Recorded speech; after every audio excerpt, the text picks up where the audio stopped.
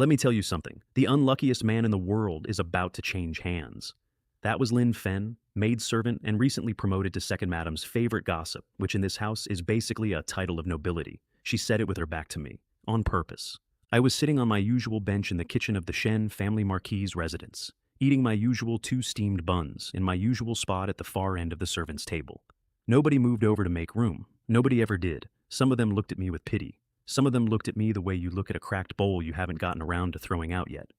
In the past, Lin Fen went on, I always thought the most unlucky person in the world was our own young master, Mo Shi. He finally managed to be born into the Shen family, grandson of the marquis. And he's despised like this, forced to eat with us servants. The girls around her started elbowing her and jerking their chins in my direction. She ignored them the way you ignore weather. He probably can't afford a single penny of dowry, one of them said. What girl would want to marry him? If I married the 5th young master, another one said, I'm afraid the wedding banquet would have to be held in this kitchen. The whole room laughed. Right, so? Let me back up exactly 1 sentence and explain the joke, because the joke is me. I'm Mo Shi, 5th young master of the Shen family. My grandfather is the Marquis of Yun'an. He commands the entire eastern garrison of the Great Wei, and the last 400,000 men who bowed to him did it in armor. My cousins have private instructors who come to their courtyards every morning. They get monthly examinations, and if they do badly, the family hires them a better teacher. I get to fix the roof.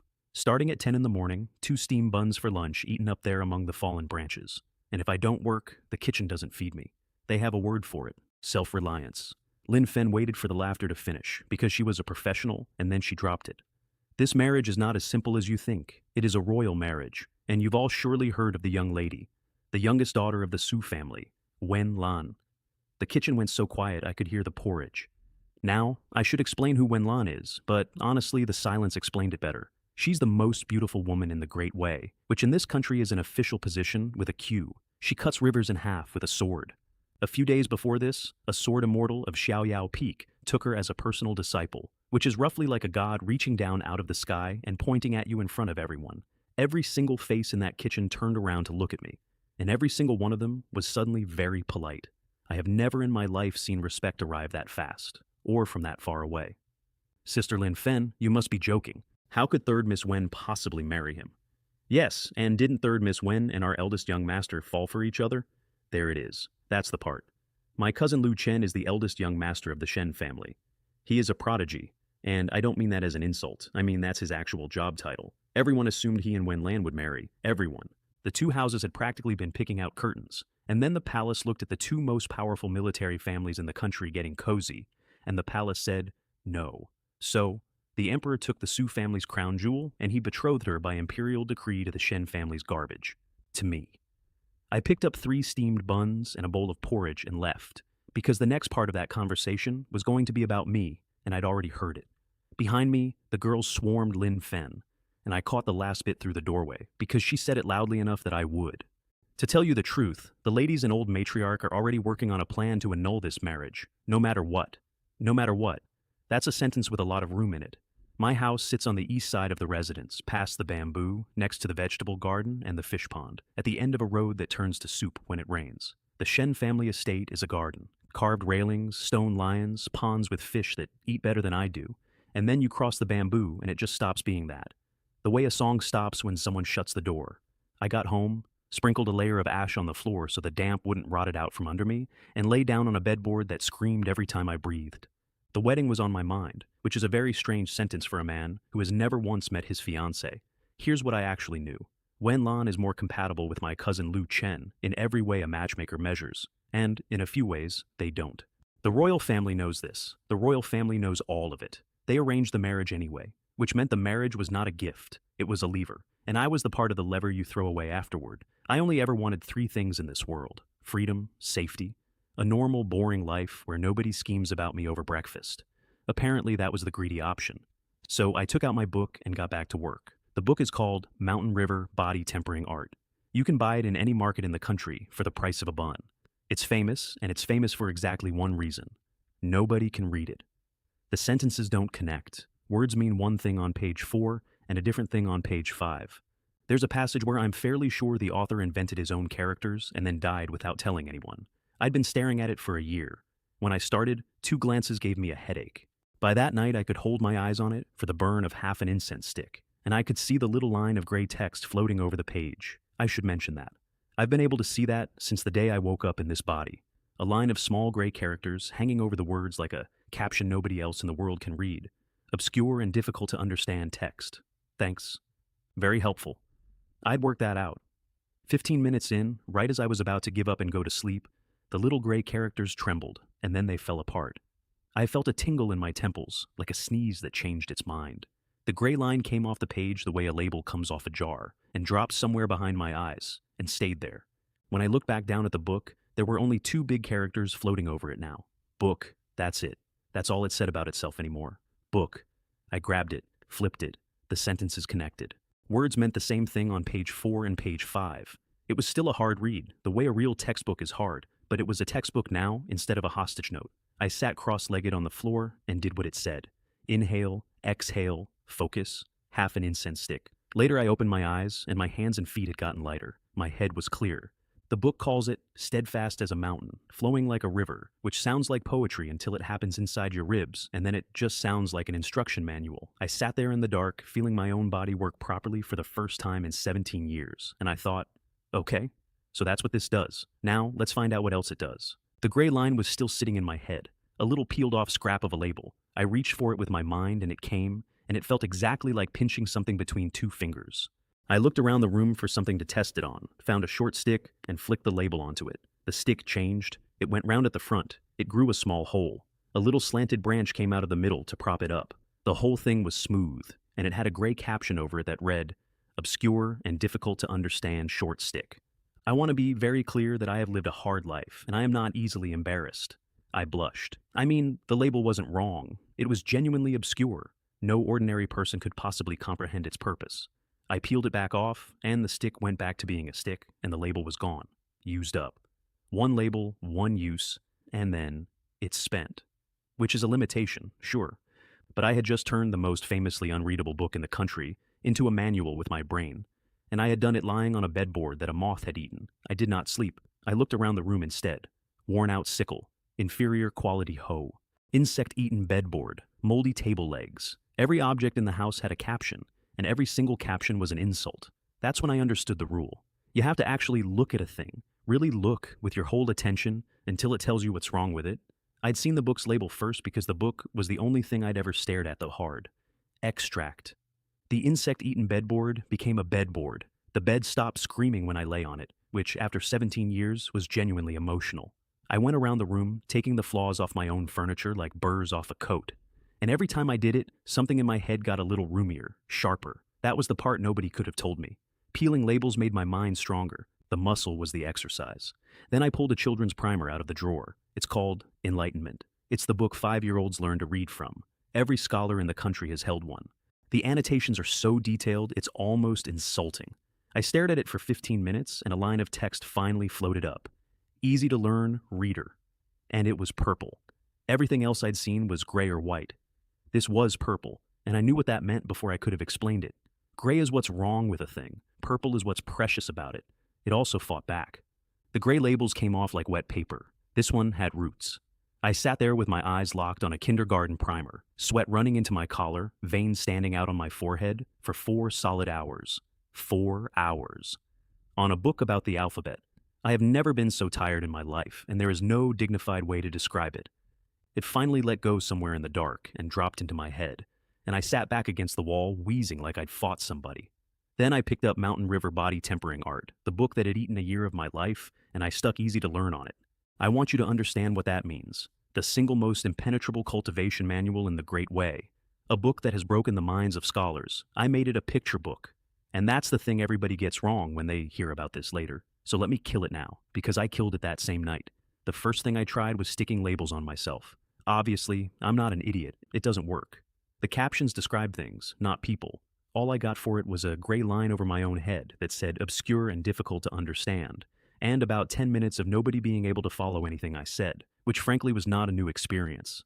The second thing I learned took longer, and it's the important one. A label doesn't create. It amplifies. Stick potent on a cabbage and you get a slightly aggressive cabbage. Stick it on a heaven and earth treasure and you better be standing back. What the thing already is the ceiling. So, I couldn't make myself a genius. I could make a genius's library. For the next 2 days, I didn't leave the house. didn't work either, which meant the kitchen didn't feed me, which meant I lived on flatbread. Dry flatbread doesn't taste like anything, and it stores forever. With enough water, it fills a hole in you. Mountain River is a foundation art. Body refining. It's supposed to be practiced from childhood, and I was 17 and had never trained a day, so by rights the children in this manner should have been able to knock me over. Every breath made my chest stronger, my arms got heavier, my eyesight sharpened until I could see the individual boards on the far wall. My hearing went so clear that I could tell which servants were walking past by their footsteps. Also, I got hungry, violently hungry. A single piece of flatbread used to last me 2 days. After one session, I ate a whole one in one sitting and wanted a second. Turns out becoming strong is expensive, and nobody warns you it's expensive in bread. I pushed the door open and looked out at my own courtyard, and the world had gone sharp. The vegetable garden, the fish pond, and a man behind the banyan tree in the distance, watching my door. I'd known someone was there for years. It was the first time I could see the cut of his clothes. Old, something golden on his forehead. Not from this house, I'd never seen him before. Cool. So I'm being watched by a stranger, at a distance, by someone who's been there long enough that I stopped noticing. Given the current situation, I decided the odds were bad that he was a friend. Around midday, a woman came down the muddy road, carrying a food box, walking slow because of the mud. And I was out the door and running before I decided to. That's Madam Yu, third Madam, my father's wife. She's my stepmother, and she is not required to give me anything, and she is the only person in this residence who ever has. We sat at the stone table by my door, and she started unpacking dishes. I heard from little Lin Yue that you haven't eaten in the kitchen for 3 days and you've been staying home eating flatbread. She said it with a hint of scolding, which is how she says everything she's worried about, and she pushed the plates at me while she did it. Third Madam, you brought me food. Old matriarch will scold you again when you get back. Because that's what happens. Every single time. She brings me a meal, and she gets called in and scolded, and her monthly allowance gets cut. This has been going on for years. She keeps doing it. Let them scold me. It goes in one ear and out the other. And why should you have to be self-reliant and do the dirty, tiring work just to eat, when the other sons of this household live like princes and have everything done for them? Her voice went up. Why does old matriarch never say one word about their lack of self-reliance? I ate. She went inside and got me a bowl of water because she was afraid I'd choke, which I was in fact about to do. The marriage I mentioned has been finalized, she said. The royal family has decided to betroth Wenlan to you. And her face did this thing. Relief. Actual relief. She thought I'd made it. You've finally reaped the rewards of your hard work. You and Jinyu should get along well. Because in her head the logic was clean. The Su family is powerful. Once I'm married into that, the Shen family can't treat me like this anymore. They'd have to give us a small house somewhere else. We'd get out. I gave her a smile that didn't get very far up my face. It seems Wenlan doesn't want to marry me. Madame Yu stopped. She's not a schemer, but she's not stupid either, and I watched her run the whole thing in about 4 seconds. But this is a marriage bestowed by the royal family. Can the Su family really refuse it?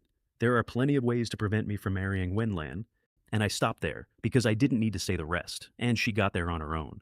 You can't refuse an imperial decree, but if you're willing to be a little unscrupulous, there's a whole menu. She didn't say anything else about it. She packed up the box, frowned at the road, and before she left, she pressed 4 toils of silver into my hand. 4 toils? She'd been docked for feeding me, and she gave me 4 toils. I walked her back across the muddy stretch of road, because the ground was bad and she doesn't practice martial arts. And then I went back to my courtyard and thought about the fact that the woman who is best to me in this entire family is the one I'm not related to. My birth mother left when I was small, my father remarried, that's Madame Yu. Everyone in this house thinks that makes her an outsider. I keep a list. It's short. She's at the top of it, and I intend to pay every line of it. Then I grabbed the 4 tails and went to the East Market, because I just had an idea about what to do with a label that says easy to learn, namely, put it on anything. Put it on something enormous. The East Market is where the Great Wei does its actual business. Shops, wandering swordsmen, people selling secret manuals off a cloth on the ground, and swearing every one of them is a lost ancestral technique of terrifying power. The prices for those started at 100 toils. I had 4. The sellers took one look at my clothes and went back to smiling at the young masters. Then I found the goods stall. Manuals piled up in a small mountain. Dozens of them. A sign leaning against the heap that said, 5 Qian of silver per book, minimum order of 10 books, small business, no bargaining. I crouched down and read the pile. Common cultivation technique, in white. Inferior cultivation. Technique, gray. A flawed cultivation technique, gray. Incomplete text, gray. Beautiful. Every single one of them was broken, and every single break had a name. Boss, can you give me a discount?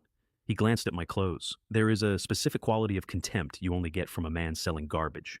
4 ounces for 10 books. That's no less. I got him down to 3 tolls for 10, which took a while and cost me some dignity. And then I bought 2 children's primers at another stall for 1 coin. Easy to understand reading material. A book whose meaning is readily apparent. I also bought 20 steamed buns because I'd noticed that getting stronger was going to bankrupt me through my stomach specifically. Back home, I laid out the 10 manuals and got to work. The first one had a cover torn in half and whole pages missing, incomplete text, extract. The book stitched itself back together in my hands. Lone wind treading snow steps. 5 big characters underneath. Secret manual of movement techniques. I want you to understand. The entire Shen family owns one movement technique manual. One. It's notoriously hard to learn, and they guard it like a wife. Movement is the foundation of everything, because a man who can't be hit doesn't have to be tough. And I had just fished one out of a pile that cost me 30 coppers a book. It was still full of poetry. A lone wind and a cold sun, treading on snow like stars, bloodstains scattered, flowers blooming. I have no idea what that means. I've never had a teacher. Nobody ever taught me to read a metaphor. So I picked up a children's primer and went to war with a purple label for 4 hours, and my forehead did the vain thing again. And I'd like it noted that nobody else in the history of the world has ever been that exhausted by a book for toddlers. Easy to understand. On to the movement manual, the poetry turned into instructions. The core of Lone Wind treading snow steps is leveraging momentum. Ride what's already moving. And the good part, the part that took me a week to appreciate, is that the momentum doesn't have to be the wind. It can be momentum you make yourself. I fell asleep on the floor and didn't wake up till morning. The other 9 were mostly junk, inferior, flawed, a reader lacking depth, a disorganized training manual, all of them stripped in half an incense stick, and 8 of them turned out to be exactly what a 5 Kian book is. The basics, badly written, useless to a man who already had Mountain River. The 9th one was a blacksmith's manual, Hengyang Blacksmith Training Manual, written by a man who clearly knew iron and had never once in his life known a sentence. Peel disorganized off it, and you get a solid beginner's guide to forging. I filed that one. Remember it. It matters later, and I did not see it coming, at the time either. Meanwhile, in a part of the house I'd never been invited into, they were planning my life. I'm going to tell you what happened in that room, and you'll have to trust me on how I know. I found out later. I found out all of it later, and by then I was in a position to make it their problem. The ancestral hall, old matriarch in the center chair, more than 100 years old and sharp as a knife you shouldn't touch. Madame Zhou of the first branch, who is Lu Qin's mother, on one side. Madame Wang of the second branch on the other, maids bringing tea. The eunuch from the palace sent a letter the day before yesterday, old matriarch said, asking us to set an auspicious day for the wedding. Madame Zhou went off like a kettle. Old matriarch, we can't really let Jinyu marry Mo Shi, can we? You know Yair and Jinyu are in love. They are a perfect match. We can't let Jinyu marry that rebellious son. And here's where old matriarch showed why she runs the place.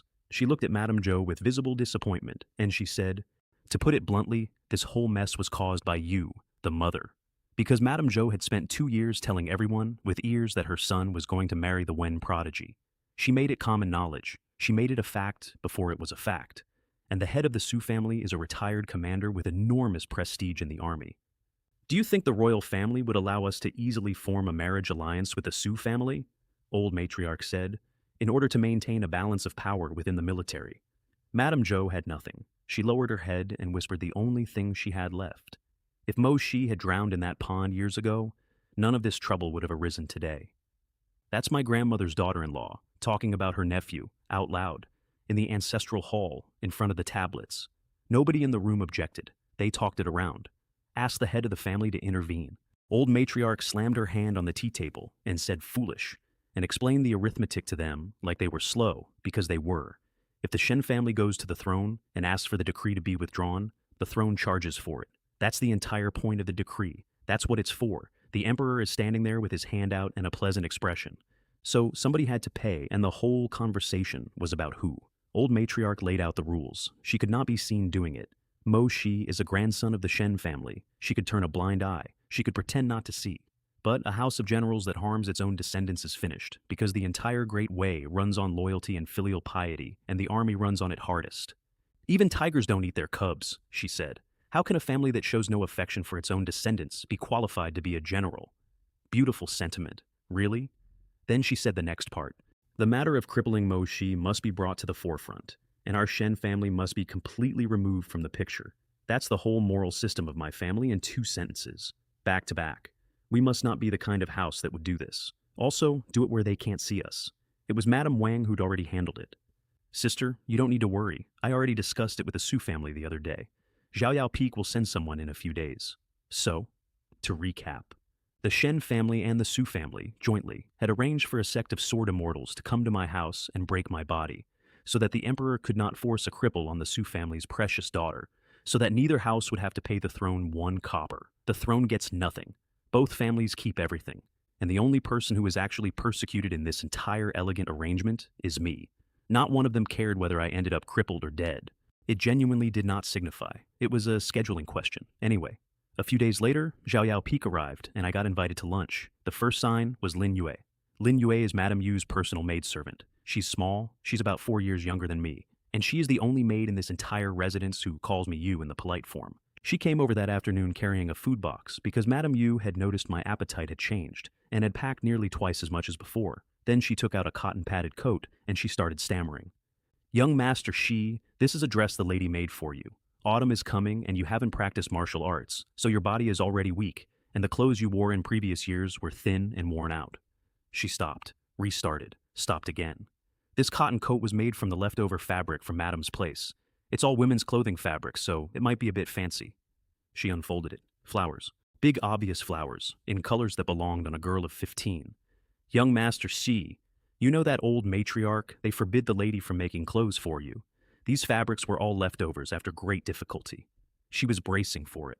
Madame Yu had told her that if I didn't want to wear it, they'd turn it into a bedsheet and pretend the whole thing hadn't happened. I put it on. It's so warm. Thank you, third madam.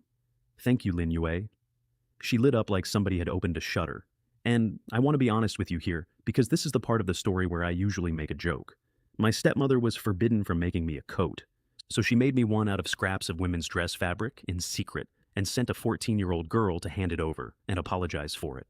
I wore that coat for the whole winter. I never made one joke about the flowers. I've made jokes about everything else that happened to me, including the parts that nearly killed me.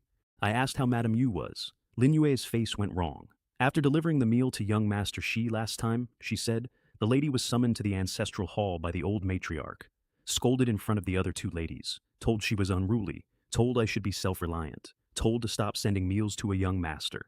And Madame Yu, who cannot win an argument in that room and knows it, argued anyway. She said, there are so many young masters and young ladies in this manor, living in luxury with all the time in the world to cultivate. Why should young Master Shi work all day just to eat something? Why does he earn less than the lowest servant in the house? Was the lady punished by the old matriarch? She was confined to the courtyard, not allowed to leave for 3 months. Lin Yue looked at the floor. Young Master Shi, Lin Yue may not be able to bring you meals for quite some time. Please take good care of yourself. I nodded, and I made my face do cheerful, because if I didn't, the 2 of them would spend 3 months worrying about me instead of themselves. I knew old matriarch despised me. I hadn't understood, until that afternoon, that she wasn't just refusing to help me. She was going to some trouble to stop anyone else from helping me either. That's not neglect. Neglect is passive. That's a job. Then, right on schedule, the guests came. A maid named Kai. He arrived with a message from the first madam, distinguished visitors at Yunnan restaurant. Would young Master Shi please tidy his attire and come pay his respects? She pointed her little finger at my floral coat and made a face, and I went and changed because it was a fight I could afford to lose. I did notice that the Shen family residence is enormous, and they had chosen to receive these guests at a restaurant in town, in public, in front of a full house. I kept my eyes open. Yunnan restaurant was packed. Madame Zhou and Madame Wang were downstairs with a screen up, receiving the guests where every diner in the building could watch them do it, which is not how you receive guests, it's how you stage a play. 3 people from Xiaoyao Peak, 2 men with long swords at their waists, and a woman in white. Now, Xiaoyao Peak is the holy land of every sword cultivator in the Great Wei. 7 sword immortals live there. If you get taken in, your future is settled, and every swordsman in the country dreams about the place. The woman in white sat perfectly straight. I looked, and I'll admit I looked twice, because she was the most beautiful person I had ever seen, and she had that aloof quality that makes you check your posture. Her brows were furrowed. I stepped forward and bowed. To the 2 elders first, then to the guests, exactly as the rites require. And here is where I knew for certain that something was very wrong. Madame Zhou and Madame Wang smiled back. In 17 years, those 2 women had never once acknowledged a greeting from me, not a nod. That afternoon, they beamed like ants. These three are all disciples of Xiao Yao Immortal Mountain, and Jin Yu's senior brothers and sister, Madame Zhou said warmly. They came this time to see you. Jin Yu is an exceptionally talented swordswoman. They're here to see if you're a good match. You'd better do your best. Genuine motherly concern, radiating off her like heat off a stove. I have never been more frightened in a restaurant. I tried the polite exit first. Mo Shi is dull-witted and has made little progress over the years. How can he be worthy of the prodigy of the Su family? I beg the elders to decide whether this marriage should be called off. They both smiled wider. This marriage was bestowed by the royal family. How could our Shen family possibly refuse it? Which is a lie so specific it's practically a confession. They had a plan, and my job was to sit still for it. One of the male disciples took over. He said Xiao Yao Peak had come to give a gift, not to make things difficult. He said junior sister Lan's sword talent is second only to their great master. He said they had come to help junior brother Han grow, so he could keep up with her in future. Then he put two things on the table: a book, Introduction to Sword Move, and a bone tempering pill. Bone tempering, for the record, is the final step of body refining. Do it, and you have officially entered the martial world. It's also the step people get hurt on, because you're taking a hammer to your own skeleton on purpose. Madame Zhou pointed at it. Take the bone tempering pill here. The senior brothers from Xiao Yao Peak can also help you calm down the effects. I looked around the table out of the corner of my eye. Everybody was smiling. Everybody except the woman in white, who was frowning at the tablecloth like it had insulted her. And there was something in those smiles. Anticipation. Gifts. From two women who had never given me a copper. From a sex sent here by the girl who wants this engagement dead. So I looked at the pill, an overly potent bone-strengthening pill. The white text explained it politely, the way that text always does. Bone-tempering pills strengthen bone. But if the drug's effects are too strong and the body can't keep up, the bones break and the person is bedridden for life. Bedridden for life. So that was the plan, and it was, I have to say, a genuinely excellent plan. A cripple can't marry the daughter of the Wen prodigy. Nobody would force that on them. The engagement gets dissolved with everyone's sympathy, at zero cost to either house.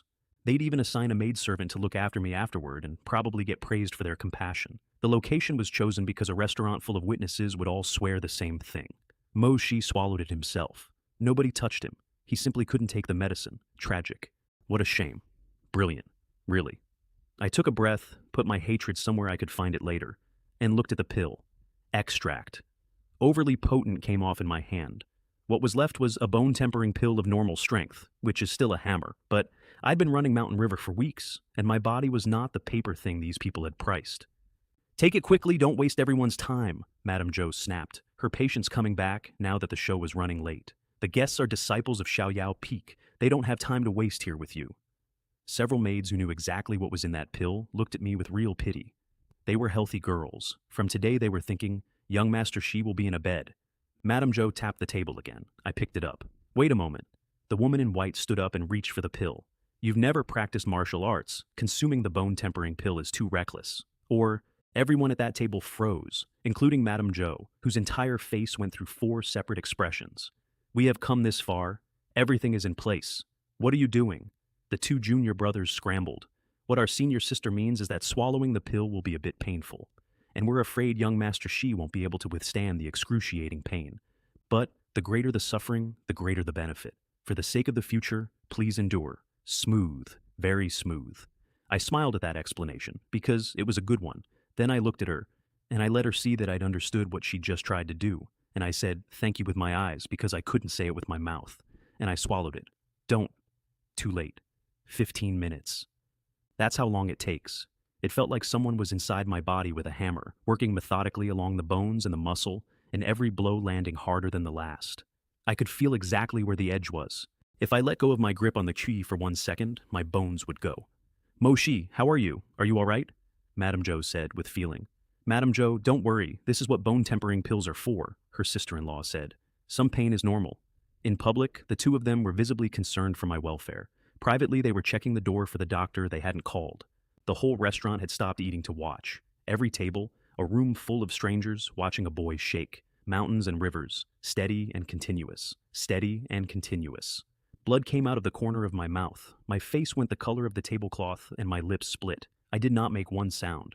That was the only decision I actually made in that restaurant, and I made it early. They wanted a scene. I was not going to give them a scene. Whatever came out of me was going to come out quietly. Later, I found out that the woman in white had taken that same pill herself once. at full potency, with a sect behind her and a lifetime of training, and she had not managed it without making a sound. She sat there and watched a boy in borrowed clothes do it with his teeth shut. Madame Zhou and Madame Wang kept their worried faces on and kept accidentally smiling. I saw them do it, both of them. That little twitch of the mouth that happens when a thing you want is happening in front of you. And then a hand came into my vision, and two jade-white fingers pushed a pill into my mouth. She did it in front of everyone. She did it against her own sex arrangement, against the Su family's request, at a table where every other person present was there to watch me break. "Senior sister, you!" The junior brothers didn't dare say more than that, because she was the great master of Xiaoyao Peak, and they were not. Something cool went through me. 15 minutes later, my face came back. My color came back. And underneath it all, quietly, my whole skeleton had gone from wood to iron, bone tempering, successful. "Mo Shi, are you all right?" Madame Zhou asked tenderly, hoping very much that I was not. I bowed to both of them, and I put genuine gratitude on my face, and I said, "Thanks to the protection of the two elders, Mo Shi's bone tempering was successful." You could hear the disappointment come off them like steam. "It's good that you succeeded," they said, in the voices of two women who have just been robbed. Then dinner came, and they ate about 4 bites each and left early to make a point. I stayed. I ate everything I could reach. It's a rare treat to have a meal like that, and I was not going to let it go to waste. And when the 3 from Xiaoyao Peak barely touched theirs, I asked whether I could take the leftovers home. The 2 junior brothers looked at me with open disgust. Poor, shabby. Not like a young master of the Shen family at all. Correct on all 3. I took the food. Walking home under a bright autumn moon, I did an inventory. My body was lighter, my control was sharper, my physical strength hadn't doubled. It had gone from a basin of water to a pond. They had tried to cripple me, and had accidentally handed me the last step of body refining, for free, with witnesses. I also did the other inventory, the one where you count what people are. Madame Zhou and Madame Wang would try again. And next time, it would be worse, because failure teaches people. Xiaoyao Peak had come to lay a trap for me, which meant Wenlan had asked them to.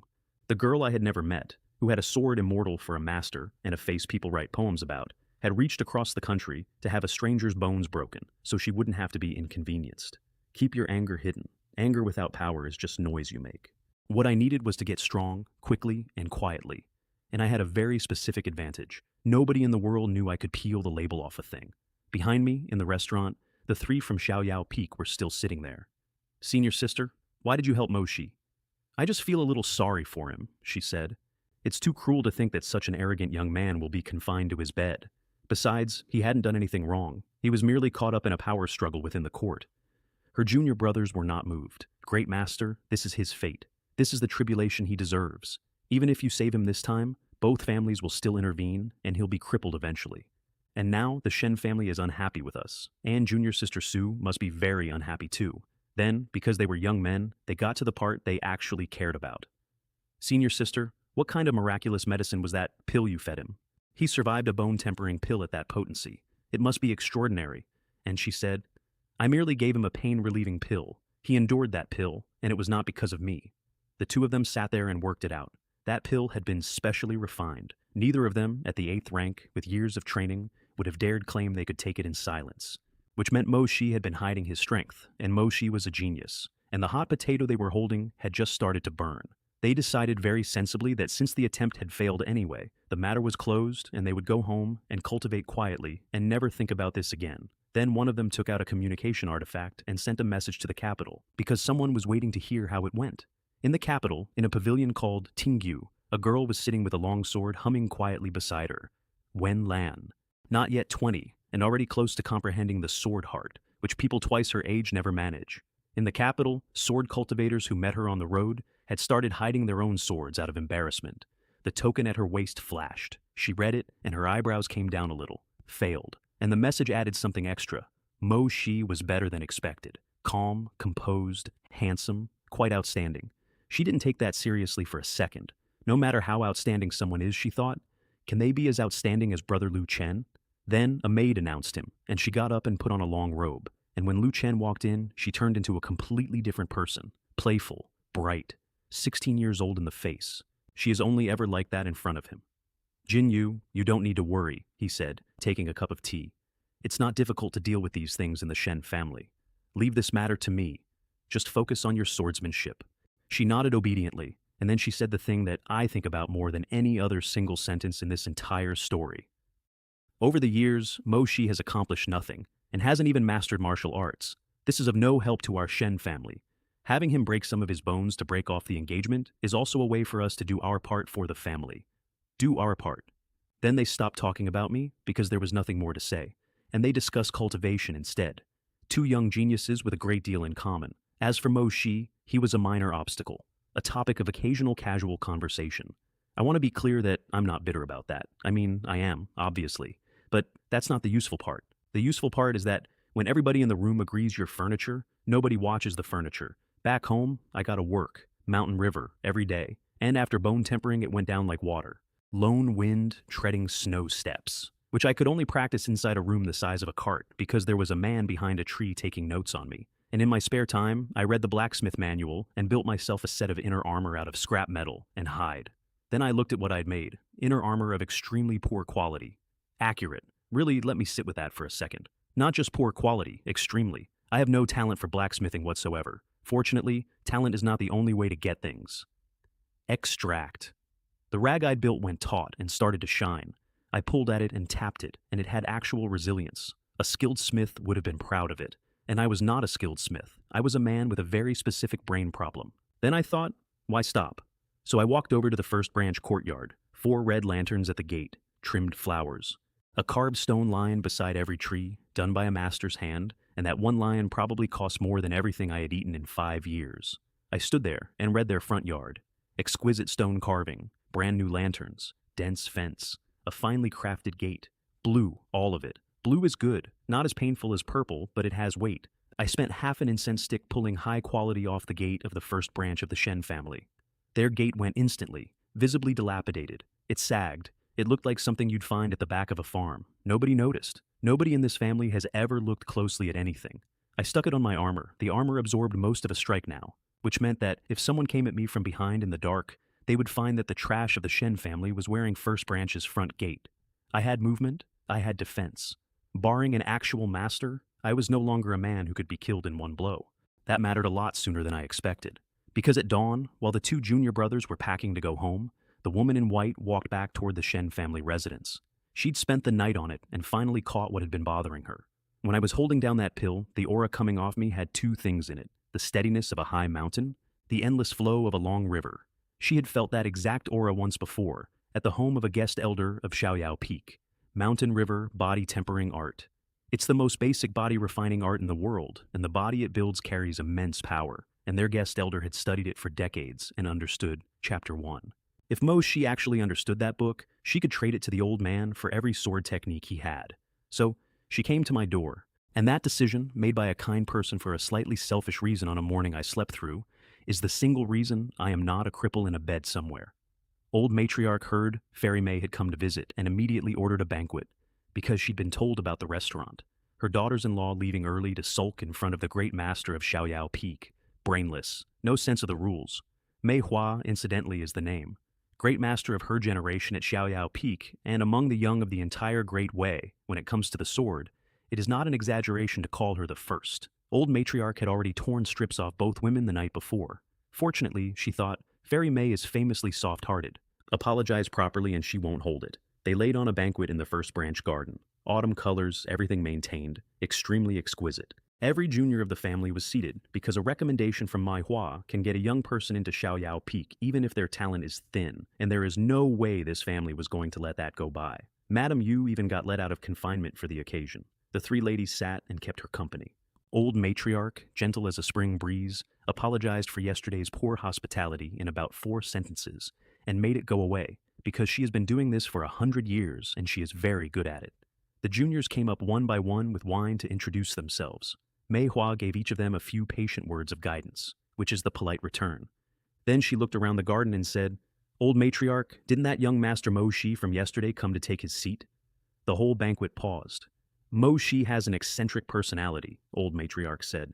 Did he offend Fairy May yesterday? If so, I will certainly punish him severely. That's the reflex. Someone says my name, and her first assumption is that I have done something and should be beaten for it. Old matriarch, you're overthinking it. Junior brother Shen is a bit quiet, but there's nothing strange about him. He is engaged to junior sister Lan, and I've come today to have another talk with him. So old matriarch grabbed a grandchild off the bench and sent her along as an escort. Mo Mei. Younger than me by several years, and Mei Hua is worth being seen next to, so she went happily. I heard about the rest of that banquet later. After they left, Madame Yu said quietly, mostly as a joke, "Could it be that Fairy has taken a liking to our Mo Shi?" The whole table laughed. Old matriarch rolled her eyes at her. In terms of status, position, and swordsmanship talent, Mei Hua is far superior to Wen Lan. She's got her eye on Mo Shi. You really have wild ideas. Wild ideas. Hold that thought for about 8 months. Meanwhile, on the road to my house, the environment was changing. Past the bamboo forest, the carvings stop, the railings stop, and the ground turns to mud. "Sister May, maybe we shouldn't go looking for him," Mo Mei said, staring at the mud like it had teeth. "His place is filthy, and I heard it even smells a bit bad." "Then wait for me here, little sister. I'll go alone." Mo Mei gritted her teeth and came, because being left behind was worse. "Mo Shi, a distinguished guest, is here. My courtyard is simple. It is also clean, because I clean it." Mo Mei came in and stamped mud all over it, and I opened the door and immediately got more wary, not less. "We met yesterday, but I forgot to introduce myself. My name is Mei Hua, disciple of Xiaoyao Peak." "What are you standing there for?" Mo Mei snapped at me. "Senior Sister Mei is a distinguished guest of our Shen family. Bow and greeting. She's several years younger than me. She should be calling me elder brother." She was scolding me like a steward. "Little sister, please go back and wait for me. Let me chat with young Master Shi for a few minutes." Mo Mei pouted and left. And then Mei Hua waved her hand, and something invisible went out across the yard, and a branch on a large tree in the distance dropped off clean. "The people monitoring you have left," she said. "Can we talk now?" She sat down on the stone chair. There was a breeze in her hair and her skirt, and behind her was my collapsing fence. And honestly, the contrast was so absurd, I nearly laughed. "Mo Mei doesn't seem to regard you as an elder brother." "It's okay. After all, I don't treat her like a younger sister." I went inside and brought out a bowl of water, because it was what I had, and a guest is a guest. "Thank you so much for your help yesterday, Senior Sister Mei. Otherwise, I wouldn't have been able to withstand the beating from that pill. That pill only relieved the pain. It couldn't help Junior Brother Shen at all. You survived that bone-tempering pill through your own talent and strength." She looked straight at me. "Moreover, the aura you showed yesterday seemed to have a resemblance to Mountain River body-tempering art." And there it was. I had about 3 seconds to decide. Here's how I decided.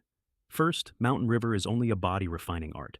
It's famously obscure, but it's not a treasure, and most people have no idea how good it actually is. Admitting it costs me almost nothing. Second, this is the fairy of Xiaoyao Peak, and if she values my talent, she could recommend me into the sect, and getting out of this house is worth more to me than any secret. Third, and this is the one that actually decided it, she'd put a pill in my mouth in front of the people who wanted me broken. As Senior Sister Mei said, I did gain some insights from Mountain River body tempering art, but these insights were all very superficial. Her eyes lit up. She pulled a copy out of her robe on the spot. "Really? You can really understand it?" Then she said, in a voice with an actual bounce in it, "Junior Brother Shen, do you have pen and ink here? I'll grind them for you." The great master of Xiaoyao Peak offered me my own stone table and stood beside it grinding my ink so I could annotate a book. And halfway through grinding it, she realized how that looked and got flustered and produced a pill and said it was specially made by Xiaoyao Peak and would double the effect of my cultivation, which is the most transparent bribe I have ever been handed, and I took it instantly. Then I started writing. Here's the thing about Mountain River. The words aren't hard because the ideas are hard. They're hard because the man who wrote it was allergic to being understood. Once you know what each sentence is actually pointing at, the sentence is short. I don't have an instructor. I have terrible handwriting habits and no formal training. But I write fast, and my hand doesn't stop, because I wasn't thinking. I was copying out of my own head. She stood there watching the ink go down, and I could feel her recalibrating. Chapter 1. Their guest elder had studied it for over 10 years and understood. Chapter 1, and he's the best comprehension on the mountain, and there were still parts of Chapter 1 he couldn't explain. My Chapter 1 was shorter than his, and it was cleaner. She stopped grinding ink and started reading. And by the middle of Chapter 2, she was practicing it right there in my yard. A vast, deep aura came up off her, mountain and river, the same one she'd felt at the guest elder's house, only she was doing it herself, off notes written by a boy in a courtyard with a broken fence. Chapter 3. The further in you go, the worse the writing gets. Sometimes the author appears to have invented characters. My pen did not stop. Under half an hour, I'd annotated everything except the final chapter, which I genuinely hadn't cracked. I put the pen down and looked up. She was still staring at the place where the words were. It was, I have to say, adorable. "Senior Sister Mei, I still haven't grasped the meaning of the final chapter. I've finished the others. Could you please take a look?" She took the book back the way you take a newborn. She'd come here hoping for a paragraph. A sentence. Something to trade the old man for a favor. She was holding the whole thing. Then her face got complicated, and she started the sentence she'd been dreading. Junior brother Shen, the bone-tempering pill we gave you yesterday, I understand. A marriage arranged by the royal family requires a plausible reason to annul it. My sacrifice, as an unfavored member of the Shen family, is probably the most appropriate price in the eyes of others. She nodded slowly. Of course I understood. A man who could read that book could read a room.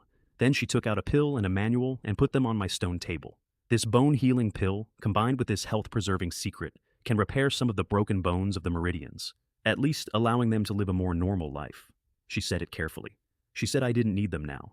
She said, keep them in reserve, which, translated, means they are going to try again, and next time nobody from my sect will be sitting at the table, and this is the best I can do for you. Then she took out one more thing. By the way, I've come across an unnamed sword manual here. Junior brother's comprehension is extremely high. If you have time, you can study it. If you gain any insights, I would be grateful if you'd offer your guidance. An old book. Cover scraped down to nothing. She put it on the table like it was an afterthought, picked up her annotated mountain river, and left the way she came. I walked her across the mud, because I'm polite, and because it was the only thing I had to give her. On the other side of the bamboo, Mo Mei was still waiting, pouting, hoping to get close to someone important. Little sister, why does your Shen family dislike Mo Shi so much? He is also the grandson of the marquis. How could this be? And Mo Mei, who is a child, and therefore an honest reporter of what the adults say when they think nobody is listening, told her all of it. The mother who ran, the fortune teller. And then, he and his vegetable farmer mother are just like each other. Annoying people. Everyone hates him. Sister May, you should stay away from him too. He really will bring trouble. Then she added helpfully that Sister May should clean up, because Mo Shi's yard smells a bit bad, and it would be terrible if the smell got on her. Mei Hua didn't argue with a child. But she did the arithmetic on everyone hates him, and got the right answer. The leaders of this house despise him, and everyone else is just following the leaders. If he can survive this ordeal, she thought, he might climb a high mountain. Back at the banquet, old matriarch took her hand and begged her to stay the night, and a crowd of Shen family girls surrounded her until she gave in. Over dinner, she brought me up on purpose. She praised my talent. She said bone tempering was successful and the 9th rank was close. She said she hoped old matriarch would consider family ties and my talent and not push me into the abyss. And old matriarch cut her off and said one sentence, and the sentence was, quite talented, how does he compare to my Lu Chen? That killed the conversation stone dead, because Mei Hua couldn't answer it. She thought I was good. Compared to Lu Chen, there is a considerable gap. And it's a family matter, and the old matriarch of the Shen family has spoken, and an outsider really shouldn't say anything more. That is how a house murders someone politely. One question, asked in front of guests, that nobody can answer. That night, I sat in my house with 4 gifts on the bed, 2 bottles of pills, a health manual, and the nameless sword book, regular medicinal pill, a highly effective medicinal pill, faded secret manual, the altered secret manual. 3 of them were gray junk. The bone healing pill was purple, with excellent medicinal effects, and worth something even after I stripped it. I was looking at the sword manual. The characters on the cover had been scraped off, not worn. Scraped. And the label said, altered, which is not a word that describes an accident. Extract, the gray peeled away, and the scraping undid itself, and 5 characters came up out of the cover like something surfacing. Heavenly Tao's sword stance. 4 words in my ears started ringing. There was pressure coming off the cover. Actual pressure, off a book. Sitting on a bed, in the dark. I shook my head hard and pushed back. If I hadn't been peeling labels for weeks, if my mind hadn't been 3 times what it was a month ago, I think that cover would have put me on the floor. I opened it. Dragon's power is imprisoned by 10,000 swords. Flying sword soars to the heavens. The divine sword shatters the heavens. And then, written in strokes that moved like something alive, 4 more characters. Man and sword as one. My breathing went wrong. It wasn't a book. Books sit there. This thing was climbing into my head. Every stance drilled itself in through my eyes. 2 hours later, I let go and lay flat on the bed and could not move my feet. And the 3 stances kept playing behind my eyes. A sky full of flying swords, every one of them mine, every one of them pointed at an enemy, and then all 3 breaking apart at once and reforming into a single sword of intent, sitting in my hand. I did not sleep so much as lose consciousness. I woke up to roosters with a headache like a hangover and grabbed for the manual. The cover had scraped itself blank again. I checked. The gray label I'd peeled off the night before was still sitting in my head, unused. The book had re-altered itself. So, that's what it is. It engraves itself into you and then it locks. Whatever that thing is, it isn't a manual, it's something that decides who gets to keep it. I went out and picked up a twig and tried the first stance. I waved. Some leaves on the ground twitched slightly. Right. So, it's not going to be easy. I also understood, standing in my yard with a stick, that I could never tell Mei Hua what was in that book. She had handed it to me. She deserved to know. And if I told her, I'd have to explain how I knew. And the day anyone finds out I can peel the label off a thing is the day I stop having a life. That's the first debt I couldn't pay, and there would be more. She came back the next morning to say goodbye. She was going home to Xiaoyao Peak. She left me 2 more books, complete annotations of world understanding and Setting Sun's sword art. If you have talent in swordsmanship, I can recommend you to join my Xiaoyao Peak. She had the annotated mountain river in her hand, and I could see it bothering her that she'd taken it, so she was paying me back in the only currency she had, books and a door. In addition, she said, Junior Sister Lan is thinking about Lu Chen, the eldest son of your Shen family. This engagement is almost certainly going to be called off. I bowed. What Senior Sister said is absolutely right, but how to annul the engagement is not a decision I can make. I, Mo Shi, never said I wanted to pester Wen Lan or insist on fulfilling this royal arranged marriage. A lone boat with no oars going wherever the water goes. She didn't have anything to say to that, because there isn't anything. Fate had picked out a boy who wasn't fighting anybody and dropped him in the middle of 2 armies. I hope you'll still be doing well when we meet next time. Then she stepped into the air and was gone, which I had never seen anyone do from 10 feet away. I sat back down at the stone table with 2 books and one idea. If I could get into Xiaoyao Peak, would the people running this house still dare? That was the first plan I ever made that had a door in it. Complete annotations of world understanding turned out to be the most useful thing anyone ever handed me, and it isn't a cultivation manual at all. It's a book about the world. I'd been in the Great Wei over a year, and everything I knew about it came from eavesdropping in taverns. First page, a hand-drawn map. Great Wei in the southwest, Qi State in the north, Yan State in the southeast. 3 kingdoms carving up the good land, small countries clinging to the edges, and past the mountains, the territory of the Yao race. All 3 kingdoms keep enormous standing armies year-round to keep each other honest, which means the generals hold the swords, which makes the men in the palace nervous. A century ago, the Great Wei had a mutiny, and it cost the throne the foundations of the state to put down. Afterward, they sat and worked out why, and the answer was, the generals' descendants had been quietly marrying each other for generations until they were one interest with one opinion. On the surface, a harmonious court. Underneath, a block. Since then, the rulers of the Great Wei have been extremely careful about their ministers marrying, and most careful of all about the heirs. I sat there in my leaky house and read the reason I was going to be crippled. My grandfather still holds military power and guards a region. The Su family gave up their command but led troops for decades and can raise the Northwest Army with a letter. Wen Lan's 2 elder brothers have been in the military for years, and one of them is going to inherit that army. If those 2 houses marry, especially through an heir like Lu Chen, the throne has a problem it can't fix.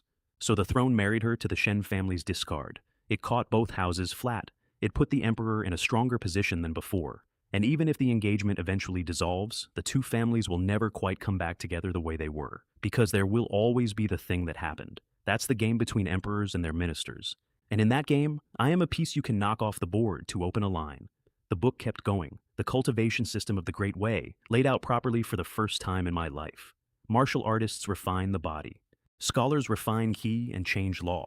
9 ranks, counting downward, so smaller is stronger. Reach the 3rd rank and you're an immortal. 2nd and 1st rank are legends, hidden away. Then a list of famous people. Sword Immortal, Wei Long, Martial Madman, Huo Tu, and Mo Song, old marquis of the Shen family, my grandfather. I have met that man exactly once. He looked at me with the same cold face his wife uses. To be fair to him, he did nod when I bowed, which is more than she does. Then he saw Lu Chen across the courtyard, and his whole face turned kind. And I got to watch that happen from about 20 feet away. The book also listed the major powers, and Xiaoyao Peak was on it. It isn't one mountain, it's a range. 7 sword immortals in residence, which explains why the entire country lost its mind when Wen Lan got taken in. I stopped reading after that. The politics of the court are enormous, and I could not currently protect myself from a maid with a grudge. What I needed was in the other book, Setting Sun's sword art, and a line of small blue characters over it. The secret manual, easy to learn, difficult to master. That's a test. She'd said it herself, without saying it. If you have outstanding sword talent, I can recommend you. Here's a sword manual that is easy to start and impossible to finish. Show me. So, I didn't peel it. I want that on the record because it's the only time in this whole story I did the honest thing first. I picked up a willow branch and I went and learned it like a normal person. And I found the problem inside a day. Setting sun sword art hits like a falling tree and moves like one. The strikes are wide and heavy and slow. It reads more like saber work than sword work, except a saber would be better at it. Powerful, unstoppable, and in an actual fight completely useless, because nobody stands still. No wonder swordsmen abandon it. You get in the door, and then discover the room is empty. At noon, the smell of cooking came over from the manor kitchen, which I am required to be self-reliant about, so I ate flatbread and pickled vegetables and closed my eyes. Then, in the early afternoon, I took out the book and peeled the blue label off it. The contents changed. The simple opening got harder, the path to mastery got clear, and there, folded into the sword forms where nobody could see it because nobody could read past the front door, was a movement technique. A movement technique built specifically for setting sun. Sword art. That's why the strikes are so heavy and so slow. They aren't slow. They're a step you haven't learned yet. The whole thing had been hiding a second half inside its own reputation. I sat there with a stripped label in one hand and a willow branch in the other, and thought, how many things in this world are like this? How many books have people quit on? How many people? Then I added easy to understand on top, because I had 2 months and a wedding date, and I have never once been too proud to cheat at reading, holding a willow branch, cutting through the frost. The long sword like the last light of the sun, going through thorns. With the footwork under it, that heavy, honest, obvious slash turned into something that arrived from a direction you weren't looking at. And then it cracked my bones. Not badly, but every time I swung it properly I could hear my own skeleton complaining because I had just finished bone tempering and had not reached the 9th rank, and setting sun sword art is not a beginner's art. It's a grown man's art. I was writing checks with a body that hadn't opened the account. The fastest way to the 9th rank is a medicinal bath. I looked at my silver, under 2 talls. For that money you couldn't buy the herbs. You could maybe buy the bag they came in. And then I laughed out loud in my own yard, alone, like a lunatic. Because I don't need herbs. I need herbs that have failed. The pharmacies of Union City go through medicinal baths constantly, because half the city practices martial arts. And when a bath is done, they throw the dregs out, and they throw them out early, before the last of the potency is gone, because that's how businesses work. There was already a crowd at the pharmacy door when I got there. Speculators picking through the discards for anything with a little life left, to sell on to poor martial artists. I didn't fight them for the good stuff. I took out a piece of cloth and wrapped up the material they had rejected, the dregs of the dregs, the stuff that was so spent nobody even wanted to resell it. The people around me had a good quiet laugh at the fool who was collecting garbage. They weren't wrong. It was garbage. You could put your nose in that bag and smell nothing at all. At home, I boiled water, laid it out, and looked at it. Medicinal herbs that have lost their medicinal properties. Extract, and the whole bag came back to life. The smell hit the room like someone had opened a window in a herb garden. I want to enjoy this with you for a moment. The Shen family is a noble house, and the only member of it who has to scavenge for a medicinal bath is me. I had to go and pick through a bin in public while men laughed at me. Also, that bath was free, and it was mixed to a professional formula by an actual pharmacy, so I knew the proportions were right. Fine. Good. Then I don't owe the Shen family anything for that either. Every single thing I have, I built out of what they threw away, including the parts of me. I got in. A medicinal bath doesn't hit the bones, it hits the muscle. 1,000 small stings all at once, and it keeps going.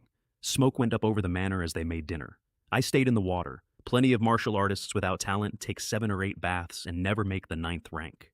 It depends on opportunity. Tonight, I decided I'm making the 9th rank. Inside the manor, at the family dinner, Madame Wang was telling a funny story. Old matriarch, I heard something interesting today. Many servants told me that our young master was actually going to the pharmacy to collect discarded medicine dregs. Just hearing about it makes me feel ashamed. Picking up discarded medicine residue? Old matriarch laughed. This is the behavior of beggars in the streets. No one in my Shen family would do such a shameful thing. And Madame Wang pointed east. We would never do such a shameful thing. The one picking up the dregs is our 5th young master, Mo Shi. The smile came off old matriarch's face like it had been scraped. I heard he picked up medicinal bath materials needed for advancing to the 9th rank. Our 5th young master actually wants to advance to the 9th rank. Madame Yu jumped in immediately. Old matriarch, this child has to fend for himself, even for meals, as the manor requires. He had no choice.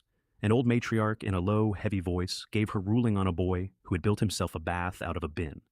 Tell him to be more careful in the future. If he embarrasses our Shen family again, he'll have to sleep in the woodshed. Then she flicked her sleeves and left the table. Madame Yu didn't dare say anything else. She knew that if she pushed, they'd take it out on me. She went to gather up some food anyway, and a maid quietly told her that old matriarch had forbidden it. That night, she couldn't sleep. She lay there and thought, is every large family this cold? If my own family ever loses power, will I end up here too? Meanwhile, 4 hours into a bath made of garbage, I stood up. The water was still scalding. The stinging was gone. My whole body was red, and the resilience in it had gone up several times over. I made a fist, and my punching power had more than doubled. Ninth rank. There was a specific feeling in my chest that I want to describe accurately, because it wasn't triumph. It was the feeling of a man who has been standing in a river for years, finally getting one foot onto a rock. I didn't celebrate. I went to sleep, because I'd just been promoted, and pushing further that night would have been stupid. In the morning, the whole residence smelled like osmanthus. There are no osmanthus trees in my courtyard, obviously, but the manor is full of them, and the smell comes over the wall, which is a fairly good summary of my entire childhood. I made my own breakfast, took a willow branch outside, and ran setting sun sword art. At the ninth rank, the whole thing changed. The pressure of the strike went up a level, and there was the faint suggestion of sword chi coming off a stick, off a willow branch. What happens if I ever get an actual sword? And I want to say something here, because people hear about the labels and they think that's the story. You can stick easy to learn on a book. You still have to learn it. Diligence is the most powerful talent anyone has, and the labels didn't do a single push-up for me. If I'd sat in that house being clever and lazy, I'd have died clever and lazy. At noon, Madame Yu came down the road with a basket of vegetables, because they'd forbidden her to pack food from the kitchen, so she'd gone and bought raw ingredients and cooked them herself. Try and stop a woman from cooking. Great Wei, this is outrageous. Third madam, what brings you here? If old matriarch finds out, he'll be unhappy again. I said that. I also very badly wanted her to come, and not for the food. When Madame Yu is in the yard has a person in it. She unpacked and told me to eat as much as I wanted, and then, Xiaoqi, during dinner last night, they said you went to the pharmacy to collect medicinal dregs for a bath. So it had gotten around. Of course it had. Third madam, I did go and collect the dregs. Are they saying I've disgraced the Shen family? I could guess the shape of it, especially now, with the imperial decree hanging over me. Privately, they'd started saying I was trying to steal my elder brother's woman. I'd become a villain in a storybook. The kind who exists to interfere with the happiness of the protagonists, cause trouble, and make good people uncomfortable. Nobody in this house has ever once looked at the story from the villain's side. Madame Yu's face crumpled. The other day, Miss Chi spent 100 taels on a gorgeous dress. On the 17th, the third young master was so pleased with the music that he waved his hand and rewarded the player with 50 toils. She was shaking. We're both from the Shen family, so why is it so hard for Xiaoxi to even get a medicinal bath? So I took her hand and I said, wait, I have good news, and I picked up a chip of stone off the ground and pinched it into dust between 2 fingers. Third madam, you read that right. It was just some dregs I picked up, but it's surprisingly effective. I'm now a 9th rank martial artist. Her whole face went up. Really? It really is a 9th grade? It's true. I haven't been working these days. I've been practicing at home. Senior Sister Mei from Xiaoyao Peak gave me some manuals too. I'll get better and better. I said as many nice things as I could fit in, because a good report is the only medicine that works on that woman. That Fairy Mei is truly a kind person, she said, and she's beautiful too. Then she stopped and gave me a look and did not finish the thought. Xiaoxi, I'm so happy for you, truly. And I watched her let herself imagine it, me getting out, me living somewhere free and easy, away from all of this. Xiaoxi, let's work harder and show them that you're no worse than anyone else. That Wenlan, our Moshi could marry her too. I laughed and agreed with everything, and for about an hour the two of us sat at a stone table in the worst courtyard in the manor and planned my future like a mother and a son, right up through settling down and children. Hey Xiaoxi, don't forget your mother after you get a wife. If your wife and I have a fight, you have to side with me. I promised. I'd have promised anything at that table. Then she got to the news. By the way, we got word from the Su family. The wedding, originally scheduled for the 20th of August, has been postponed to the 15th day of the 12th month. It's said Wenlan has had some insights and needs to go into seclusion. The royal family agreed. Not a surprise. Neither house could allow that wedding. And the throne had no interest in forcing it either. The throne wants both families to come to the palace and hand over something valuable in exchange for making it go away. Postponement is just the emperor turning up the heat under the pot. I did have one question. Third madam, do you know what kind of strength Wenlan has now? She hesitated. Then she gave it to me straight, and I could see her bracing to watch it break me. The Su family's youngest daughter, 17 this year, the same age as you, 2 months older. She held a sword from a young age, entered the martial world at 6, 9th rank at 7, 8th rank at 10, 7th rank at 13, and she has now reached the 6th rank. Let me put that in scale. I hit the 9th rank last night in a bathtub full of trash. At 17, she hit it at 7. She's 3 ranks above me, and she got there while I was learning to fix a roof. Madam Yu, watch my face. Xiaoxi, you don't need to make Wenlan your goal. Those prodigies are not something we can compare to. You should cultivate well and earn a carefree life. It would be best if I joined the army, I said. Once I leave this residence, things should get better. I nodded at everything she said. I helped clean the dishes, I walked her home, and then I went back and sat down on my bedboard and thought about the number 7. Not because I was despairing, because I just spent 1 month getting from nothing to the 9th rank, and I wanted to know exactly how far the road went. Everybody in this city thinks the royal family gave Wenland to me like a toad getting swan meat. A beautiful flower stuck in a cowpat. I am unworthy of the prodigy of the Sioux family, and every single person who has ever discussed me agrees on this. Fine. I intend to keep going until the day someone stands on a mountain and says the other sentence. That Wenlan isn't good enough for him. I had 2 months, I got 9 days. Then, a servant from the second branch showed up at my door with a box. Young Master Shi, Madame Wang visited the Xi family a few days ago and brought back some items for all the young masters and young ladies in the household. This is for you. I want you to appreciate the situation. Second madam, the woman who 3 weeks earlier had been in a room discussing my legs, sending me a mid-autumn gift. Are you sure these were given to me by second madam? That's natural. Every young master and young lady in the manor has one. Which was almost certainly true, and completely irrelevant. The Shen family does give mid-autumn gifts. In 17 years I had received exactly one of them per year from Madame Yu. I opened the box, jade bracelets. Good ones. From the craftsmanship. And each one was worth more than 100 tolls. More than 100 tolls. Sent to the boy who eats flatbread. I put the box carefully in my room and sat down and had to think about what shape this was going to take. 3 nights later, the manor woke up. Lanterns, running feet, and then something I'd never heard inside those walls. Constables. The Shen family is a prominent house in Yunnan City, so when they call the government office comes at speed. I lay in the dark on the east side and listened to a whole household searching itself and thought, there it is. The constables reached my courtyard at first light. We are constables from the government office, ordered to conduct a search. We request the cooperation of the 5th young master. Has something urgent happened? Why would they search the Shen family compound? I did surprised. I think I did it well. They were inside for about as long as it takes to walk to a shelf. 5th young master of the Shen family, we would be grateful if you could come with us. They were polite about it. In their heads, I'd stolen from my own family, so the family would handle me under family rules and the government office would never have to touch it. They were wrong, and I already knew they were wrong because I'd worked out the shape of it the night the box arrived. If the family handled it privately, all it cost me is a beating. They didn't want a beating. They wanted a record. The ancestral hall was full when I got there. Madame Zhou and Madame Wang up in the high seats. Old matriarch not present, which I noted. The constable handed the box to Madame Zhou. She didn't look at it. She looked at me. Who stole my jewelry, and where did they find it?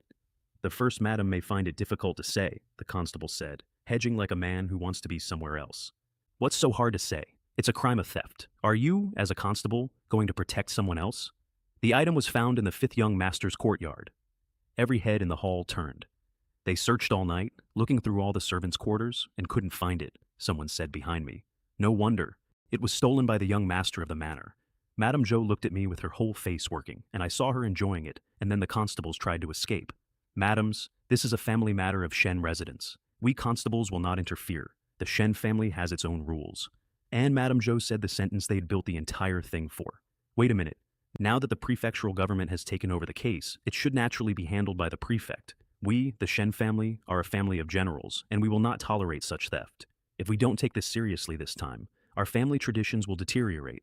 Make it public. Take it out of the house. Because here's what theft gets you under the law of the Great Wei.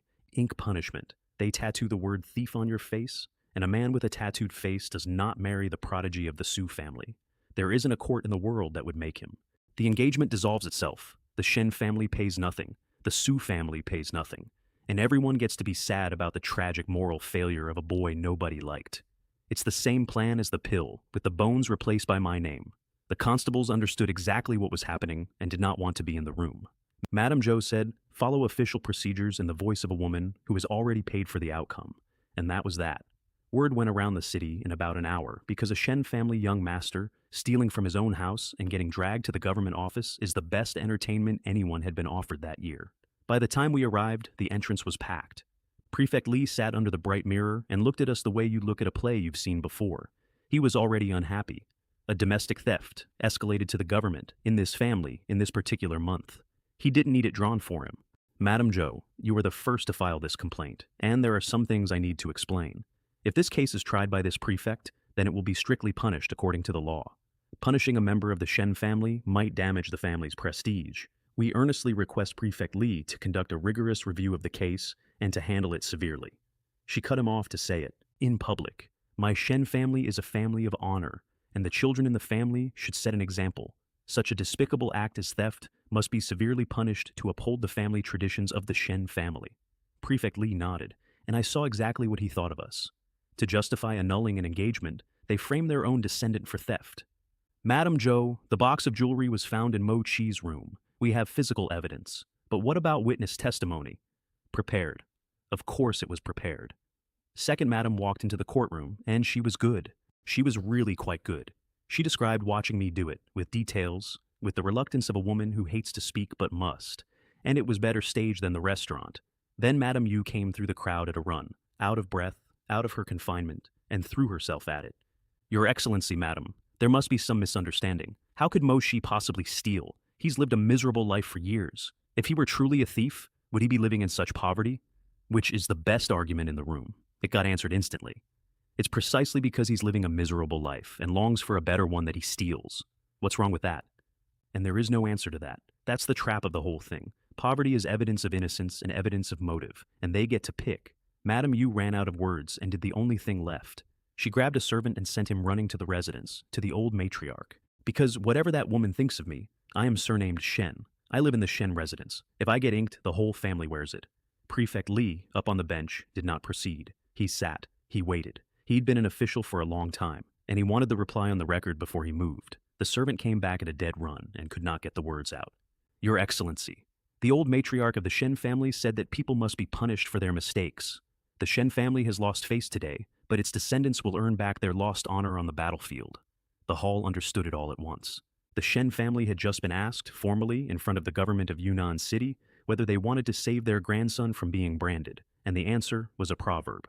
Prefect Li looked down at me with something that I think was genuine sympathy, and I could see him thinking it. This boy is worse off than if he'd been born poor. Because if you're born poor, nobody's actively working on you. Madame Yu was still going. She'd stopped addressing the court and started begging the two women directly, which is the worst thing you can do, and she did it anyway, because she is who she is. Sister Yun, Mo Shi has disgraced our Shen family and brought shame upon our entire family with his theft. If we don't punish him, and others follow suit, how can our Shen family bear the title of ruler? Grand principals, both of them, at length, forced to do this. For the family tradition, for the upbringing of future generations. The young Shen family members who had come along to watch had faces like people at a mildly interesting shop. Outside the gate, the ordinary people of Yunnan City were on my side, for whatever that's worth. Somebody said loudly that he'd been picking medicine dregs out of a bin last month, which tells you what they must be doing to him in there. And if he took that money, he took it because he had to. That's the thing about ordinary people. They can read a situation instantly, and it changes nothing at all. Fifth young master of the Shen family, with witnesses and evidence presented, do you have anything to say in your defense? The whole room turned around. Prefect Li was braced to watch a 17-year-old fall apart, and he'd have helped if he could. But a bad defense is a bad defense, and he couldn't invent one for me. I let the silence sit for a moment, because I'd been thinking about this for 3 days and I wanted the room. Here's the principle, and I'd worked it out lying on a bedboard. If somebody accuses you of stealing cold noodles, the dumbest thing in the world is to cut open your stomach to prove there aren't any in there. When you're slandered, defending yourself is losing. Unless you have proof, every word you spend explaining is a word that keeps the accusation in the air. You're arguing on their ground about their subject. So, I didn't defend anything. Your Excellency, Junior lives alone in the vegetable garden on the east side of the residence. Although he lives a simple life, he would never do such a despicable thing as stealing. A pause. Then, the whole thing was actually someone trying to teach me, a junior member of the Shen family, a lesson, to shut me up and make me afraid to say anything more. The room woke up. Mo Shi, are you implying that someone has framed you? Indeed, Your Excellency. Prefect Li looked over at Madame Wang with a slight frown. The one who came out to testify against you is second madam of your own family. Are you sure you didn't say anything wrong? The Shen family juniors started up immediately. What status does second madam have that she dare slander you? Exactly, you're so poor and pathetic. What good would it do to slander you? I let them finish, then I did embarrassed. I did it slowly. In response to Your Excellency, I, Mo Shi, am an upright and honest person and would never do anything theft or despicable. The reason I was framed is because I accidentally witnessed some sordid things that day. And then I stopped talking. I want to tell you that I felt bad about this. I did not feel bad about this. Every person in that courtroom leaned in. Sordid things are sordid, and there is no human being alive who does not want to hear the rest of a sentence like that. Even Prefect Li leaned forward. What exactly happened? It was around the 7th day of the month. My house started to leak a bit of air, so I thought I'd go to the manor to collect some unwanted wooden planks to repair it. When I reached the back garden, I saw a household servant, and I made it halting. The more it stuck, the more they wanted it. And what? I am here. Answer truthfully. They were hugging Second Madam, and their hands were still. Then I stopped completely, and I put on the face of a young man who has realized he has gone too far. In reply to your excellency, this concerns the reputation of our Shen family, and I really cannot say any more. That unfinished sentence did more work than anything else I have said in my life. Every single person in and around that building finished it themselves. And a thing you finish yourself, you believe. Nonsense! Madame Wang was on her feet. I am a woman of impeccable morals. How could I possibly do such despicable things? I'm going to slap your mouth for talking nonsense. Constables got in front of her. Prefect Li brought the gavel down, and the crack went out over the crowd. Quiet. Mo Shi, please continue. And he had a look on his face. Not sympathy anymore, something closer to interest. After I witnessed this, I felt uneasy, and I demanded that Second Madam and the servant confess their mistake to the old matriarch, or I would expose them. But they warned me instead. They said that if I dared tell anyone, they would grind me to dust. I let it build. I'd never done this before, and I found I had a taste for it. Today they falsely accuse me of theft. It's a warning to me, to let me know their methods. And then, loud enough for the street, but they are wrong. To subject me, Mo Shi, to the humiliation of ink punishment is to trample on my dignity. I would rather be a shattered jade than a whole tile. I will never compromise. Outside the gate, the crowd applauded. They applauded, in a courtroom. Nobody told them to. The Shen family members standing behind me had no faces left at all. Madame Yu looked at me, and I could see her trying to work out whether it was true, and deciding it sounded very true. And then somebody threw a punch at the side of my head. You're slandering my mother! You're asking for death! Lu Xiang, sixth son. Promoted to the 9th rank last year, and surrounded ever since by maidservants telling him his fists are unparalleled, which is a thing that happens to boys in rich houses and does them no favors at all. It was a full power strike, and it was aimed to end the conversation permanently. And if you're wondering whether a 17-year-old would really do that in front of the prefect of the city, the answer is that he had a defense ready. Filial rage. He heard this animal insult his mother and lost control. Deeply regrettable. At most, a scolding. Lone wind treading snow steps. I wasn't where the punch was. You dare to hide? You're asking for death. Second punch, straight at my face, no hesitation. And this time, I didn't move. I met it, fist to fist. There was a dull, heavy sound, the kind you feel in the floor, steady as a mountain, continuous as a river. We're the same rank. He should have been fine. He put his hands behind his back and told everyone he was fine. His hand was shaking so hard I could see it from where I stood. Enough! What do you think this is? A place where you're causing a scene in court. Prefect Li's gavel again, constables in between us, and then the ruling. I will spare you today because of the honor of the Shen family. But if you cause trouble in court again, don't blame me for being ruthless. Furthermore, this theft case involving your Shen family is temporarily suspended. Both sides have their own version of events, and neither can produce conclusive evidence.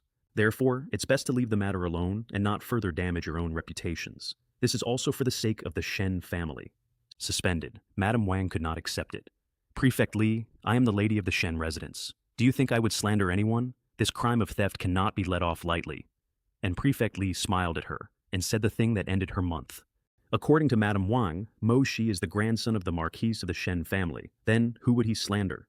Nothing. She had nothing. She got up and shoved out through the crowd, with her sister-in-law behind her. From that day, the rumor about Madame Wang could not be washed off. Ever. Stolen jewelry is a boring story. A noblewoman and a household servant is the best story in the city. And by evening, every tavern in Yunnan had it, and within a month, there were 3 separate written versions, circulating under names like The Lady's Empty Illusion and Twilight Jade Pavilion Spring, and the theaters were preparing to stage them. Old matriarch heard about the plays before she heard about the trial. I did not plan the plays. I want to be honest. I planned one unfinished sentence and the city did the rest. And I have never once felt bad about it, because the alternative was a word cut into my face for the rest of my life. Madame Yu came and fussed at my collar and brushed the dust off me, right there in front of everybody. You child, how could you have encountered such filthy things? Luckily you have something on Second Madam, otherwise I really wouldn't know how to save you this time. She believed it. I let her.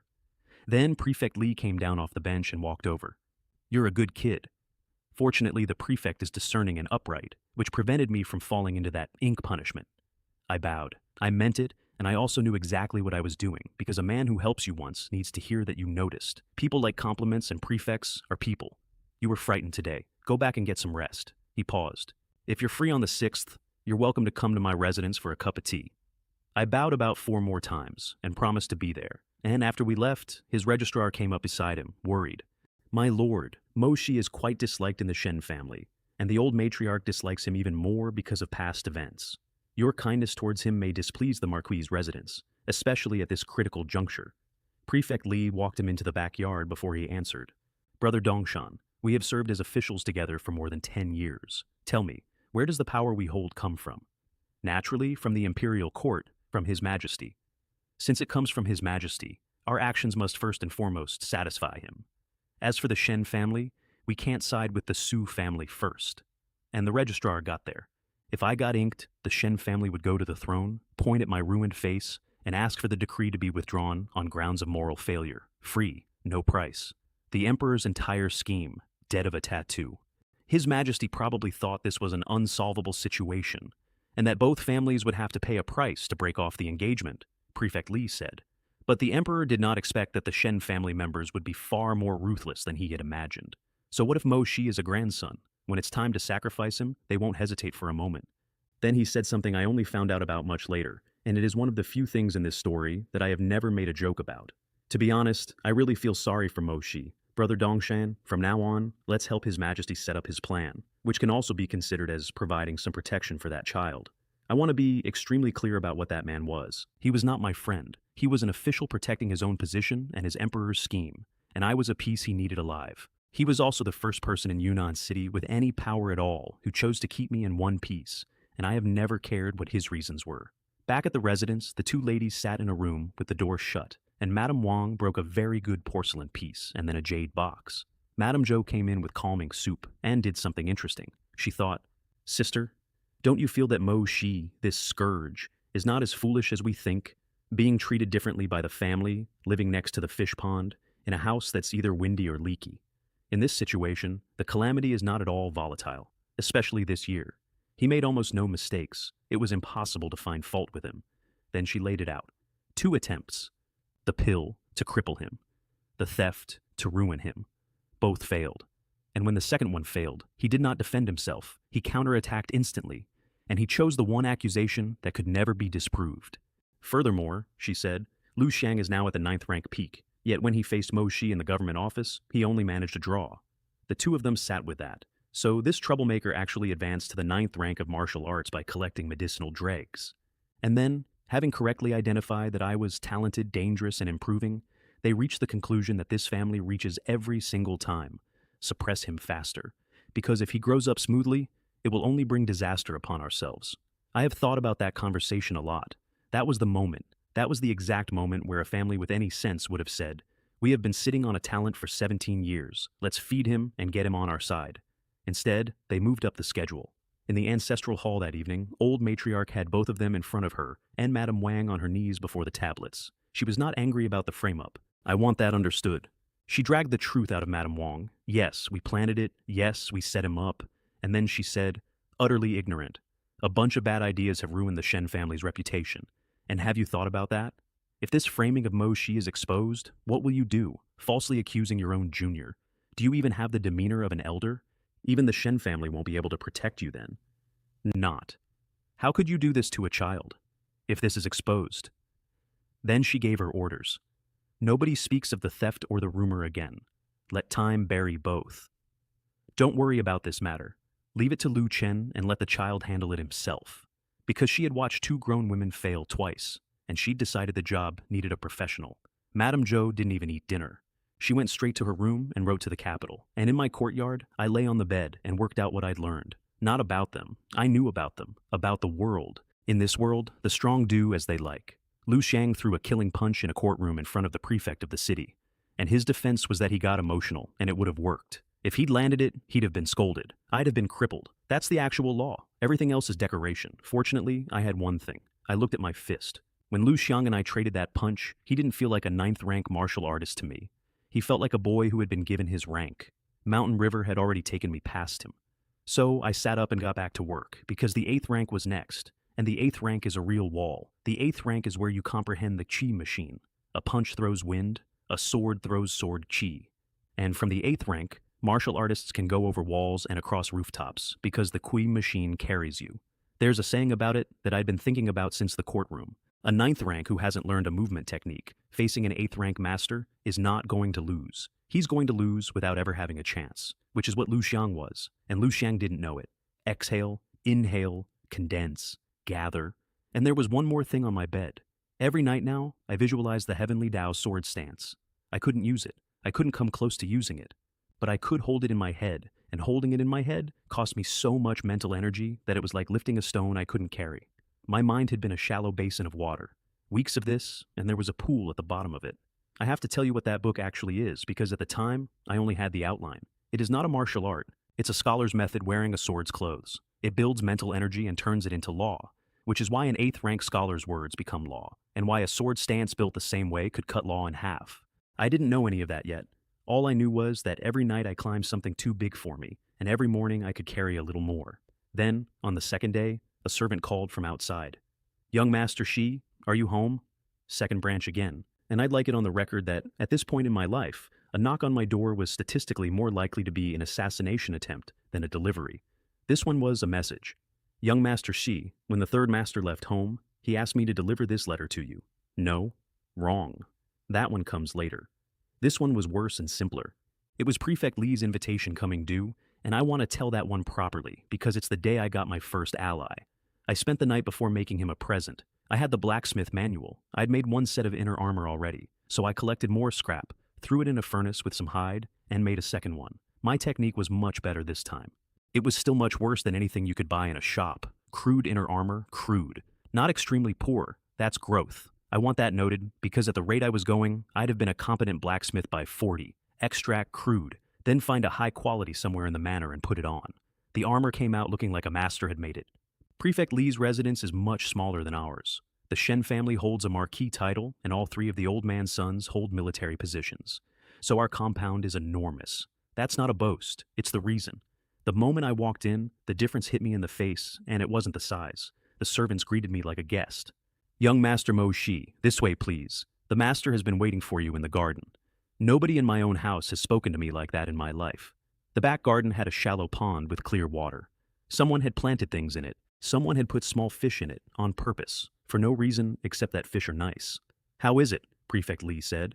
"Compared to the scenery of your Shen family mansion, it's probably a notch below, isn't it? The garden in the Shen residence is indeed larger, and the decoration is more luxurious." I looked at the fish. "But that garden, compared to yours, lacks vitality and warmth." He caught it and let it go by, smiling, and called for fresh tea. Then he looked at the fish and asked the real question. "Do you know why I, the prefect, invited you to be my guest today?" Now, here's where I made a decision I want you to understand, because it looks reckless. I told him everything I'd worked out. All of it. The emperor doesn't want the 2 houses married. That's why he handed the wind prodigy to an unloved grandson. Neither house wants it either, but asking the throne to withdraw it costs them, so both houses need an unavoidable condition instead. The simplest available condition is me, disabled. A woman of the Su family will not marry a cripple, and His Majesty is sitting in the palace waiting for one of the 2 houses to walk in and start bargaining. I laid the whole board out to a government official I had met once, because a man like Prefect Li is not going to protect a boy he has to explain things to. He'll protect a boy who was worth the trouble. The most valuable thing I owned was that I could see the shape of it. And value you don't show isn't value. His smile got wider the whole time. "You young man, you have indeed seen through things long ago. Go on." When I finished, he told me the part I didn't have. 3 years ago, His Majesty also used this tactic on the Prime Minister's residence. Both families honestly approached His Majesty, paid a price, and in exchange the marriage contract was nullified. 3 years ago it was done in a week, politely, with money. His Majesty probably never imagined that the Shen family could be so ruthless, willing to sacrifice their own descendant rather than pay a single price. Then he said the thing I'd walked across the city for. "I will spread the word that you have come to my residence today. After that, the Shen family should not dare to use any dirty tricks to deal with you. In particular, if any elder in your family dares to blatantly bully you, you can speak to this government office at any time. And then, if your superiors show you no respect and your inferiors show you no compassion, then this government has every reason to protect you." I bowed, and I knew exactly what he was, and it did not matter even slightly. Then I gave him the armor. "You made this yourself?" Junior is a little strapped for cash, and this inner armor is made from some old materials. Please don't find it offensive. He turned it over in his hands twice. Your skills are much better than my son's. And his whole face changed, and I met the actual Prefect Li. His son doesn't read, doesn't practice martial arts, spends every day in the side courtyard hitting iron with a hammer, and his skills have not improved in years, and his father complains about him with the specific misery of a man who is extremely proud of his child and cannot say so. Junior has also heard that young Master Li is fond of casting techniques. I wonder if we could exchange some ideas today. My son is withdrawn and barely speaks to any of us. Let's go see him anyway. You could hear the courtyard from the corridor. Clang, clang. Young Master Li glanced at the two of us and went straight back to hammering. I didn't say anything. I picked up a piece of scrap iron, took a hammer off the bench, and started working next to him. It took about 4 minutes. It's easy for men to make friends. You don't have to do anything. You stand next to a man doing his thing, and you do his thing badly and slightly wrong, and he cannot physically stop himself from correcting you. Within the hour, we didn't know each other's names, and were arguing happily about heat. And here's the thing, he was self-taught. Entirely. He loved casting so much that he'd started hammering iron without ever once thinking to open a book about it. And his theoretical knowledge was a disaster. I had read the Hengyang Blacksmith Training Manual about 9 times. With the disorganized peeled off it, I gave him everything, every principle in that book. And when he couldn't hold it all, I sat down and wrote it out for him. We worked until dinner. His father, who had never in his life been able to hold a conversation with him about it, watched from the doorway. That evening, we ate in the main hall, which apparently never happens, because young Master Li normally eats in his courtyard with the fire. The prefect is so kind and benevolent, I said. Mo Shi is truly envious of young Master Li. I meant it completely. Compared to my father, Prefect Li is a saint of a man, and I had known him for 6 hours. What good is love when the son doesn't understand his father's suffering at all, he said, sounding wounded. And that is exactly what a father is supposed to sound like. Aggrieved about nothing. My father has never in my life been aggrieved about me. He has never been anything about me.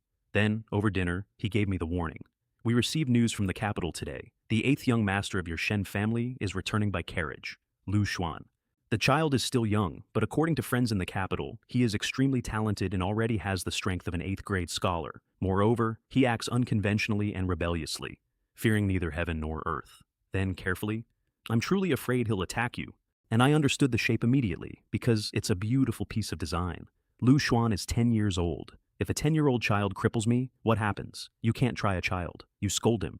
He is young and ignorant, and it was a game that went wrong, and the entire country will nod along, and half of them will say, the cripple should have been more careful, playing with a little boy. I'm ignorant. 2 words that shield you from anything. Madame Zhou had written to the capital, and the capital had answered, and the answer was a child. Thank you for your advice, Prefect. Junior will keep it in mind. I left after dinner, and behind me, something happened that I only heard about later, and I'm putting it in because I like it. Young Master Li did not go back to his forge. My dear child, is there something you want to tell me? Brother Mo Shi said that I should improve my relationship with my father so that he can visit me again next time. So, I want to talk to my father. Prefect Li, who is a professional cynic, immediately frowned. Mo Shi only talked to you about casting techniques and you're already so eager to help him? It's not about helping Brother Shen. I originally wanted to talk to my father, but I didn't know how to bring it up. I did say that to him, by the way. I said it because it was true and because it cost me nothing, which is the best kind of thing to say. Walking home, I counted the day. 1. Prefect Li would protect me for his own reasons, which are the most reliable kind. 2. I now had a friend with a forge, unlimited casting materials, and no idea what to do with them. 3. A 10-year-old was on the road with instructions. I got home and lay down and visualized the Heavenly Tao sword stance until my head hurt too much to continue, because the 8th rank was not going to arrive on its own, and a scholar's method is beaten with mental energy, or it is not beaten at all. Lu Xuan arrived 4 days later. I want to describe him properly because he is 10, and he is one of the worst people in this story. He is the younger brother of Lu Chen, from the same mother. He walks the scholar's path only, no martial arts. And at 10 years old, he is an 8th rank scholar, which is genuinely astonishing, and I'm not going to pretend otherwise. In the capital, they call him Little Lu Chen. 2 days after he arrived, the servants of the Shen residence had learned to walk around him. The way you find out about a person like that is from the injuries. Madame Yu came at noon with a food box, and her face was wrong before she sat down. Lu Xuan, that child, is back. Prefect Li told me before, but I didn't expect him to come back so quickly. He returned yesterday, and I heard he already has the strength of an 8th grade scholar. Xiaoxi, don't underestimate Lu Xuan just because he's young. He's incredibly mature and domineering. Then she said it. Yesterday, when he passed by my yard, Xiaolin Yue bowed to him, and he seemed a little unhappy. He said, "Kneel down," and forced Xiaolin Yue to kneel for an hour. She stopped. The spot was covered in pebbles. An hour, on gravel, because a 14-year-old maid bowed to him instead of kneeling. Is Lin Yue seriously injured? No bones were broken, but she suffered some physical pain. My face went somewhere, and I let it. Madame Yu kept talking because she was upset. It wasn't only Lin Yue. He'd been doing it all over the manor. When someone didn't kneel, he simply said, "Kneel down," and a force came down and put them on the floor. And he'd done it to his own mother's personal maid. That's what an 8th rank scholar is. Words become law. He says a thing, and the world does it. I heard that Lu Xuan came back this time specifically to see you. He thinks you stole Lu Chen's sweetheart, and more than a month ago, he started talking about helping his older brother pay for qi. She looked at me. How about you, Xiaoxi? Find an excuse to go out and gain experience to avoid trouble. Third, madam, don't worry, I'm not that weak. A little kid like him can't bully me. Then, because I was angrier than I've been describing, and if they really dare to come, and I end up crippled, I'll make sure someone else goes down with me. She looked at me for a second too long after I said that. She let it go. But I saw her file it, because it was the first time she'd heard that voice come out of me, and Madame Yu keeps track of things like that. She spent the rest of the meal watching me eat, and she'd brought half again as much food as usual, and I finished all of it, and she looked pleased and worried at the same time, which is more or less her permanent condition, where I'm concerned. Then, instead of packing up, she stayed. Xiaoxi, have you made any progress in your cultivation recently? Third, madam, rest assured, my training is very stable. Your household does not support your martial arts practice. Where did you get the manuals to comprehend and improve your skills? And she reached into her clothes and took out a book. This is a cultivation technique book that my family often practices. I, a woman, can't understand it. Xiaoxi, you can take a look. Maybe it will be helpful. Her family's book. Out of her own robe. The Yun family are alchemists, and whatever that book was, it was hers, and she'd brought it across a muddy road for a boy who is not her son. Something in my chest did something unhelpful. Third, madam, you don't need to worry about these things. Last time Senior Sister Mei of Xiaoyao Peak came, she gave me 2 manuals. Your household is unwilling to support me, but I will not stop cultivating. Senior Sister Mei? I seem to remember her. She was a very beautiful fairy dressed in white. Madame Yu's face lit up in a way I did not like. This fairy is better than Wenlan. Xiaoxi, you shouldn't marry Wenlan. It would be more suitable for you to marry Fairy Mei instead. The great master of Xiaoyao Peak. A woman more outstanding than the prodigy of the Su family. Yes, thank you. I'll simply marry her. What a good idea. Why didn't I think of that? Then her expression changed and she got serious. And I got serious with her, because she does that maybe twice a year. Over the years, the Shen family has despised you, bullied you, and used all sorts of despicable means to harm you in order to break off the engagement. The Shen family has certainly wronged you. She looked right at me. But Xiaoxi, you must not let hatred consume you. You are still a young man, and there is a vast world ahead of you. If you spend your life consumed by hatred, you're ruined. Life is short, so we should try to be happy. At least you still have me and Lin Yue. And then, though the world is dark, I hope you will always be pure, just like you were before. Third, madam, don't worry, I understand. She nodded. Then she added, because she is not a fool. Of course, I'm not saying you should just let others bully you. You should fight back when necessary. Just don't let hatred become your entire life. I want you to hold on to that, because everything that happens in the next 8 months happens under it, and there is one night where I very nearly lose it. She picked up the box and left. And walking out of my courtyard, she nearly collided with Mo Mei, leading a fairy in white. Mei Hua was back. Madame Yu's eyes went enormous. She greeted them both, asked after Mei Hua's health, and left with a smile on her face, and her head turned around all the way to look back. This kid, she was thinking, seems to have a knack for attracting beautiful women, which was, to be fair, becoming statistically true, and would eventually cause me a great deal of trouble. She'd come to collect on the sword manuals, and this time, she asked me a real question. What insights do you have about setting Sun's sword art? At first glance, it appears to be a very basic sword move. Powerful, but it lacks agility, and is difficult to use in actual combat. Is this your final realization? No. After studying it in depth, I discovered there's actually a set of movement techniques hidden inside it. It matches the sword forms exactly. Her eyes came up. Because that's what the test was. She'd handed me a manual with a second half buried under its own reputation, and either you find it or you're one of the thousands of swordsmen who threw it away. Then, take a look at this sword move routine. Can you grasp its essence? She put another book on my table, and this one she was excited about. And she said one night, and I said of course, and she went off to stay in Yunnan City for a day. That book was Lin Yuan Lu's. I didn't know that name yet.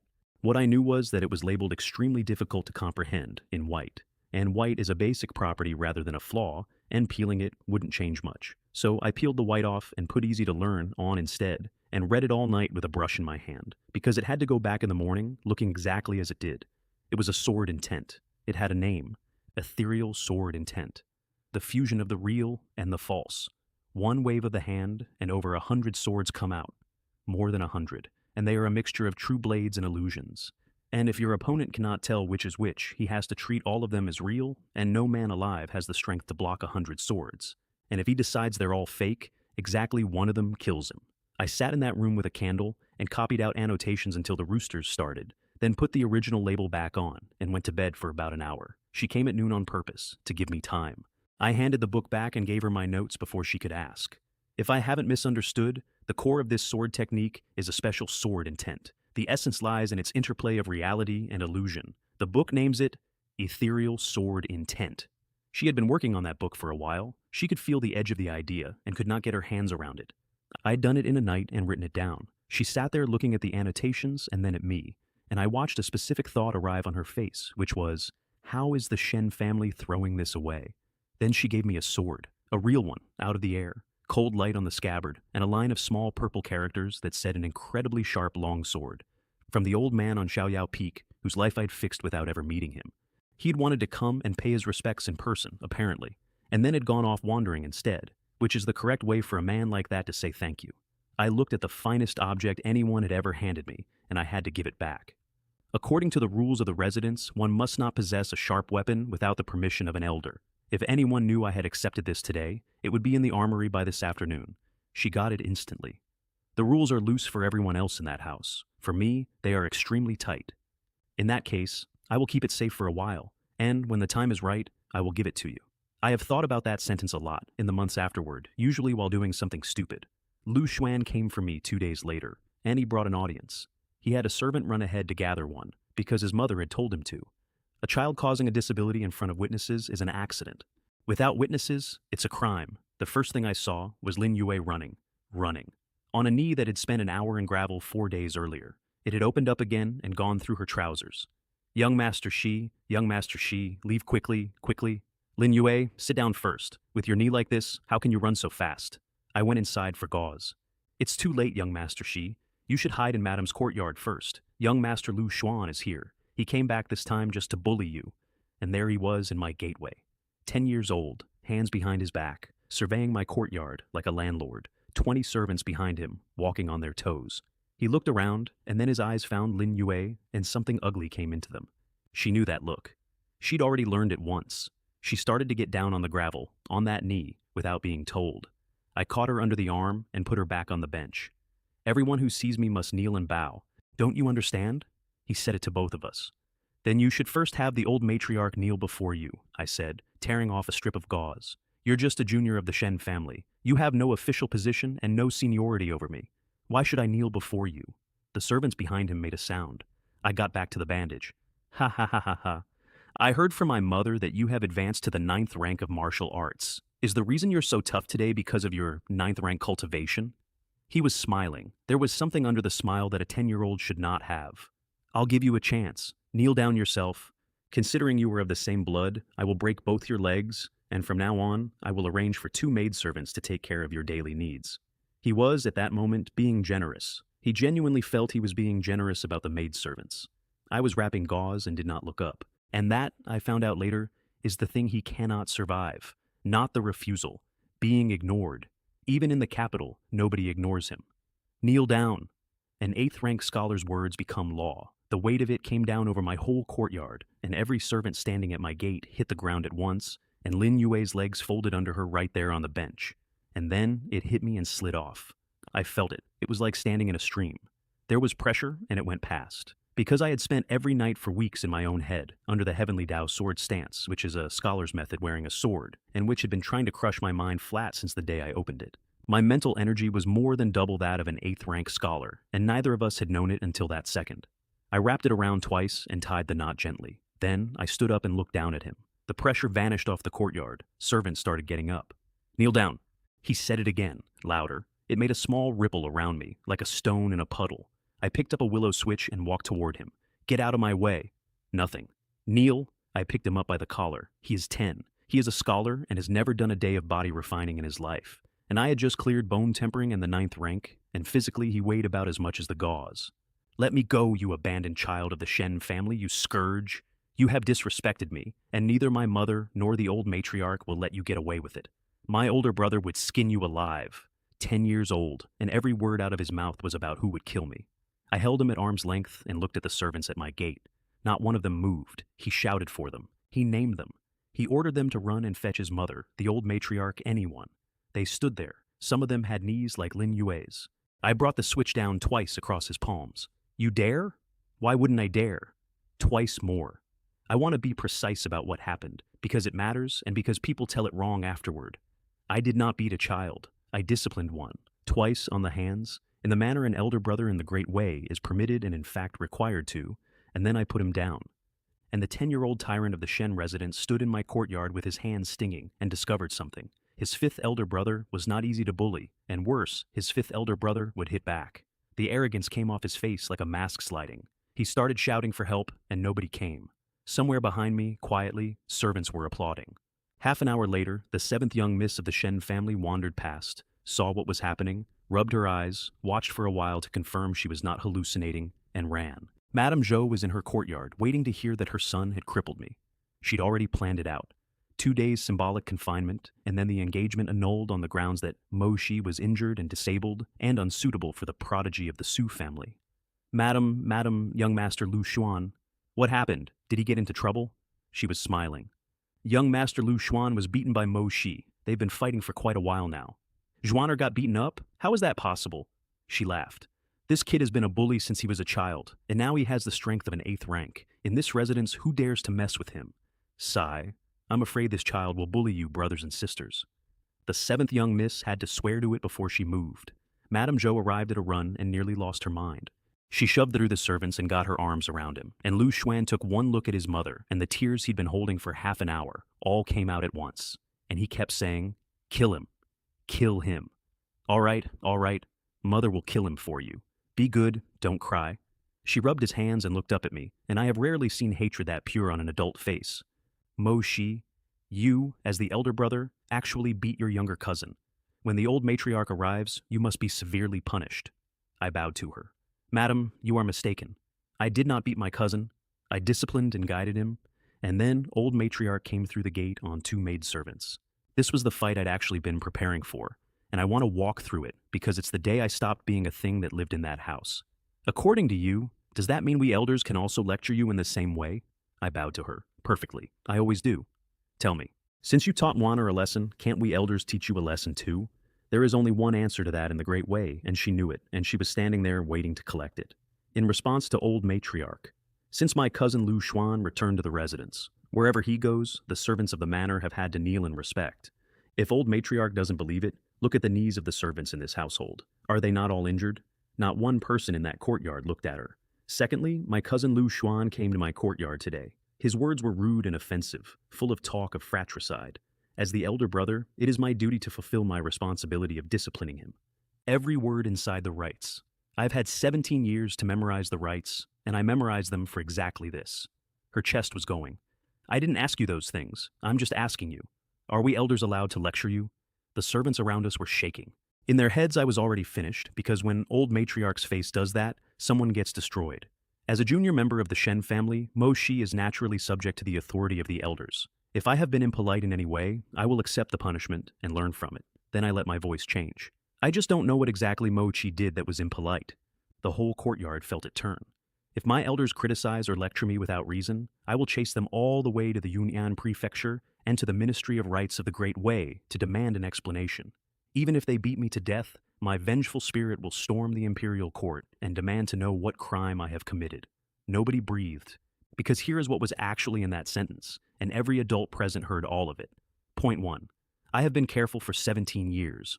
I have never once given this family a legitimate charge, and if you invent one now, we can examine it publicly, at length. Point 2. The Ministry of Rites. Not the family, the state. Point 3. It is common knowledge in this city that Prefect Li invited me to his home. If I say I am going to the Yunnan Prefecture, everyone in that courtyard understood who would be sitting behind the table. Old matriarch's face twitched. She stood there with her mouth working and her hand on her cane, and she could not produce a single sentence. Then she waved her hand and let the maidservants take her away. I have replayed that walk many times. A woman of 100 years, turning around in the worst courtyard of her own residence and leaving without speaking. Lu Xuan lost his mind about it. He was still in his mother's arms, and he started shouting about killing me again, in various forms, none of them appropriate to his age. I urge the First Madam to properly instruct my younger brother, I said. If he speaks of fratricide again, then Mo Shi will have no choice but to fulfill his duty as an elder brother. Madame Zhou had nothing either. She glared at me until it stopped being useful, and then took her son away. And that was the end of it. The other juniors of the family left with extremely complicated faces, and I heard them working it out as they went. Should we treat Mo Shi better from now on? Probably. Look at him today. He wasn't even afraid of the old matriarch. Yeah, let's not provoke him. Anyway, it's none of our business if he marries Wen Lan. That's the entire moral machinery of this house, running out loud in a corridor. Everyone had adjusted their opinion of me by the same amount, in the same direction, within 4 minutes, based on nothing except the sound of a cane leaving. I picked up a broom to clean my yard, and several servants took it off me and swept it themselves, cheerfully. I carried Lin Yue back to Madame Yu's courtyard, because that girl had opened a knee running through a manor to warn me, and then argued about whether it was serious. On the way, we ran into Madame Yu, who had heard and was coming at speed, and was extremely frightened, which came out as scolding, because that is how it comes out. You child, you didn't tell me anything. It was Kai Rong who told me. Then Lin Yue told her the whole thing, and when she got to the part about the old matriarch, Madame Yu sat down. Xiaoxi, given what you did today, the old matriarch probably won't protect you anymore. I laughed. I couldn't help it. In the entire Shen family, besides you and Lin Yue, who else would protect me? I know how the old matriarch has treated me over the years. I would actually find it rather novel if she protected me. I'd be grateful she didn't help Madame Zhou frame me. She frowned. She thought it was too much. Then she thought about it and stopped thinking it was too much. You made Lu Xuan suffer today. He's so pampered, he'll definitely try to cause trouble again. Don't worry, senior sister Mei came again a few days ago. She said I had some talent for swordsmanship and could recommend me to Xiaoyao Peak. If I could go, I could leave this residence. She sat up. That was a door, and she wanted a door for me more than she wanted anything. Then she gave me the news she'd come with. It would be best to leave as soon as possible. I heard from someone a couple of days ago that Wen Lan's older brother is preparing to come back. Her elder brother was stationed with the army in the north. He has come through countless hardships. She looked at her own hands. The Shen and Su families really went to great lengths to annul this engagement. It seems they won't stop until they've made you disabled. Third Madam, Prefect Li will protect me now. No matter who comes, I will protect myself. She nodded and then took a charm out of her clothes and made me put it on. I have prayed for this amulet for 100 days. Xiaoxi, wear it carefully. It will protect you and keep you safe. 100 days, which means she started the day the decree arrived. I went back to my courtyard and thought I'd gone to the wrong place. Somebody had swept the whole yard, scraped the moss off the edges, and the servants of the manor had gone and filled in the muddy road to my house with gravel. 17 years of that road, and it took one afternoon. That saying is true. You don't get bullied when you stop being someone you can bully. I went inside and got to work because Lu Xuan had shown me a scholar's methods for the first time, and I now knew exactly what I was up against, and because the 8th rank was one wall away. The next 2 days I did nothing but feel for the chi machine. I can't explain the 8th rank in a way that'll be useful. There's no trick. You sit and you breathe and you try to notice a thing that is already happening in you. Clouds under the feet, your foot going forward through empty space, and the space giving you something back. Third night, hour of yin. I flicked a finger at the candle on the table. The flame went out, and the wooden table under it had a hole punched through. 8th rank. A prodigy takes a year to make that step. I took 2 months, and the 2 months included a courtroom. I lay there afterward with the ceiling above me and did the honest accounting, because I make a point of doing the honest accounting. If the Shen family had ever once given me what they give the others, I would not have needed a single label. That's the part that got me, not the cruelty, the waste. Then I got up at dawn and went to Prefect Li's, because I'd just told an 80-year-old woman I would take her to the Ministry of Rights, and a thing like that should be run past your ally before he hears it from someone else. The guards at the gate saw me and went running to announce me before I said a word. Master said young Master Shi would be coming to visit today, and sure enough, here he is. Of course he did. I heard about what happened yesterday, he said in the back garden, pouring tea. The countermeasures were acceptable. Anyway, your old matriarch also despises you, so let's just accept that we've offended you completely. Then he put down the cup and asked me a question. Wen Lan's older brother. Have you heard of this person's deeds? I only heard Third Madam mention that he was a strong man who had been trained in the military for many years. He has military merits. I waited, because he said it in a particular way. Wen Lan's older brother is Su Hongyi. He's about 10 years older than you. He served as a guard on the northern border with old Master Wen when he was young. The year old Master Wen relinquished his military power, the northern Qi state seized the opportunity to attack. He was looking somewhere past my shoulder now. After more than a decade of dormancy, Qi state was no longer weak. They captured 10 cities on the northern border in half a month. 10 cities. And the capital was still 200 leagues away. That year, I was reporting for duty in the capital. The imperial guards were waiting in full force. Scholars and gentlemen were preparing for war. He said the last part quietly. Su Hongyi led 200 elite soldiers, scaled 5 high mountains, crossed turbulent rivers, and launched a surprise attack on Qi State's capital. The 3 princes of Qi State were bound at the horse farm in the capital and brought back to the Great Wei. To this day, those 3 princes remain hostages here, 200 men. He went over 5 mountains with 200 men and came back with the enemy's royal family on ropes. His Majesty said that he had made unparalleled military achievements and granted him the grace of not killing him 3 times. From now on, no matter how serious his mistakes, he will not be punished if they occur 3 times or fewer. There it is. That's the sentence. He can do anything. 3 times for free. Su Hongyi once wrote a letter saying he was willing to do a favor in exchange for breaking off his sister's engagement with you, Prefect Li said. But His Majesty said that bestowing a marriage was a great blessing, and that favors should only be used to avert disaster, not to refuse goodwill. So the Emperor turned him down, which left him one door, and he took it, publicly. Su Hongyi has publicly stated that if the engagement is not dissolved before the end of the lunar year, he will use his methods to dissolve it. I sat with that. He also wrote a letter to your old duke, Prefect Li added, saying that he might have hurt you, and apologizing to the Shen family in advance. He apologized to my family in advance for crippling me, not to me, to the Shen family, for damaging their property. Prefect Li was looking at me with a great deal of feeling on his face, and I understood that this was the part where I was supposed to break down a little. Mo Shi, although I am protecting you because I am on His Majesty's side, to be honest, I quite admire you as a young man. The road ahead may be fraught with dangers, but our will can never be extinguished. Take these and buy some pills to improve. He gave me nearly 200 toils, which, for a man who 3 months earlier had 4 tails and a bag of medical waste, was a genuinely emotional amount of money. I want you to understand what my life looked like at that moment. I had an 8th rank body, a stolen sword in tent, a movement art, a book that engraved itself into my skull at night, a prefect, a friend with a forge, 200 tails, and roughly 8 weeks. And every single force in the country with any power at all wanted me broken. I went to the East Market and spent the money on the cheapest pills I could find, deliberately, the absolute bottom of the barrel, because the cheapest pills come with the best labels, and a bad pill with the inferior peeled off it and an excellent stuck on is a very good pill. And for the price of 1 proper pill, I could buy 40 terrible ones. I sat in my room that night, upgrading medicine like a man counterfeiting money, and I laughed out loud twice, alone. Then Lu Xuan made his second move, and this one was the old matriarch's. The message came in her own words, delivered by her own maid. Tomorrow evening, dinner at Shui Yun's courtyard. Cousin Lu Xuan wishes to apologize to you in person. You must be present, or you will be defying the old matriarch. Shui Yun's courtyard is the most expensive place to receive guests in Yunnan City. It takes 1 group of guests a night. No one else may enter, no matter who they are, and the rumor is the owner is an immortal realm expert, which is the only reason nobody has ever robbed it. Look at the shape of that. A cousin wants to make peace between brothers. If I refuse, I am a man who rejected reconciliation and defied the head of the household. If I go, I am outside the residence in a place with no witnesses that the Shen family did not book. That was old matriarch's work. I could tell, because it was elegant. And it told me something I'd been waiting to learn. Up to that day, she had merely refused to help me. Now she was moving pieces herself. Fine. Then we are done, and I owe this family nothing at all, and the ledger from here is mine to keep. I forged a soft sword that night.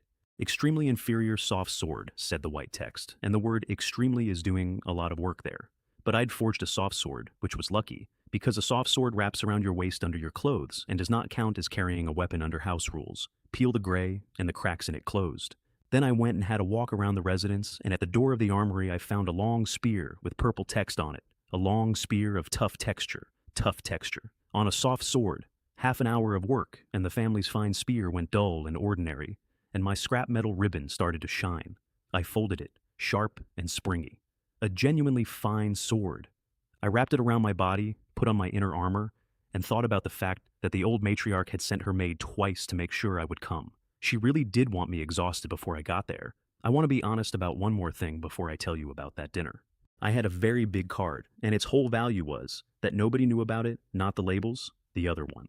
Nobody in that house knew I had reached the 8th rank. In their books, I was a ninth rank who'd gotten lucky with a bathtub. You do not prepare for an eighth rank the way you prepare for a ninth rank. They were going to bring exactly enough. The road south goes over a winding stone bridge and through a stand of sycamores, and then there's Shui Yun's courtyard, quaint and elegant and expensive. A waiter met me at the door with a bow. Inside, one enormous round table, big enough for 20. 2 people at it. Mochi? You have not been living well in the manor. I heard from the servants that you often eat baked flatbread to fill your stomach. Madame Zhou's voice was soft, and there was nothing at all in her face anymore, not even hatred. This meal is prepared entirely for you, so please enjoy it. Lu Xuan had no such control. He sat there radiating it. You must be a pretty smart kid, otherwise you wouldn't still be doing so well. She stood up. But today, you have something to do. Mother, I want to see him beg for mercy. She pulled him out by the hand, smiling helplessly at her son, because of course they had to leave. If anything happened to a Shen family member, and Shen family members were present, they'd have been obliged to help, and someone would ask why they hadn't. The door closed, and a lean man came out of the shadows and stood next to my chair. Please eat quickly, young Master Shi. I still have some farm work to do at home.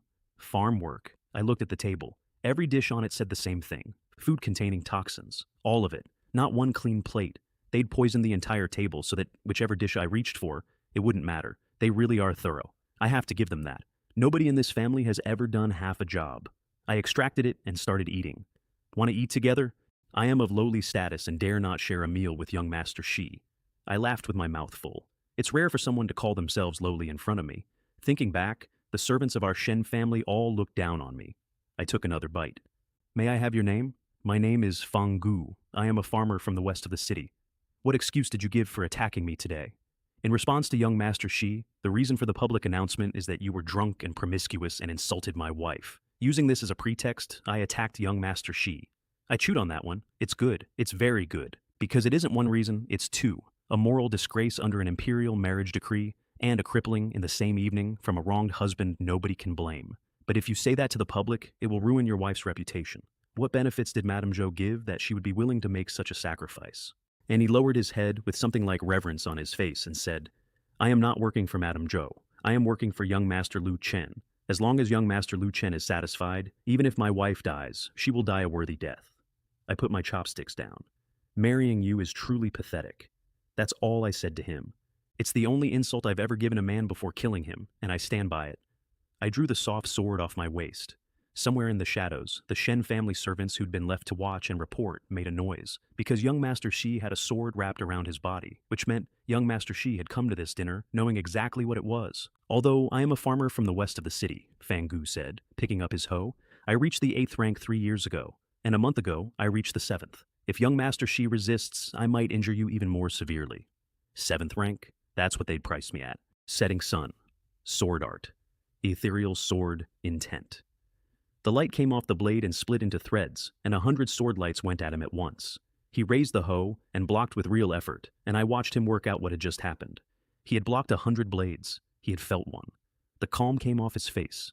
The young masters of the Shen family are indeed all geniuses, but for the sake of young Master Lu Chen, the more outstanding young Master Shi becomes, the less we can allow you to grow. Then he stopped playing and came at me with the hoe like a man splitting a mountain, and it was a 7th rank strike, and if I hadn't had lone wind treading snow steps in my legs, it would have gone through my chest. I'd been running that movement art for 2 months. I wasn't there, and while I was moving, I read his hoe, an extremely sharp hoe, purple, on a hoe. He'd been carrying the best-made object in the room the entire time, and I nearly missed it. 15 minutes. Ethereal sword. Intent kept him honest. He knew most of the blades were false, tried to ignore them, guessed wrong once and took a real one across the arm, and the whole time I was working on those purple characters. They trembled. Extract. Extremely sharp came off in my head, and I threw an inferior out of my store and stuck it on. His beautiful hoe went rusted and rotten in his hands. The next time our weapons met, there was a crack, and the hoe came apart, and one thrust went through. His eyes went very wide. Then I turned to the shadows where the servants of the first branch were waiting to see how it ended. I'm not going to tell that part with jokes. There were 3 of them. They had come to watch a man cripple me and then carry the news home. One sweep of the sword and the courtyard went quiet. I did not want the Shen family to know what I actually had. That was the entire reason. I want to say something more comfortable than that, and there isn't anything. Afterward, I took a tablecloth and packed up all the food nobody had eaten, because it was good food and I had paid for it. Then I stood in the doorway and looked back at the room, and I thought about Madame Yu saying, "Don't let hatred become your entire life." And I stood there for a while. Then I went home. Across town, Madame Zhou and Lu Xuan were at the theater watching an opera and waiting for a messenger. She'd been feeling reflective. She'd decided she had been a bit stupid about all this. A marginalized junior, a grandson the old matriarch despises, and she had put this much effort into him, and had ended up asking her own son for help. Poor Yair, such a bad mother. The opera finished. The messenger did not arrive. "Mother, that person can't be weaker than Mo Chi, can he? That person was recommended by your brother Ye. His strength is already at the 7th rank. There's no way we can't beat Mo Chi. And besides, we added drugs to the food." They went home. At the gate of her own courtyard, her maid was standing there, with a face like a struck bell. "Madam, why are you only just returning? Young Master Shi has been back for almost half an hour." "Who? Who did you say?" "Young Master Shi. He returned in less than an hour, and he was completely clean and unharmed." She asked 3 other servants. Same answer. Home, clean. She sat down in her own yard, and then she got up and went to wake the old matriarch because this had gone past her. And in that hall, at midnight, my grandmother produced the single most useful mistake anybody made that entire year. "That's utter nonsense," she said. "Yer didn't even improve this quickly in his cultivation back then. So how could that Bane have improved so rapidly? In my opinion, the royal family has intervened. The royal family has already secretly sent people to protect Mo Shi. It won't be so easy for us to send someone to harm him in secret." She sighed about how far the throne would go to suppress them. "And I want you to appreciate this, because it's the funniest thing that happened to me all year. The Shen family concluded that a 7th rank assassin had failed against me because the Emperor of the Great Wei had assigned me a bodyguard. Nobody assigned me anything. I made my own sword out of scrap and stole the sharpness off a hoe. But everyone in that house now believed there was an invisible master standing behind me, and everyone in that house adjusted accordingly, and I did absolutely nothing to correct them. Sometimes the best armor you'll ever own is someone else's theory about you." 2 things happened over the next few weeks, and they happened side by side, and I have never been able to think about one without the other. The first was that I stopped being able to get stronger the easy way. Mountain River body tempering art is a foundation art. It builds a body. At the 8th rank, the return started thinning out. And the reason is simple. The road from the 8th rank to the 7th is called the path of synesthesia, sharper senses, and an enormous jump in mental energy. Mountain River has almost nothing to say about mental energy. It's a book about muscle, which should have stopped me cold, except that by pure accident, I had been building mental energy every single day for months. Every label I peeled made my mind roomier. Every night under the Heavenly Tao sword stance was an hour spent holding up something too heavy. I had been training the exact thing I needed, and I'd been doing it by mistake. The second thing was that Madame Yu and Lin Yue came over with 2 neck braces. Mid-Autumn Festival is coming soon. This year's gift for you and Lin Yue is a neck brace each. Try it out. A neck brace is a scarf made of fur. Mine was very warm. This winter is especially cold, so you 2 children need to take good care to keep warm. Catching a cold can be very serious, she pointed at me. Mo Shi, you're the same. Don't think that just because you've practiced martial arts, you're physically strong. Quite a few martial artists have died from chills. She is not wrong about that, incidentally. Cultivators die of colds all the time, and nobody puts it in the songs. I went inside and came back with 2 sets of inner armor. "Xiaoxi, did you make this?" "I found a book on casting in the East Market and made 2. The one for 3rd Madam should fit. I'll have to try the Lin Yue one on. If it doesn't fit, I'll fix it immediately." "You're letting little Lin Yue try out the inner armor right here?" Madame Yu said it completely deadpan, and Lin Yue went the color of a lantern and said, "Madam, what are you saying? Young Master Shi didn't mean it that way." And Madame Yu laughed until she had to sit down. "I want to tell you what that hour was, because I have been describing a lot of scheming, and I don't want you to lose the shape of my actual life. My actual life was 3 people at a stone table in the worst courtyard of a marquis' residence, and one of them was making the other 2 laugh, and I would have traded everything I had learned to keep it. By the way," Madame Yu said, "let's spend mid-autumn together tonight, the 3 of us. Because on the 15th, the old duke was coming home from the border, and the whole family would be required at the banquet, and there would be no room in it for us.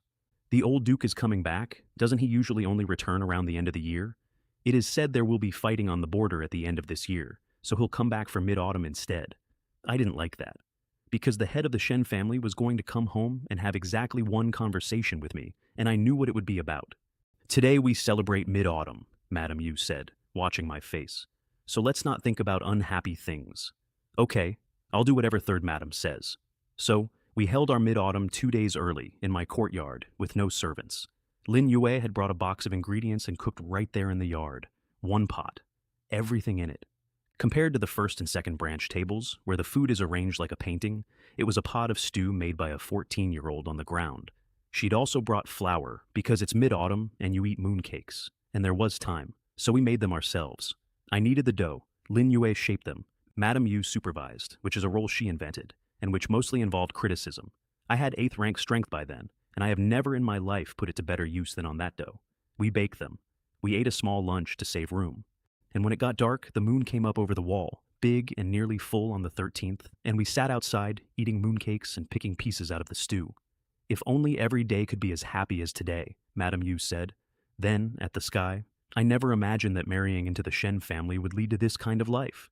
Madame Yu is the easiest going person I know. She said that in a voice I'd never heard. Third Madam, it's all right. Today is mid-autumn. I shouldn't have said such hurtful things. A cool wind came through. I got up and dragged 3 chairs out of my house and put them in the doorway so the 2 of them could look at the moon out of the draft, because they don't cultivate and the autumn nights had teeth. Xiaoxi, your woodworking skills have improved a lot lately. You fixed all the chairs. My furniture was all salvage. When you find furniture in a discard pile, you can't be choosy.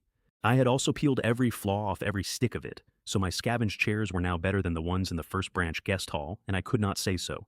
This blacksmithing manual teaches a lot. If anything breaks in Third Madam's yard, just come to me. She looked past me into the house, and I watched her notice that it wasn't damp anymore. Lin Yue started singing Under the Moon, something she'd learned as a child. It was cheerful. Then Madame Yu turned her head, with a mooncake in her hand, and asked me the question. Xiaoqi, tell Third Madam, do you harbor any resentment towards the Shen family? I thought about it for a long time, and I gave her the truth, because I have never lied to that woman about anything that mattered. I am not a saint born of heaven, and I truly cannot be without resentment in my heart. She nodded slowly. The Shen family is a family of generals and marquises. The old duke has been fighting on the battlefield for 40 or 50 years. Throughout the court and among the common people, everyone who meets him has to address him as Lord Shen. She stopped there and looked at me, and I understood exactly what she was doing. She wasn't defending them. She was telling me the size of the thing. Resentment is fine. Resentment is normal. But that house has roots down through the whole court, and if you move against it, you will not be moving against a grandmother. You will be moving against 400,000 men and every official who owes them. Keep it inside you. Third Madam, don't worry. Moshi knows his own limitations and won't let them find fault with him. You must always remember that safety is the most important thing, she said. Don't risk your life for a few complaints.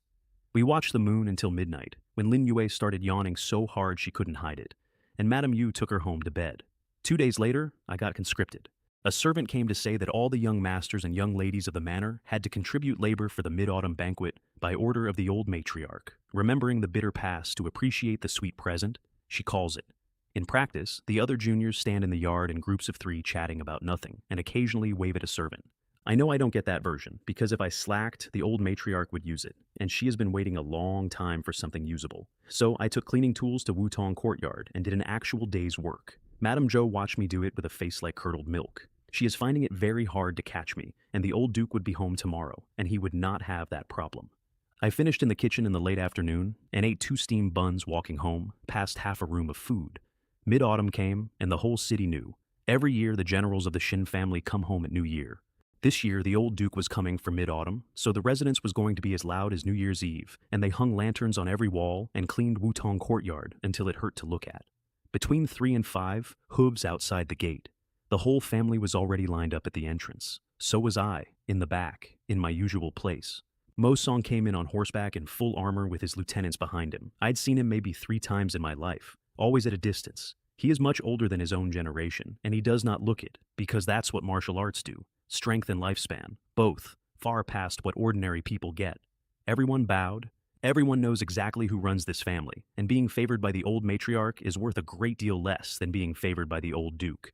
The crowd parted for him, and he walked into his house. Wutong Courtyard is the most luxurious courtyard in the residence, and I have never once set foot in it except at a banquet.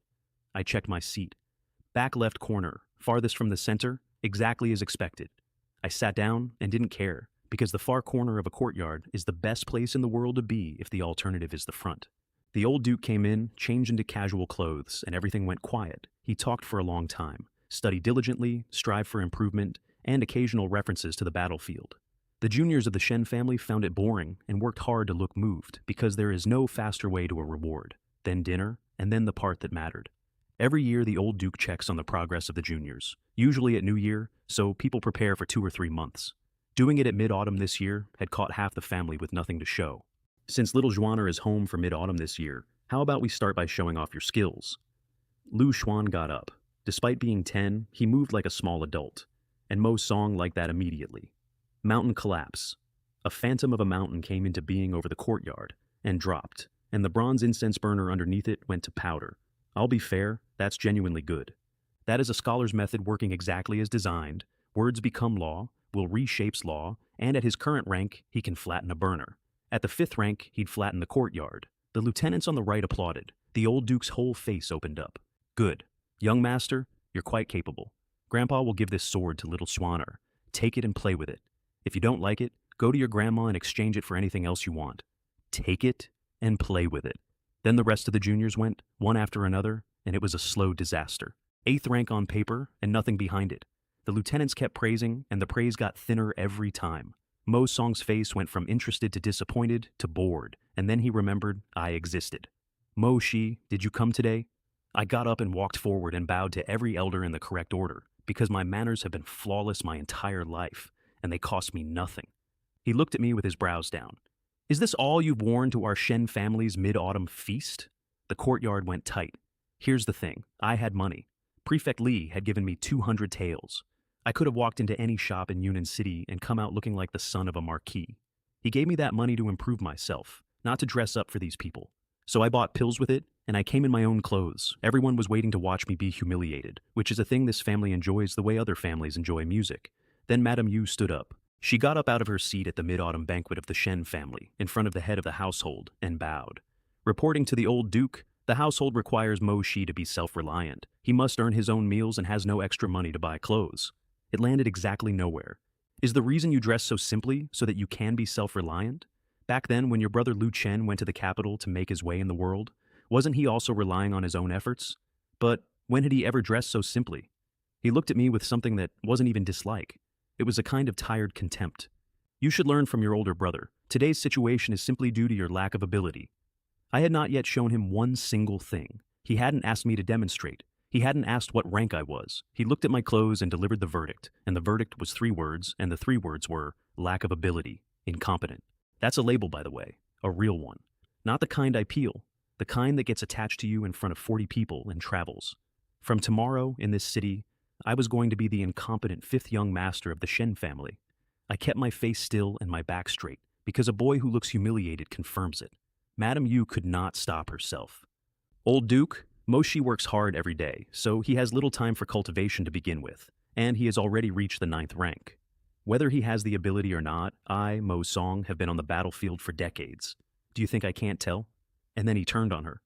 As the wife of the 3rd branch of the Shen family, you also bear responsibility for Mo Shi's current behavior. Ling Sheng spent many years fighting on the battlefield. You, as his wife, must have shared some of his burdens, instead of raising such an incompetent descendant. She stood there in front of the whole family and took that. I looked at the table and put it away somewhere I could find it, every word of it. There is a place in my head for unpaid accounts, and that one went in whole. Then he cooled off and got to the actual business. The royal family has set the wedding date for you in mid-December. What do you think of your engagement to Wen Lan? Do you think you were a good match? There it is. In response to the old duke, the youngest daughter of the Su family is a prodigy of her generation, and Mo Shi is naturally unworthy of her. It's good that you know, and that you have some self-awareness. We urge the old duke to make the decision to annul this engagement with the royal family, so as not to jeopardize the prodigy of the Su family. Silence. Because that was the one thing nobody in that courtyard could accept me saying. Annul it through the throne, pay the price, do it the honest way. Break off the engagement, he said. The Shen family can break off the engagement by destroying their years of foundation in the military. Do you think I should break it off? He was fishing. He wanted me to say the next line myself. He wanted me to volunteer. I'll ruin my body. I'll ruin my name. Give the family a reason. I had spent a week deciding not to say that line. But if we don't annul the engagement, it would be a real injustice to the prodigy of the Su family. I played stupid. I played stupid with my hands folded and my head at the correct angle. He frowned at me for a while, genuinely unsure whether I was slow or performing. Then he took a letter out of his sleeve. This is a letter your father wrote to you. Take it and read it yourself. And waved me back to the corner. Old Duke, Madame Yu said, still standing. Mo Shi hasn't shown his true strength yet. which, given the day she'd had, was brave to the point of stupidity. He doesn't need to show it. There's nothing surprising about it. Let's not waste everyone's time. I gave her a small nod on the way past, and went back to my corner of my grandfather's courtyard, and the banquet began. The moon that night was flawless. Light came down through the sycamores and made patterns on the ground, and it was genuinely beautiful, and I was surrounded by people who disgusted me. 2 nights earlier, I'd eaten stew out of one pot in a yard with a broken fence, and it had been better. I ate my fill because I had personally cleaned this courtyard for the privilege. Then the toasting started, and everyone got up to go pay respects to the elders in small groups, and I took out the cloth I'd brought and packed food. On my way home, I left a bundle in Madame Yu's yard for Lin Yue. Maids don't eat at banquets. Sometimes the banquet runs so long they don't eat at all. Then I sat on the stone chair in my own courtyard, with laughter coming faintly from Wutong courtyard behind me, and opened my father's letter by moonlight. I should tell you about my father. It won't take long. Mo Jian, third son of the old marquis, and the most talented of the three by a distance, long halberd, countless enemy dead. In his day, the word people used about him was prodigy. He married my mother because his father took a liking to a vegetable farmer's daughter on the road to war and insisted. She couldn't refuse. Nobody can refuse the Shen family. She lasted 3 years and ran. He remarried within months, Madame Yu, and went to the Eastern Front 3 months after the wedding, apparently out of shame. And since then he comes home once every 3 years, around New Year. Counting on my fingers, this was the 3rd year. In my entire memory, my father has spoken to me to scold me, and for no other purpose. I lowered my expectations as far as they would go, and opened it. As arranged by the family, agree to everything. Obey the elders' orders. Break off the engagement. I read it twice. Then I laughed out loud in the dark, alone, in my own courtyard. The ancients say that parents who love their children plan far ahead for them. My father had planned quite far ahead. He wanted me pushed into the pit, and he'd sent instructions. And then, at the bottom, he'd added some ideas. Practical suggestions, in case I couldn't think of a way myself. For example, if Mo Shi were to visit the brothels and be caught, then there would be a moral problem, and the Shen and Su families would have a reason to annul the engagement. Read that carefully. For an ordinary son of a noble house, visiting a brothel gets you a few sentences of criticism and nothing else. It's practically a hobby. But I am a man under an imperial marriage decree. For me, doing that is not a moral failing. It is disrespect to the emperor. That is a grave crime. That is not 2 broken legs. That is the kind of crime where the sentence is written by people in the capital who have never seen your face. He could not possibly not know that. He is a general. He has spent his life inside the machinery of this state. The engagement would break certainly. And whatever happened to me afterward would be worse than losing both legs, and it would happen to me in a place my family would never have to look at. My father, on the far side of the country, had sat down with a brush and worked out how to have me destroyed at no cost to anyone, and had written it out neatly, and had given it to my grandfather to hand me at a festival. I tore it up and put it in the stove and watched it burn. The Shen family treated me so badly that even my daily meals and the linen clothes on my back were earned by my own hands. Why should we sacrifice for them? An hour later, a servant came to my door. Young Master Shi, the old duke wants you to return to Wutong Courtyard. He says that you have been the worst in your cultivation over the years, and he wants you to go back and clean up the internal affairs.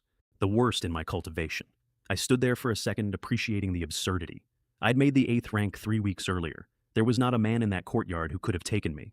I went and cleaned. The banquet was ending. The old duke spotted me and beckoned me over. Have you read the letter your father gave you? Replying to the old duke, I have read it. My father instructed me to listen to the elders, be respectful in all matters, and keep to my duty. His brows came down because he knew exactly what was in that letter. That's all. Also, to protect myself and not take any risks. And the brows came all the way down because I had just told him, politely, in the correct form, in front of witnesses, that I had received the instruction and would not be following it. His eyes went hard. He waved a hand and put me with the servants to clear the courtyard. So I spent the rest of mid-autumn night carrying dishes. The moonlight was good enough to work by. It took about 2 hours, and while I cleared my grandfather's banquet, I went through the discards and kept anything with a repairable flaw, because a broken thing with the broken taken off it is a good thing, and I'd built my entire house that way. The servants working beside me kept looking over. Young Master Shi is actually much more outstanding than many young masters and young ladies. Who can argue with that? He's treated so badly by the family, eating worse than us servants, and he still managed to reach the 9th rank. Compared to the eldest young master, he's much worse, but he's still acceptable. You can only say he was unlucky, having a mother like that, and the old matriarch not liking him. The opinion of servants counts for nothing at all, but it's the only honest survey anyone ever runs in a house like that, and it had swung. It was past midnight when I got home, with an armful of other people's rubbish, and Madame Yu was sitting on the stone chair in my yard, waiting for me. "Third madam, why are you sitting outside? Come in, it's warmer." She followed me in and saw what I was carrying, things that had been thrown away, that I intended to use, and I watched her have to physically stop herself from crying about it. She took a breath and pushed it back down. "What did your father say in his letter today?" I looked at her and thought about what the truth would do to her. They didn't say anything, just told me to take care of myself and be mindful of the cool weather. "I don't believe it." Her mouth went sideways. "He cares about people? Give me the truth. I'll see for myself." I dropped that letter on the way back. I've looked everywhere and can't find it. She went quiet, because that answer told her everything the letter said, and she knew it, and she chose not to make me hand it over. "Forget it. I won't read it. It's bound to be disheartening words, and reading it will only make me feel worse." Then she looked up. "Xiaoxi, no matter what others say to you, I hope you cherish your health and never act rashly." "Third madam, don't worry. Mo Shi isn't that stupid." I walked her home under the moon and got back past midnight and did not sleep. Instead, I sat down and thought about the fact that Lu Chen had gone to the capital with the entire weight of the Shen family behind him, a reputation that opened doors, and no need to think about food. And my grandfather had looked at my clothes and said, "Lack of ability. If you put Lu Chen in my courtyard, with my road, and my kitchen arrangement, and my letters from home, would he be Lu Chen? I don't actually know. That's the honest answer. Maybe he would. But nobody in that family had ever once asked the question, and they were about to spend a year finding out. The next stretch was the hardest work I have ever done, and it was all inside my own head. The 7th rank needs one thing, a limit. You have to find the edge of yourself and stand on it. And the ordinary way to do that is to go out into the world and nearly die a few times. I couldn't leave the city. That was the whole point of the man behind the tree. My birth mother had run, and it had cost this family years of reputation, and they were never going to let it happen twice, and with an imperial marriage on my head, if I vanished, the throne would come down on them for hiding me, so I couldn't go and find death. Fortunately, I had one at home. I sank into my own sea of consciousness with a sword and charged the Heavenly Tao sword stance.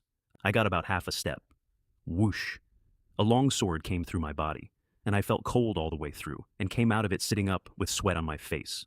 There is no pain in a visualization. That's not the part.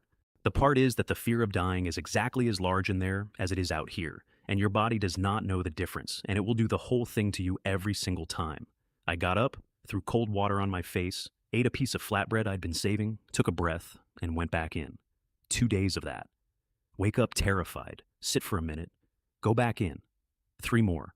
My bedboard was soaked through.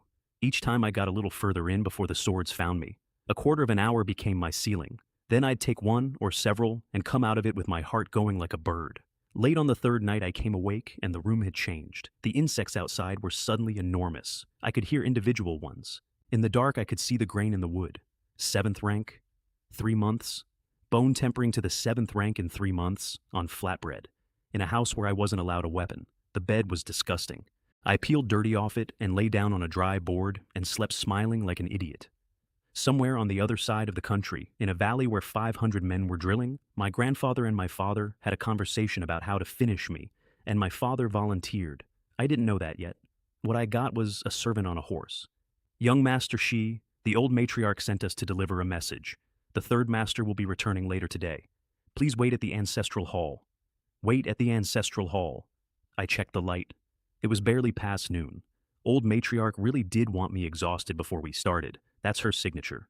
She has been softening people up for 100 years, and she is extremely good at it. Fine. I'm 7th rank. Standing up for an afternoon isn't going to hurt me. I tidied myself and went and stood in front of the ancestral tablets of the Shen family. 4 hours. Night came down. Then, outside, a horse. The whole residence went off like a kicked hive, servants running for the gate, more running for hot water so the returning man could wash his face. My father dismounted, and the old matriarch came out to meet him, and I could hear all of it from the hall. "Third son, why are you only coming back now? You must be exhausted." I'm sorry to have worried my mother. I encountered some trouble on the way, and was delayed for an hour or 2. In truth, it's all your fault for having such a disobedient child. If he were obedient, you wouldn't have had to make this trip. That's the sentence I want you to sit with. Not, your son may be crippled next month. You wouldn't have had to make this trip. The old matriarch of the Shen family felt genuinely sorry for a man who had had to ride some distance on account of the inconvenience. I haven't been home for more than 2 years, and I came back this time to see my mother. As for that unfilial son, we'll deal with all the trouble he caused this time we're back. They came to the door of the ancestral hall together with a crowd, and she looked in and saw me still standing there and told everyone to leave. He came in. He took 3 sticks of incense, lit them, and bowed to the tablets of the Shen family. Then he stood there in silence while they burned. I understood what he was doing. He was building pressure. Let the boy stand in front of the ancestors while his father performs the rites, and by the time the incense is out, the boy will be soft. I'd been standing for 5 hours already. Adding a quarter of an hour of theater to that is not a meaningful escalation. The incense burned out. Neither of us had said anything. The sky went fully dark and the wind moved the leaves outside. He broke first. I heard from the old duke that you falsely accused Madame Wang a few days ago of having an affair with a servant in the manor. Is that true? That was his opening. Not the marriage, not my health, not a single word about the fact that his family had tried to cripple his son twice and poison him once. His first order of business, after 2 years, was that I had inconvenienced his sister-in-law. Go to the government office tomorrow to clarify this matter and clear Madame Wang's name. Father, will you seek justice for me regarding Second Madame's false accusation of theft? The reason they acted that way is because you didn't cooperate. If you had cooperated and broken off the engagement earlier, none of this would have happened. And he released his aura at me. Full martial pressure, the way a general does it to a subordinate. I felt it. It was fine. I had been walking into the Heavenly Dao sword stance every night for a month. Whatever my father can put out did not reach the threshold of the thing I do to myself before bed. I witnessed the sordid affair between Second Madame and her servant with my own eyes, and I cannot speak against my conscience. I said it calmly. He looked at me for a while, and I looked back at him, and I want to record what I was actually thinking because it wasn't clever. I was thinking, does this man deserve to be my father? Parents who love their children plan far ahead for them. His plan for me was a brothel and a crime against the throne, and when I didn't take it, he rode across the country to do it in person. I felt something ugly come up in me, and I heard Madame Yu's voice saying, "Don't let hatred consume you," and I put it back down.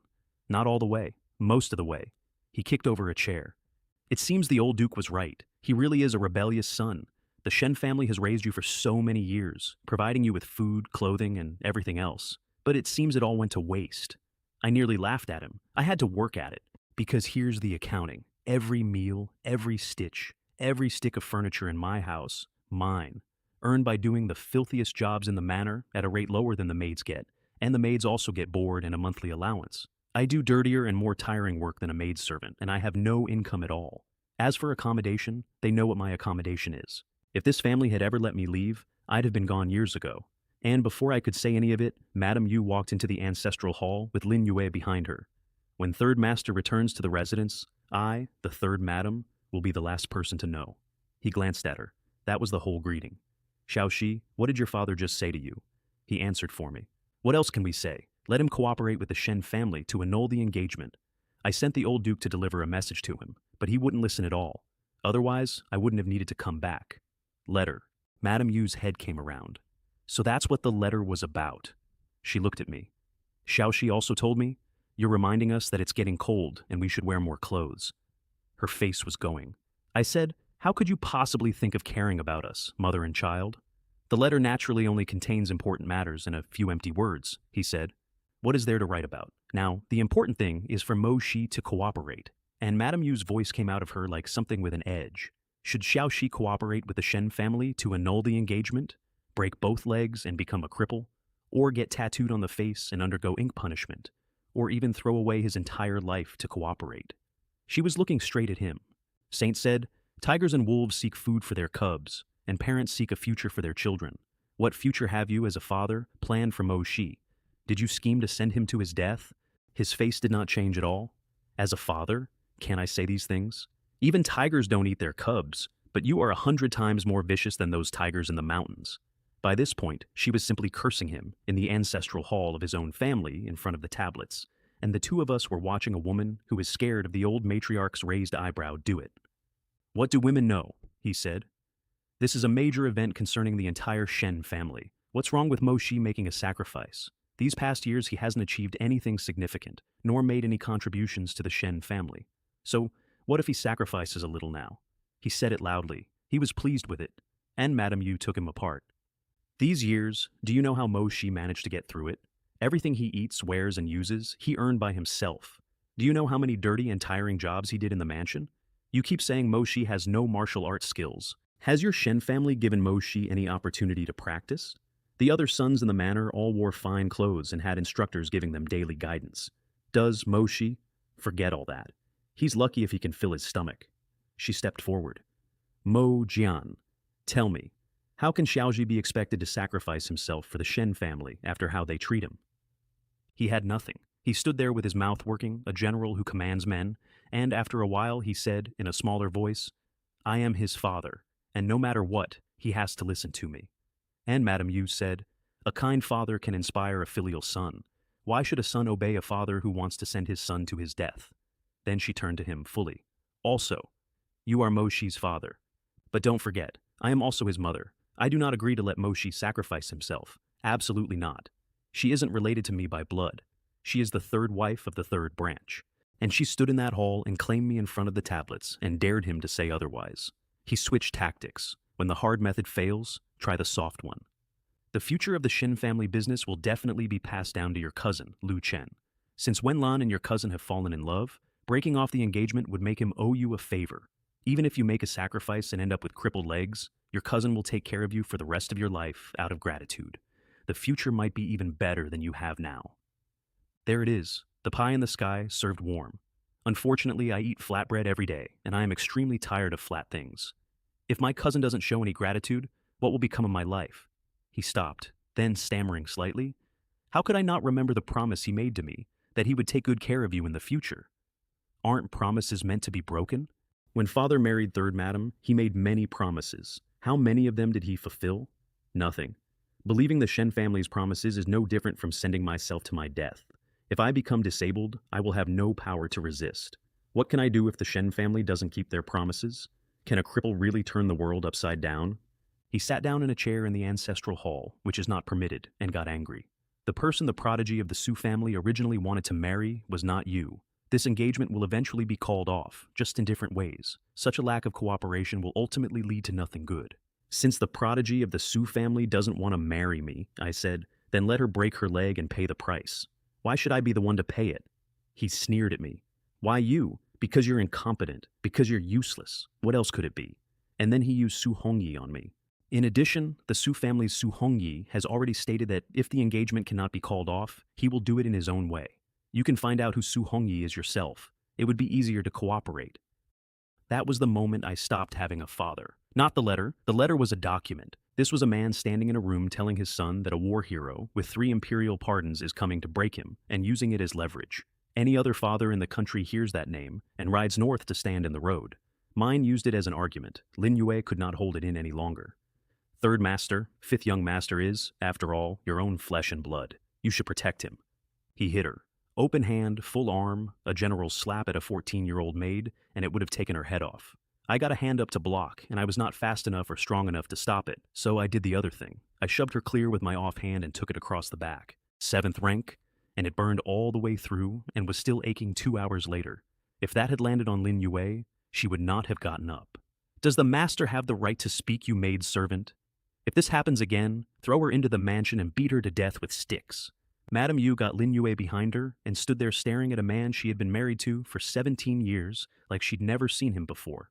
I straightened up, and I want to be honest that what I did next, I did while I was furious, and it is the single best decision I have ever made.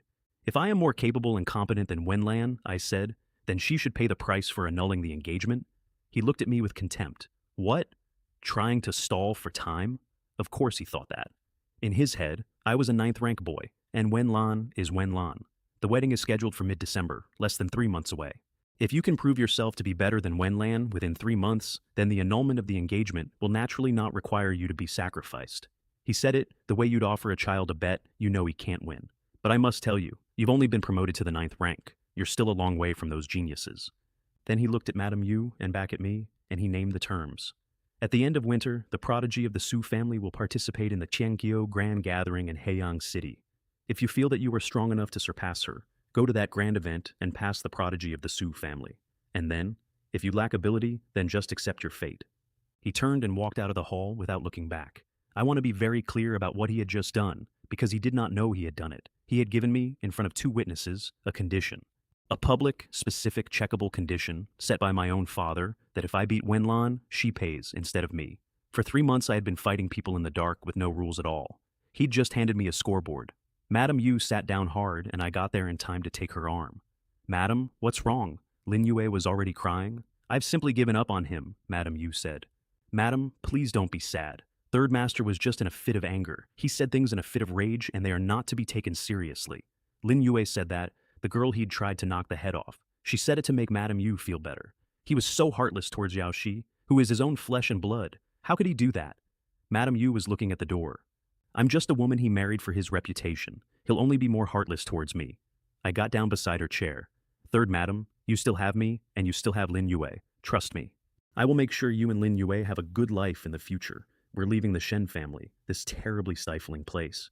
I meant every word of it, and I had no idea how, and I said it like a vow anyway.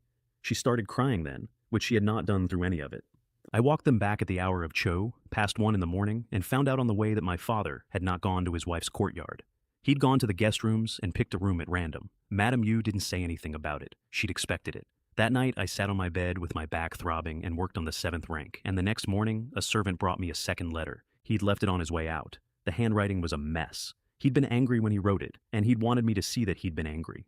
The contents were straightforward. They can't touch me directly anymore. Prefect Li is watching, and the family believes the throne has put someone on me. Going at me openly would brand the Shen family as a house that harms its own, and the whole army runs on that. So, he'd found the door around it. If the engagement is not broken before the wedding, that maidservant named Lin Yue will be crippled in my place. And, at the bottom, correcting me. They had said 3 months, but the wedding was, in fact, 2 months away. I sat in my courtyard in the morning with that letter, and my hands did something I don't like remembering, and the veins came up on them. Threatening me had not worked, so he had gone and found the smallest person in my life and put her on the table. 2 months. I needed an advanced cultivation technique, and I needed it immediately, because Mountain River had nothing left to give me, and the 7th rank to the 6th is a chasm that eats people who try it on a foundation art. I had exactly 1 door left, Mei Hua. She came 2 days later, and she had a bad face on before she opened her mouth. I'm truly sorry. I introduced young Master Shi to the elders. I explained everything about setting sun. Sword art. I already knew. You can read a refusal from 30 feet. Senior Sister Mei, there's no need to say that. You were just trying to help me. Whether it works out or not, I should be the one thanking you. She still couldn't look at me properly. Xiaoyao Peak has had a motto since its inception, not to get involved in the court's disputes. The engagement between young Master Shi and Junior Sister Lan is the focal point of the conflict.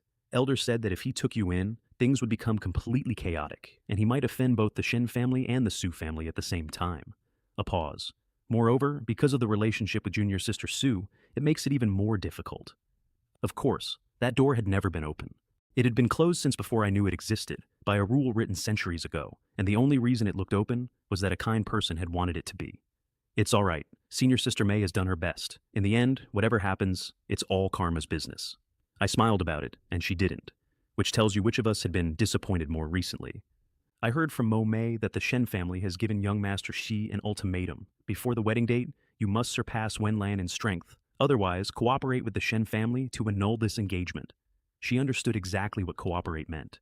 Or, is there anything else I can do to help you? And here is where I stopped being polite, because I did not have time to be polite anymore. I wonder if Senior Sister Mei has any advanced cultivation techniques. She winced. Advanced cultivation techniques are generally required only by martial artists of the 7th rank or higher. Mo Shi, are you sure you need one?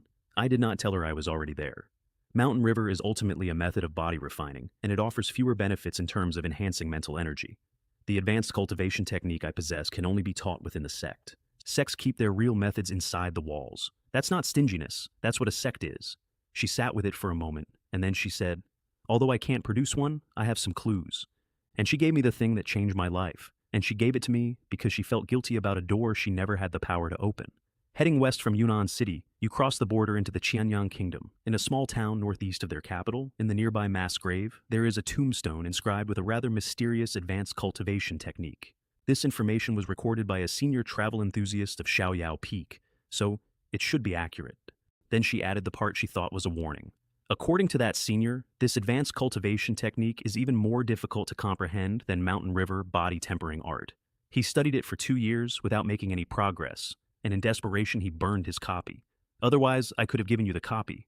He burned it. A man of Xiaoyao Peak, with a lifetime of training, sat down with that thing for 2 years and then set it on fire out of frustration.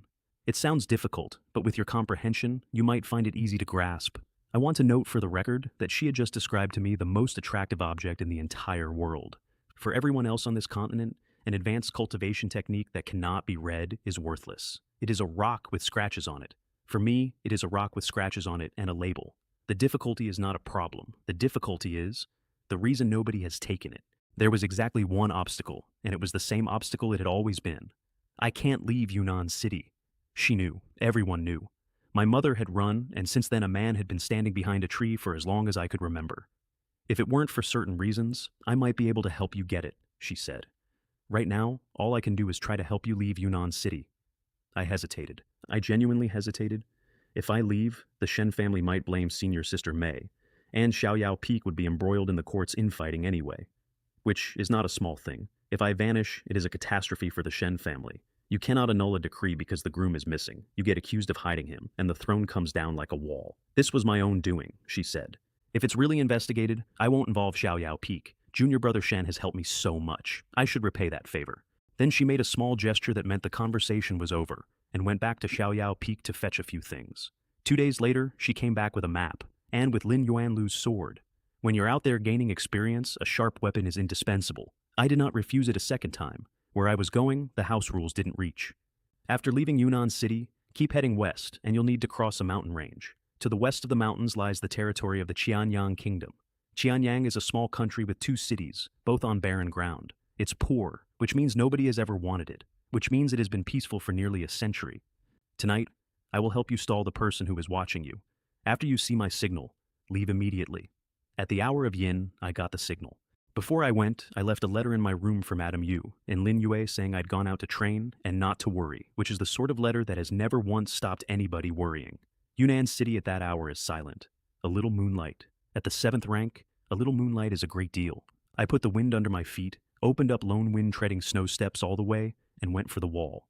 Every previous time I had come anywhere near the edge of the city, a masked man had stepped out of nothing and ordered me back. I ran the whole way to the boundary and nobody came. And then I was outside. I want to tell you what that was like, and I'm not sure I can. 17 years in one city, most of them within 100 paces of a fish pond. I stopped and stood on the ground outside the wall for a second. And the ground was different, softer underfoot. It gave a little. And there was a smell in the air, something faint, grass maybe, or something flowering out there in the dark that nobody had planted on purpose. So, that's what the world outside is like.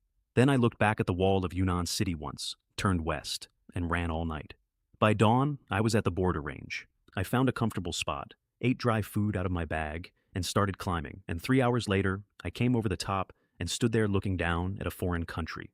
Qianyang is colder than the Great Wei. The range blocks the wind that keeps our side warm, and on the other side, the trees that hold their leaves through winter at home were already stripped bare. I sat down and took out Mei Hua's map, a rough map, accurate and unhelpful. She'd drawn a few lines and hoped. Extract. The lines multiplied, roads appeared, landmarks that had been 3 strokes turned into places. West through a valley, then northwest. Coming down the far side, I found something I did not expect. People. A lot of people, coming over the range from the Great Wei, in enough numbers that a market had grown up at the foot of the mountains. I did not linger. I frowned at it and kept going, and camped in the open that night, and practiced where nobody could see me for the first time in my life.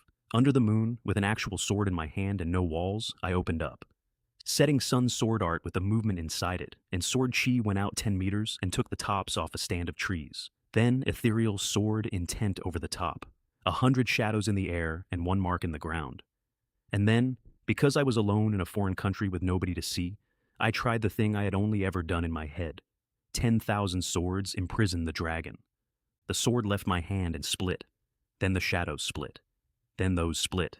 In a few breaths, there were more than 100 blades hanging in the air over a field in Qianyang, silver in the moonlight, with something in the light that made the back of my neck go cold. I gritted my teeth and stopped it growing. I flicked a finger and 1 shadow shot out, and it was so fast that at my own rank, there would have been no dodging it, and I know that because that exact strike has killed me many times in my own head. Then the whole thing came apart. My sword fell out of the air, and I sat down in the grass with the world tilting. One move, and my mental energy was scraped out.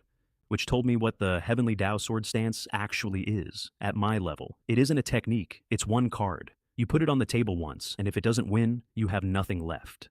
I slept in a tree because the ground in an unfamiliar country belongs to whatever lives there. Next afternoon, I reached the town on the map, and the town was wrong. It was busy. Genuinely busy. Busier than plenty of towns at home. Shops, crowds, constables patrolling in uniform, in a poor kingdom with two cities on barren ground. And every third person on the street was dressed in Great Wei clothing and carrying a weapon. I looked. Blue labels, most of them. A good number of purple. You do not buy a purple weapon unless you are somebody at home. So a great many powerful people from my own country had traveled to a poor town in a small foreign kingdom, all at once. That is not a coincidence. That is a schedule. There was exactly one inn. Good Luck Inn. Old-fashioned name. Very large, very full. Sir, are you here for a meal or to stay the night? What's the price for a hotel stay? He brought out a plaque, which is never a good sign. Our rooms are priced according to size. If you are alone, you can book the smallest room. A night in a small guest room costs only 50 toils. 50 toils. I have eaten for a month on less than one tael. This man was asking cheerfully for the price of a small house for one night in the smallest room. He saw my face and explained with tremendous warmth. Sir, is this your first time visiting Good Luck Town? People come to stay at our Good Luck Inn naturally because of the upcoming heaven and earth treasure. To open a shop here, the amount we pay to the Xianyang court is not something that can be solved with a few thousand taels. 50 taels may sound expensive, but if you find even a small treasure, you could easily earn several thousand. A heaven and earth treasure, about to be born, here. That's what the crowd was. I squeezed my bag. It was not that I begrudged him the 50 taels, it was that I had 36. Never mind, it's still too expensive. We have a curfew every night in Good Luck Town, he said, smiling. If you want to find a place to rest, you might have to walk more than 10 miles. It's not so peaceful around here at night. Threats delivered with a smile are my favorite kind, and I still didn't have 50 taels, so I turned to go, and a silver ingot landed on the counter. I'll pay for it for him. Let him stay. A woman's voice, cool and a little distant. She was standing beside me in a light green immortal robe, and she looked like something that had walked off a scroll. The voice was aloof. The face was not. The face was gentle in a way the voice was working hard to cover. I looked at her twice, realized I'd looked twice, and dragged my eyes off. By the time I'd finished being an idiot, she was already going up the stairs. She didn't want to be thanked, so I didn't follow her and try. 50 taels is a great deal of money to me. To someone at her level, it's half a meal. I know better than to measure other people's pockets with my own, and in her head, it was probably nothing at all. Sir, said the waiter, you are truly fortunate to have such a helpful person by your side. You are sure to return with a full load of treasures this time. He said it while looking a bit sour, and I heard him mutter something about how it must be nice to be handsome, and lament that if he'd been better looking, he wouldn't be working here. I grabbed him before he could wander off, because he had promised me 3 free questions with the room, and I intended to collect. I spent 5 taels on that conversation in the end. It was worth every coin. Qianyang is older than the Great Wei, older than Qi, older than Yan. At some point, its talent and its national strength dried up together, and it couldn't hold the good land. And over centuries, my country ate the good half. What's left is a ring of barren ground. 7 years ago, news started going around that a heaven and earth treasure was near this town. People came to train. More people came. And the Qianyang court, which is poor and not stupid, looked at all these rich foreigners and built an industry. The Good Luck Inn is owned by the crown. Back in my 50-toll room, on a bed that was not worth 2, I sat and thought. My honest opinion at the time was that the whole thing was a con. 7 years of rumors, no confirmed find, an inn owned by the government, and prices set by people who had counted the crowd. It wasn't my business either way. I hadn't come for a treasure. I came for a rock in a graveyard. And there was one problem with the rock. The map didn't have the mass grave on it. Post station, pavilion, lake, valley. Every route carefully drawn. No mass grave, which makes sense. A mass grave is where war or disaster left people nobody claimed, and it is considered the unluckiest ground there is, and no mapmaker marks it, and no traveler goes near it. So I looked at the map differently, not for what was on it, for the shape of what everyone had walked around. There was a spot where every single road bent. Next morning, the street was even fuller, and a great crowd of experts went west into the mountains together, and I went the other way, alone, and cut my own path with sword chi where the vines were bad. 2 hours and 2 peaks later, I came down into a valley full of yellow weeds and scattered stone tablets, half of them sunk into the dirt. There were a lot of stones, and one of them was a cultivation technique. Now, the normal way to find it is to dig each one out, clean it, and read it, and if it's illegible, you move on. Days of work, and the senior from Xiaoyao Peak presumably did exactly that. I looked at them. A dilapidated tombstone, a damaged tombstone, a broken tombstone, a dilapidated tombstone, Every one of them told me what it was. 10 stones, 10 labels, all of them tombstones. And then, after about the burn of an incense stick, one stone said something different. A stone tablet with illegible inscription, not a tombstone. It didn't call itself a grave marker, because it wasn't one. Somebody had put a stone in a mass grave that was not a grave marker, which is the single best hiding place I have ever heard of. It took some work to get it out of the ground. Extract. The gray came off, and the scratches on the face of it turned into characters, sharp and clean, as if they had been cut that morning. I took out paper and a brush and copied every mark. And then I read my own copy, and my own copy had a label, missing cultivation techniques. So even with the weathering gone, the technique itself was incomplete. The man who carved it had left holes in it on purpose, or the stone had lost pieces before he ever touched it. That's why it beat Zhao Yao Peak. Mountain River is obscure but whole. This thing is obscure and has holes. Extract. 4 characters came up on the cover of my own booklet. Genshan, secret method. I'd never heard of a Mount Genshan. Presumably it's somewhere in Qianyang, and presumably nobody alive remembers it. Before I left, I took out incense, candles, and paper money and burned them. Not because I'm superstitious, because there were people under that ground with nobody to do it, and I had come and dug in it, and I had gotten what I came for. It cost me a few coppers in about 10 minutes. Then I walked down the ditch to the main road, and the main road was a fairground. Stalls all along it. Locals selling things to foreigners, exactly like a tourist attraction. I found a young man who wasn't doing much business, held out a tael of silver, and asked some questions. He complained it wasn't enough. I turned around and walked to the next man, who took it happily, and told me what everyone already knew. Strange phenomena in the mountains west of town, for days. The powerful people who study such things say, those are the signs before a heaven and earth treasure is born. Today is the day. I stood there on that road for a while. I had no business going. I was 7th rank. Everyone walking into those mountains was 4th rank or better, and they had not come to make friends. But I had never in my life seen a heaven and earth treasure, and I have one specific advantage that nobody else in this world has, which is that I can look at a thing and it will tell me what it is. If it's real, I want to read its label, that's all. Just read it from a distance and go home. I want you to remember that this is the reason I went. It's important later, because of how badly it went. By late afternoon, I was moving with the crowd. At a certain point, the young people all stopped, and the elders kept walking in. That's a warning written in bodies. I went in further, carefully, until I could see where the seniors had gathered, and then I stopped.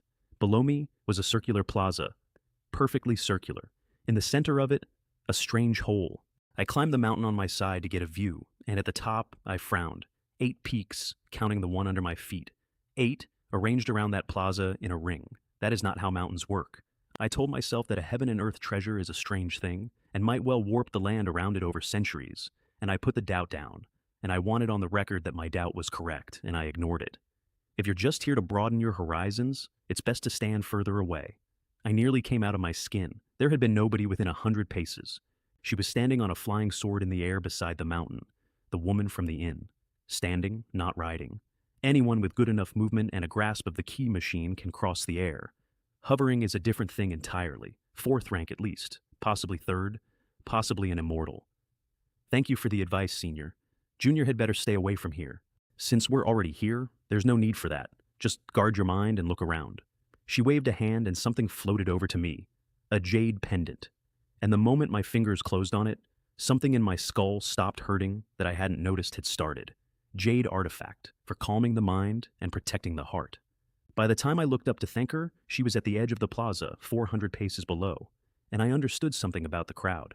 Only 4th rank and above had gone down there. The closer you get to that hole, the harder it pushes on your mind. That was why all the young people had stopped where they stopped. It wasn't discipline. They physically could not walk any further. I was further in than any of them. And it was only possible because I had spent months getting my skull stepped on by a sword manual every night. The pressure climbed as the light went. The plaza started to glow. The pressure went from a hand on the head to a thumb behind each eye. I held that pendant with both hands, and it still hurt. Down on the plaza, a ring of extremely powerful people stood with their faces lit up. A lot of them had been stuck at 1 rank for years. A heaven and earth treasure is the thing that gets you unstuck. And every single one of them was watching everybody else, because there are too many wolves and not enough meat. Then the ground shook. Boulders came off the peaks, cracks ran across the plaza. The heaven and earth treasure is about to be born. And out of the cracks came thorns. They came up everywhere at once, and they wrapped every man in that ring before anyone finished a breath. These were people whose bodies are copper and iron. Thorns should be a joke. They gathered themselves to leap clear, and nothing happened. I watched 50 of the strongest people I had ever seen reach for their own strength and come back empty. Every one of them, every bound where they stood, and every one of them punctured because at that moment, their skin was skin. They understood what had happened at exactly the same moment I did, and by then, it was a piece of information with no use at all. The treasure was the bait. Up on my mountain, the thorns were smaller. They wrapped my ankles and my legs, and I couldn't tear them, and when I reached for my 7th rank strength, there was nothing there to reach for. Even my movements had gone slow and stupid, like walking in a river. So I did the only thing I had left. I took a Grey Corrupt out of my head, an old, cheap, ordinary label I'd peeled off something rotten weeks earlier and never used, and I put it on the thorns around my legs. They withered, they went brown and crumbled, and I pulled my feet out of them. I want you to appreciate the situation. 50 masters of the 4th rank and above, and one 17-year-old with a bag of insults he'd taken off broken furniture. Then I tried to walk down the mountain and discovered the second half of the problem. Going up had been nothing. Coming down without any strength at all, on a mountain I had climbed as a martial artist, was the hardest physical thing I have ever done. It took 2 hours. I fell repeatedly. My knees opened up and both elbows went, and I had to stop and tear my own shirt into strips and bind everything. Because at that moment I was an ordinary man, and ordinary men bleed out. I sat at the bottom for a while, gasping, and my stomach started making noise, which was almost funny. My appetite had come down to match the body. I ate a piece of flatbread and drank water like a farmer. Then I walked out along the main road toward the plaza, past people, a lot of people, bound in thorns all the way out, and many of them had already gone unconscious from blood loss. I am not a saint. I could not have freed a fraction of them, and I did not know one single thing about any of their characters, and a man who frees 50 strangers in a place like that finds out very quickly what the 50 strangers are. I kept walking, and I have thought about that a number of times since. I did put a coat over my head first. If you save exactly one person out of a field of people, the field remembers you. The thorns near the plaza were 10 times thicker, and the spines on them were longer. The moon came up. I went through the ring looking for a light green robe. The bound ones played dead as I passed. Every single one of them. They thought I was whoever had done this, come back to finish it. I found her on the west side. The thorns had her completely. They had gone through the cloth in a dozen places, and she was hanging in them, with her lips gone gray, unconscious, and the blood on her had already dried to dark. I did not wake her. I took the sword and started cutting. Here's a thing worth knowing. Thorns like that cannot be pulled and cannot be broken, and they come apart perfectly well under an edge. My martial strength was gone. The precision was not. Precision lives in a different place. When I'd cut enough of them, I leaned in and said my name quietly. Her eyes opened immediately. She had been faking. Of course she had. If I had been anyone else, the moment my hands were close enough, she'd have done whatever she could still do to my throat. These are people who have survived the world for decades. They do not faint. I kept cutting and lifting the pieces off her carefully, and the wounds that had closed opened again, and she set her teeth and made no sound about it. And I noticed that she and I had the same policy on that. Half an incense stick later she was out, and bleeding, and I got her arm over my shoulders and we went. Behind us the field woke up. They had worked out that someone was cutting people loose. They started with promises. Generous rewards, anything I wanted. When I kept walking, they moved on to threats. The threats are what settled it for me. A man tied to the ground who threatens the only person who might free him has told you precisely who he'd be once he was free. We got about 6 miles before her face went from gray to worse, and her feet started dragging. I put her down at the roadside, tore more strips off my own clothes, and bound every wound I could reach. Then I gave her the water bag and a piece of flatbread. She looked at both of them for a second before she took them. And then, the most powerful person I had ever met sat on the ground in a foreign country and ate dry flatbread with the manners of a woman who has not eaten in 2 days. She finished it. It's not good flatbread. She finished it. We started walking again, and after a while she stopped hard. We can't go any further. We need to find a place in the dense forest and hide. I turned into the trees without asking why, and she told me as we went. If I'm not mistaken, we're trapped in the Juishen formation. Within this formation, even those who have entered the immortal realm will have all their power vanish. A higher law overwrites the world's law. Our cultivation and our physical skills are completely overshadowed and cannot be used at all. Juishen formation. As expected, the person who said it is guarding outside the formation. Upon noticing anyone approaching, he swings a sword from outside. Those still inside are surely doomed. So, walking out was suicide, which was why they'd left the road open. The best course of action right now is to hide and wait for it to fail. The forest was bad going. I had a sword in one hand and her arm over the other shoulder, and we found a place where several big trees had grown into a circle with a clearing in the middle, and we cut dry grass and spread it on the ground, and we both sat down. Neither of us should have slept in an unfamiliar forest. We both went out like candles. I woke up in full daylight, and I was hungrier than I have ever been in my life. She was already awake, sitting with her back against the trunk. She had pulled her knees up without noticing she'd done it. Yesterday that woman was standing on a sword in the air with the wind in her sleeves. Nobody prepares you for that. I don't think anyone survives that gracefully. I went through my bag and took out 2 pieces of flatbread and handed her one, along with the water. She looked up, hesitated, and took it. My items are all in the cosmic ring, and I can't open them from here. She said it quietly, and I heard the humiliation under it. A storage ring works on spatial law. Every law in here has been overwritten. Her entire wealth, her medicines, her clothes, everything, was 6 inches from her hand and might as well have been in another country. Whereas I was too poor to own a ring, so I had carried an actual bag, like a farmer. There is a lesson in that, and I have never worked out what it is. It's all right. I have plenty of flatbread, enough to last 2 or 3 days. Giving me this food might be a burden. Senior paid a full 50 taels for me. That amount of money could buy at least 1,000 baked cakes. I divided it up and ended up making a profit. She stopped arguing. Besides, I said, you gave me a jade pendant. Without that pendant, I wouldn't have survived until now. She didn't say anything to that either, and after a moment she started eating. How long will we have to wait in these mountains? That was the question I actually needed, because I had a calendar with a girl's legs on it. It's hard to say, but when outsiders want to come in, they will definitely close the formation. They probably plan to wait until everyone entangled has perished before entering. She frowned. To be on the safe side, we might wait a month. A month I could survive, barely. I just don't know whether we can make it to that day. She said that looking at the dirt, and it was the first genuinely defeated thing I ever heard out of her. Because without her cultivation, she was, in her own accounting, nothing but a weak woman in a forest.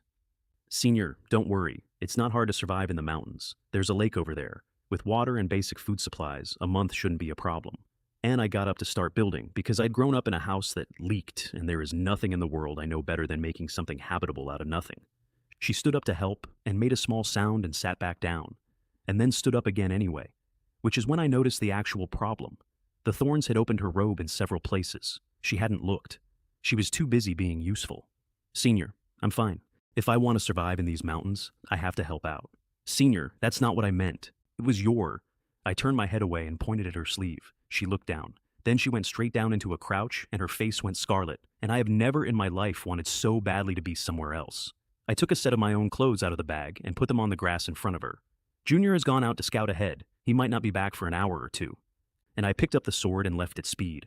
Later, she told me she sat there for a long time before she moved.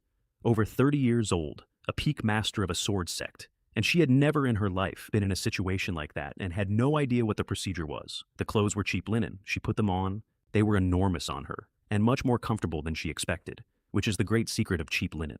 Meanwhile, I was a quarter mile away having an extremely serious conversation with myself about not being disgusting. I am 18 years old, and I have spent my entire life in a courtyard with a fish pond, and my mind kept going back to about 1 second of white, and I kept dragging it off, and this only makes it worse. People can control what they think about. Nobody has ever been able to control what they don't think about. Stop thinking. She is a senior. Don't overthink it. That worked approximately as well as you'd expect. I did also work while I was doing this, because I am capable of 2 things at once. I mapped the ground, memorized the landmarks, and looked for tracks. No large animals. That was interesting, and I didn't yet know why. Plenty of rabbits and birds, nothing bigger, nothing with weight to its prints. I found a fruit like a small hard pear, poisonous fruit. Extract, and I ate one on the spot. Juicy, slightly sharp, good. I filled the front of my shirt with them and called out from a long way off on the way back, so she'd have warning. She leaned out to answer, and I saw her work out why I'd shouted, and something in her face got easier. She'd rolled the linen sleeves. It hung off her. I looked twice and took a breath and looked at the ground. And then I put the fruit down and ate one in front of her before she could ask about the poison, which was an overreaction on my part and which she noticed. Because here's what was actually going on in her head, and she told me much later. Without her cultivation, she was not a match for me. If the boy in front of her decided to do something, there was nothing she could do about it, and she was injured, and she needed him to survive at all. Fortunately, she decided, this one seems to be of good character. That's what she was working with. That's the whole safety net she had. I built a fire, not with flint, there wasn't any. I sharpened a piece of dead wood with a sword and drilled it into a base with dry grass, and in late autumn, everything is dry enough that it goes up faster than you'd think. She sat there watching a boy make fire out of 2 sticks with something like alarm. Then I whittled planks and built a hut against the trunks of the trees, which took 2 hours and left me wheezing like an old man, because without martial strength, that is genuinely a day's work. I looked at it when it was up, a dilapidated house, extract, The gaps closed, the roof stopped being a suggestion. She looked at it and said nothing at all, and I could see her deciding not to ask. 2 days later, I found out where the big animals had gone. Half a mile out, more thorns, and a bear in them. It had been dead a while, and the thorns weren't just holding it. They had gone into it the way a vine goes into a wall, and they were taking the meat off it. That's what happened to every large creature in this forest. I cut the thorns apart, skinned what I needed, and carried back meat and hide. Spoiled raw meat, extract, and it was meat. I got the fire going, and had it roasting by the time she came back from her own scouting, empty-handed, with a face like a scolded child. She'd gone out to contribute and found nothing. It's okay, Senior. I'm confident I can support both of us. I handed her the bear. She'd refused breakfast that morning because she felt she hadn't earned it. She was starving. She smelled cooked meat and lasted about 4 seconds. While we ate, I told her about the bear and the thorns feeding on it, and she stopped chewing. I think I understand this situation now. And she put it together for me, and it is the single most elegant piece of villainy I have ever encountered. She had assumed the heaven and earth treasure was a lie, invented to lure powerful people into a trap. She was wrong. It's better than that. The Julian formation is enormously powerful, and it takes a long time to activate, which is its weakness. Any master worth the name sees those light fluctuations start and is over the horizon in a heartbeat, because everybody knows what a formation looks like when it wakes up. So, whoever built this waited for a heaven and earth treasure that was genuinely about to be born in that exact place, and let the news run for 7 years. Because when the ground shakes and the light comes and the pressure builds, and you have been told for 7 years that a treasure is being born here, you don't run. You lean in. The formation's activation and the treasure's birth look exactly the same. He hid a trap inside a real event. If nothing unexpected happens, she said, then the thorns are the heaven and earth treasure, the heart-shattering vine. Ancient texts mention that it bears a fruit that can strengthen the body's foundation and bring about a complete transformation. The trap was the treasure. The treasure was the bait. The bait was real. I don't know who is so ruthless. If it weren't for this formation, this vine wouldn't have hurt so many people. Then she gave me the last piece. If nothing unexpected happens, it should be the former royal family of the Qianyang Kingdom. They are extremely skilled in formation Dao. Furthermore, they have always harbored ill will towards the Great Wei, and deliberately spread the news in the Great Wei in order to weaken it. A country that lost its land to mine 300 years ago, quietly killing my country's masters 50 at a time, and clearing the field for its own harvest, and charging us 50 taels a night for the beds. I have to respect it. That is a plan with patience in it. But right now, she said, maybe we'll get our hands on the heaven and earth treasure. And we both sat there with bare fat on our fingers and started laughing.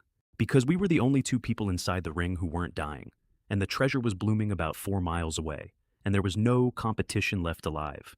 Then I noticed her back was bleeding through the linen. She reached around, found blood on her fingers, and went very still. She had to ask me to do it. I watched her have to decide to ask, and then ask. I tore a strip and bound it, and did not look at anything I didn't have to, and neither of us said one word during the whole thing. After that, she couldn't do heavy work until it scabbed, so for the next stretch I hunted and she rested, and she hated it. She sat in that hut every day feeling useless with her jaw set. So she started teaching me. That's what she had. It's the only thing she could put on the table, and she put all of it there. Medicinal pills, formations, magical artifacts, the famous schools of the age, and what each one does, and specifically how you beat each one. What a chess cultivator does to your footing, what a musician does to your ears, what a scholar does with his mouth, what to watch, what to break first, what never to try. Things instructors don't know. Things you only get from 30 years of walking around this continent with a sword. And then, one evening, she did the thing that changed my life more than the technique in the graveyard. She sat down with a twig and drew my whole road in the dirt. The 6th rank needs this. The 5th rank needs that. This is the wall between them, and this is why people die on it, and here is what you do about it, in order. Nobody had ever given me a plan before. I had been climbing in the dark with my hands. I don't know how to deal with anything above the 3rd rank, she said, but for now, you can follow the method I've described exactly. I filled a notebook. I have that notebook still. And I'll admit that a certain amount of the time I was watching her draw in the dirt instead of watching the dirt. She caught me at it once and tapped me on the head with the twig. Listen to the lecture, which is fair. When she teaches, she comes alive in a completely different way. The aloofness goes. She leans forward. Her hands move. It took 4 days to get through the basics, and I would have taken 40. By the end of it, the awkwardness had gone out of the hut. At the start, if the back of my hand brushed hers, we'd both jump. Later, it just happened. When her back had closed up, we decided to go and look at the vine. The mountain path was steep, and we ended up holding on to each other for the bad sections, hauling each other up, which is normal and which I want to state clearly, except that when we came down onto the flat, neither of us let go. We walked a long way on the main road like that. And then, at some point, we separated, awkwardly, and then talked about the weather with enormous energy for about 10 minutes. Along the way, we passed the field. Nobody had gotten out. All of them dead now, and the vines still feeding. The plaza was gone. The thorns had crushed and split it into sections, and in the center the main trunk had come up like a great cylindrical thing, and at the top of it there was a pale yellow flower. "We were absolutely right," she said. "These thorns are the heart-shattering vine. In a few more days the flower will wither and bear fruit." Nobody outside dared come in. Nobody inside was left. So we waited. We had food. I had stocked the hut with dried fish and dried meat and fruit. It got colder, and I took the animal hides I'd been collecting and lashed them to the outside of our clothes with vine, and made us 2 fur coats, which made us both look enormous. Fairy Hua Jing, peak master, immortal in waiting, in a bear rug tied on with garden creeper. I could not keep my face straight the first time, and she turned her head away and refused to look at me for an hour. That's when I found out her name, incidentally. We had been living in a hut for 10 days. My name is Hua Jing. Do you know your name? My name is Mo Shi. We were both honest about it. Neither of us should have been. What brings you to this Qianyang kingdom? Surely it's not for the heaven and earth treasure. I just came here looking for an advanced cultivation technique. I never expected to get trapped. Advanced cultivation technique? Didn't you have a master? The sect should provide these. I wanted to join a sect, but no one wanted me. She looked at me for a moment and then found the thing she could give. The cultivation technique is passed down by the sect, and I cannot pass it on to outsiders. But I have some moves that I created myself. If you don't mind, I will teach them all to you. All of them, her own creations to a boy she met 11 days ago. Then, at night, in the dark, with the charcoal at the door going out, she asked how old I was. Almost 20. That's a lie. I heard myself say it, and had no idea why I'd said it, and then I did know why, and hated that I knew. How much difference? A little over 2 years. So you're not even 18 yet, the same age as my disciple. She tried to keep it level. She didn't manage it. There was something else in her voice at the end. Because in the Great Wei, a large age gap between a man and a woman is a subject people write essays about.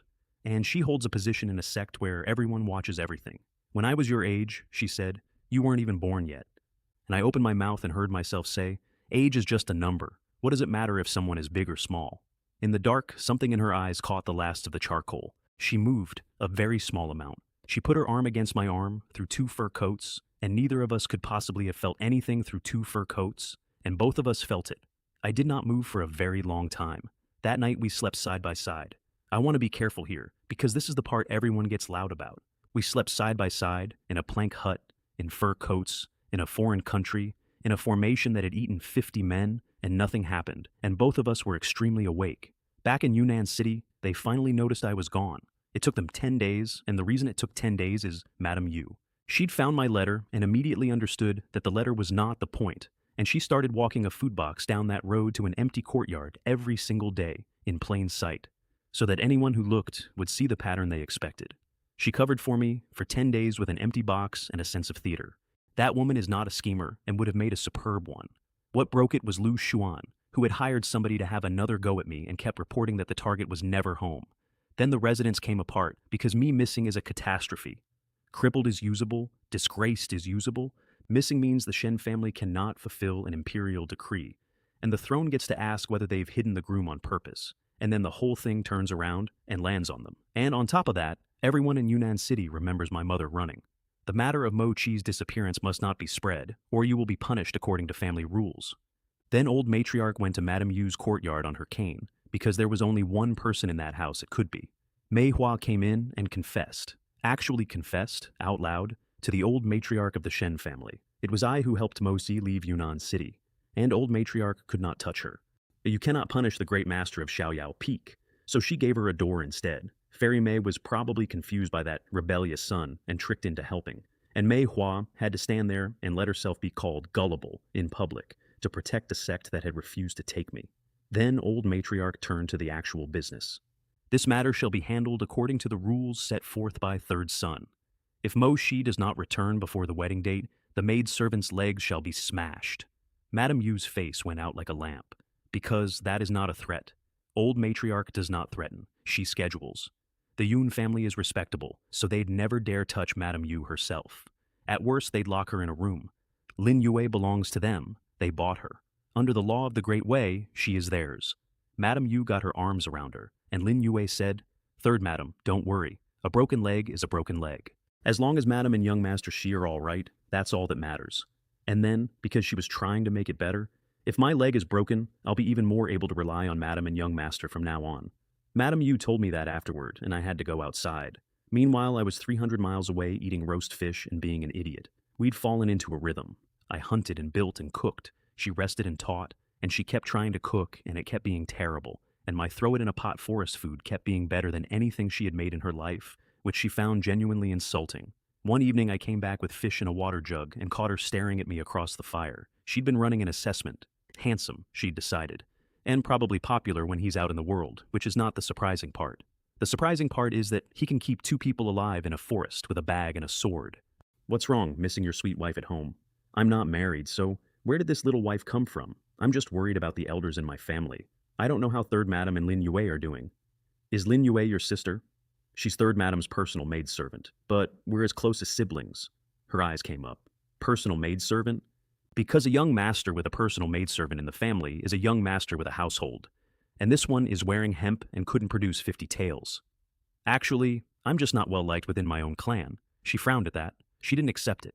Why is it not well received? These past few days I've been teaching you. Beyond martial arts, your comprehension is very high. With a little guidance, you'll definitely rise to the ranks of the strong. Surely the clan doesn't look down on a junior with such potential. The reasons are somewhat complicated, and the clan certainly doesn't lack juniors like me. She let it go, and then she made a joke, and the joke went badly. What do those elders want you to do?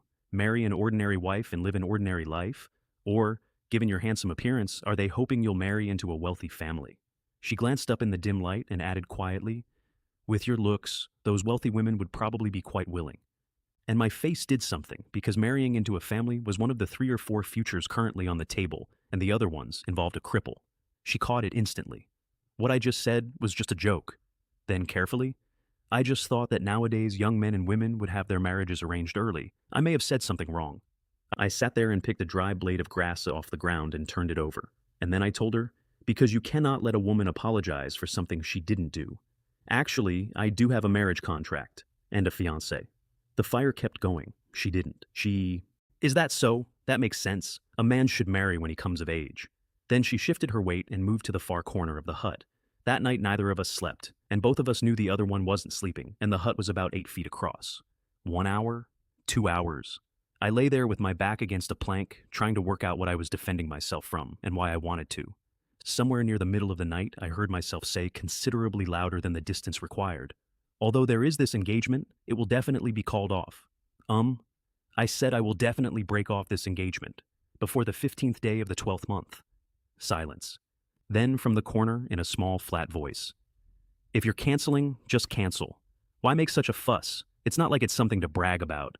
I have replayed that sentence many times, and I am certain of my reading of it, which is that she was delighted and said the opposite as loudly as she could manage. Then, after a pause, since you want to break off this engagement, why don't I introduce my disciple to you? My disciple's martial arts talent is considered outstanding even in the Great Wei, and about half a year younger than you, which is perfect. I did not think about it at all. No, I prefer more mature women and don't want to marry someone younger than me. She did not answer that. I lay in the dark grinning at a plank ceiling like a lunatic. Snow came a few days later. I woke up and the roof was white, and when I came out, she was in front of the hut wrapped in fur, building a snowman. She got about half of it done before she noticed me, and then she stopped and went pink and stood up straight, because a peak master of Xiaoyao Peak does not build snowmen. I walked over and started on the head. The snow came down light and slow, the way it does when there's no wind, and after a while there was a thin layer of it on both of us. Snowflakes fall all over my head, I said. Does that count as white hair? I said it half to myself. She heard it. We both looked up. Then we both looked down, and the world rippled. The snow around us stopped falling straight. Space folded, and something bright and wrong came out of it, and we grabbed each other and got back to back, and it lasted a few dozen breaths and stopped. Hua Jing's face changed. The Juexian formation has become invalid. She raised her hand, and there was a ring on it, and out of the ring came a longsword. In 3 days at most, it will completely lose its effect. I have now recovered my strength as a 7th grade martial artist. 7th rank, off a base of 4th rank peak. In 3 days, she'd have everything. Then we can finally leave this place. And the two of us stood there in the snow, next to half a snowman being visibly, obviously, not as happy as we should have been. She opened her ring and put her own robe back on. light blue, gauze at the waist. Fairy Hua Jing came back into the forest, like something stepping out of the sky. I looked, remembered myself, and looked away. I want to tell you what actually happened in that moment, because it was not romantic, it was awful. Her power came back, and with it came her rank, her position, her sect, her seniority, and her 30 years, and every one of those things stood up between us and dusted itself off. For a month, there had been 2 people in a hut. Now, there was a peak master and a boy. She stayed in the hut that night anyway. Neither of us slept or spoke. 4 days later, we went back to the plaza and the fruit was ripe. You could smell it from a distance, sweet. Nothing like medicine. The fruits of strengthening the foundation and nourishing the vital energy. Orange. I had never seen orange before. Gray, white, blue, purple. And now this, faintly glowing like it had light inside the letters. I went in with the sword up, because this vine had eaten 50 men.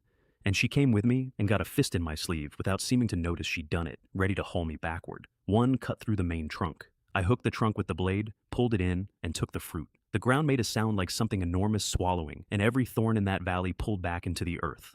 Walk! She had my hand, and we were 40 paces out before either of us looked back, and by then, it was over. The vine was folding itself away. It wasn't attacking anything. We stood there with our hearts going. All that planning, 7 years of rumor, a formation that ate an entire generation of masters, an old royal house patiently poisoning a rival country, and the fruit went into a bag belonging to a boy from a leaky courtyard. Back at the hut, I put it down on the dry grass, and the whole place filled up with the smell of it. Can we each have half?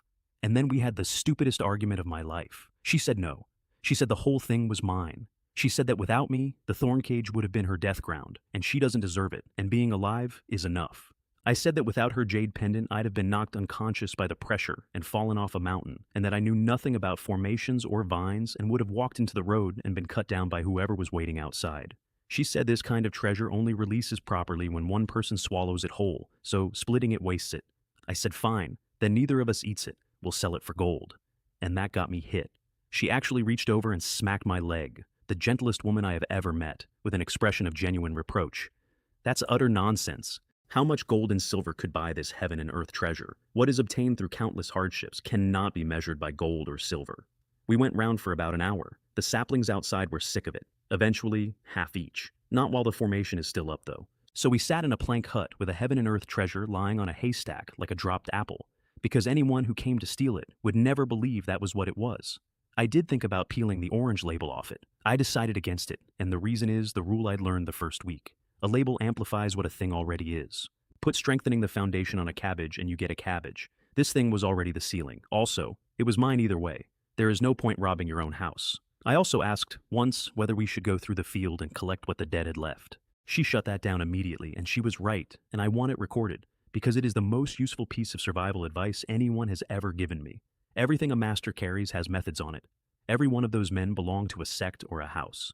If you take their belongings and someone recognizes a single item, you are not a scavenger, you are the murderer, and you will have earned a war for a bag of trinkets. 3 days later, the world rippled again, and the law came back. We may have to leave. The people who set the formation will soon be entering this forest. She flicked her sword out flat, put a hand on my arm, and we went up. I want to tell you that I was thinking about strategy. I was thinking about the fact that I was flying, and that this was the first time, and that I would probably never get to do it again. Her hands were much colder than they had been. She set us down as the sky started going gray, and neither of us had said anything for a long time, and both of us knew exactly what was about to happen. I took the fruit out first. We'll each take half. You shall take it here, and I will become your protector. Which is, of course, an excuse, and both of us knew it was an excuse, and it bought us the morning. I cut it open and the smell came out, and I ate my half in a few gulps, because that seemed to be the way. Sweet all the way down. And then it turned. There is no gentle way through marrow cleansing. Every part of me was being taken out and scrubbed and put back. It only lasted a quarter of an hour, which is short, and afterward I was so comfortable that I nearly went to sleep on the spot, and I could feel one clean step to the 6th rank waiting for me like a stare in the dark.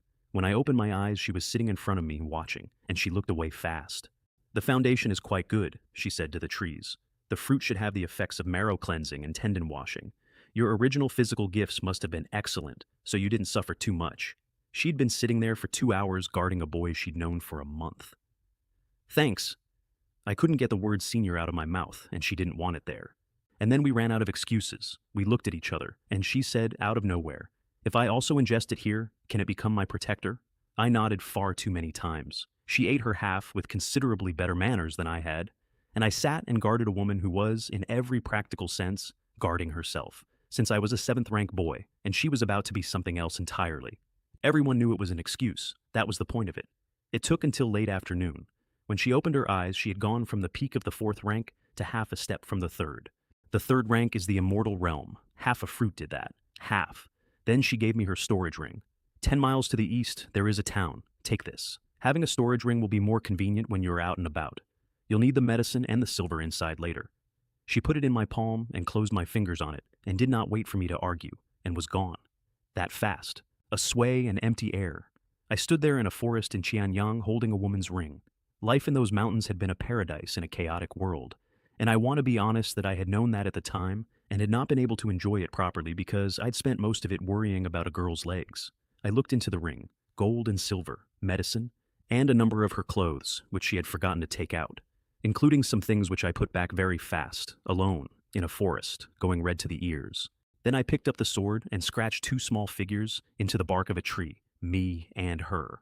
My drawing is genuinely bad. They were two stick people with round heads standing next to each other, a keepsake, because we were probably never going to meet again, and there needed to be something.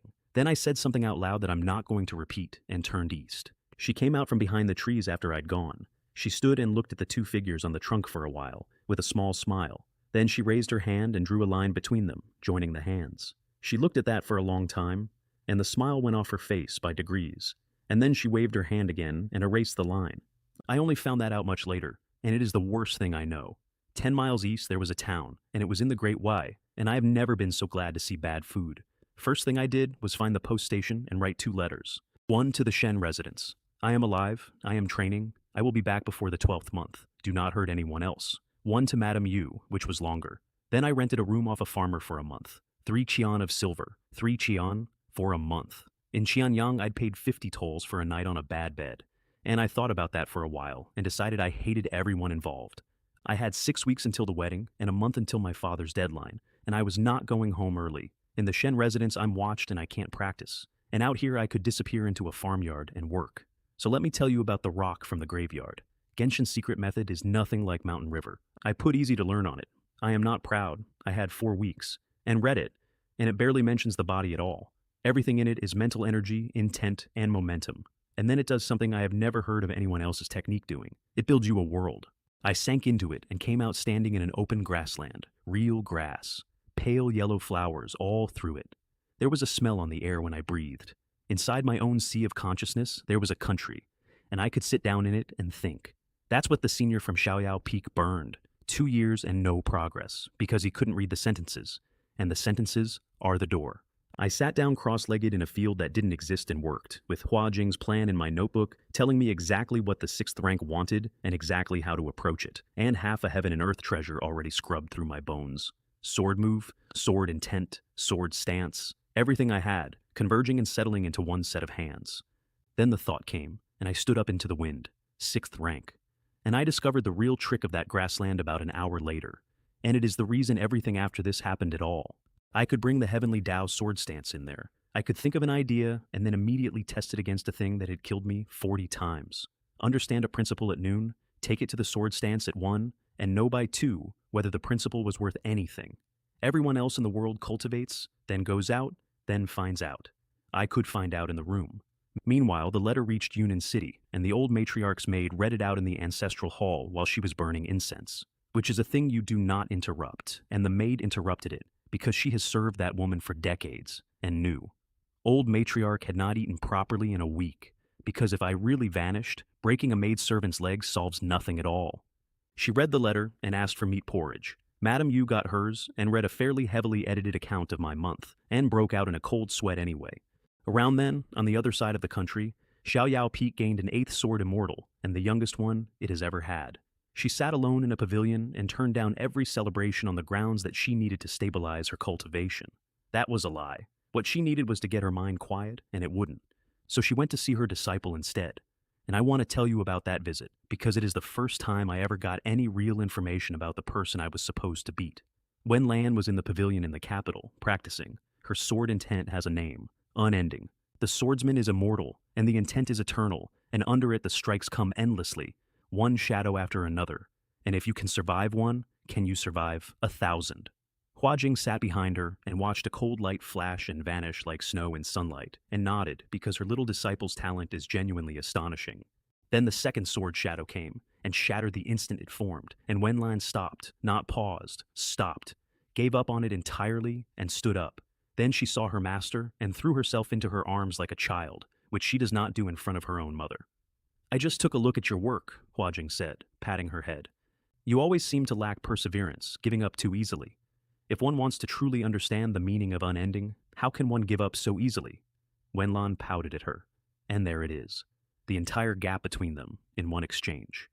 The finest sword talent of a generation, who has never once had to sit with a thing that didn't come to her in 3 days. They also talked that afternoon about me. Wenlan explained the price the throne wants for undoing the decree, and it's the first time I heard the number. The old duke must attend court in the capital for 2 years. 2 years. And another general holds the eastern garrison in the meantime. And even if the new man can't take the army, 2 years is enough time to plant people all through it. And when Mo Song comes back, it will look the same and answer differently. That's the bill. That's what the Shen family would have to pay to spare me. That child is also the Shen family's grandson, Hua Jing said, frowning. How could they be so heartless as to let him break his leg? The Shen family has raised him for so many years, Wenlan said, so it's only right that he should give back. And Brother Lu Chen stated that if he becomes disabled, the family will take care of him for life. Her master's brows went further down. Who would willingly be disabled and need care? Master, you're oversimplifying things. This is already the smallest price to pay in the power struggle within the court. The smallest price. And Hua Jing, who did not know that the boy in the mountains and the boy in the story were the same person, sat there thinking about someone else entirely and wondered when she'd see him again. At the farmhouse, I finished my month. 6th rank changes everything. The 5 senses go up again, and control, and every technique I owned came up a level with them. Setting, sun sword, art. Ethereal sword intent.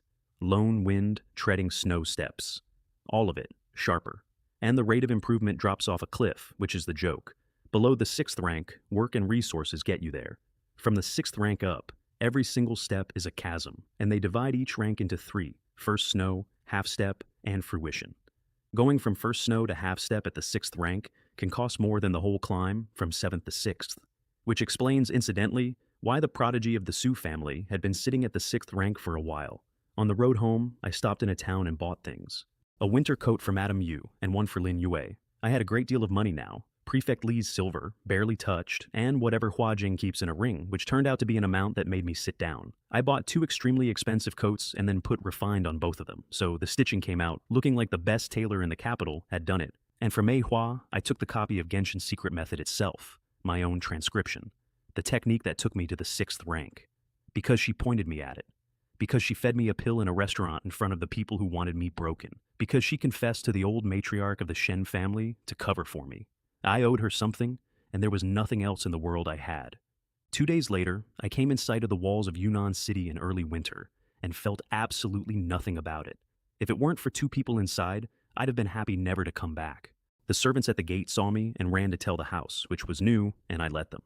Lu Xiang was waiting about 30 paces in. He'd had a month. He had been drilling that fist every day since the courtroom, and by then he could crack the air with it. He'd been standing near that gate for a while. He shouted and put everything he had into my chest. It landed. Behind him, the assembled younger generation of the Shen family stared, because they had expected me to dodge, and I had not bothered. Then Lu Xiang made a sound. His hand was deformed, not bruised. The shape of it had changed. Every bone in it had gone. He said afterward that it was like punching a rock, which is not accurate, because a rock would have given him more. I brushed the dust off my clothes and kept walking. Behind me, the recalculation. He should have at least an 8th grade strength by now. I think it's more than that. He spanked Lu Xuan's backside, so he must have been 8th rank back then. Now, it's probably the 8th rank peak. 8th rank peak. Apart from Lu Chen and Lu Xuan, that's the strongest thing in this family. They spent an afternoon deciding to be polite to me, and I let every one of them believe it, because I was 2 full ranks past that, and a card face down is worth double. Then I did the correct thing, which is what I always do, and went to pay my respects to the old matriarch first. She was napping and made me wait. Of course she did. So I went to Madame Yu's courtyard. She was sitting outside with a string of wooden beads in her hands. That's what she'd had. For a month, that was the entire set of tools available to her.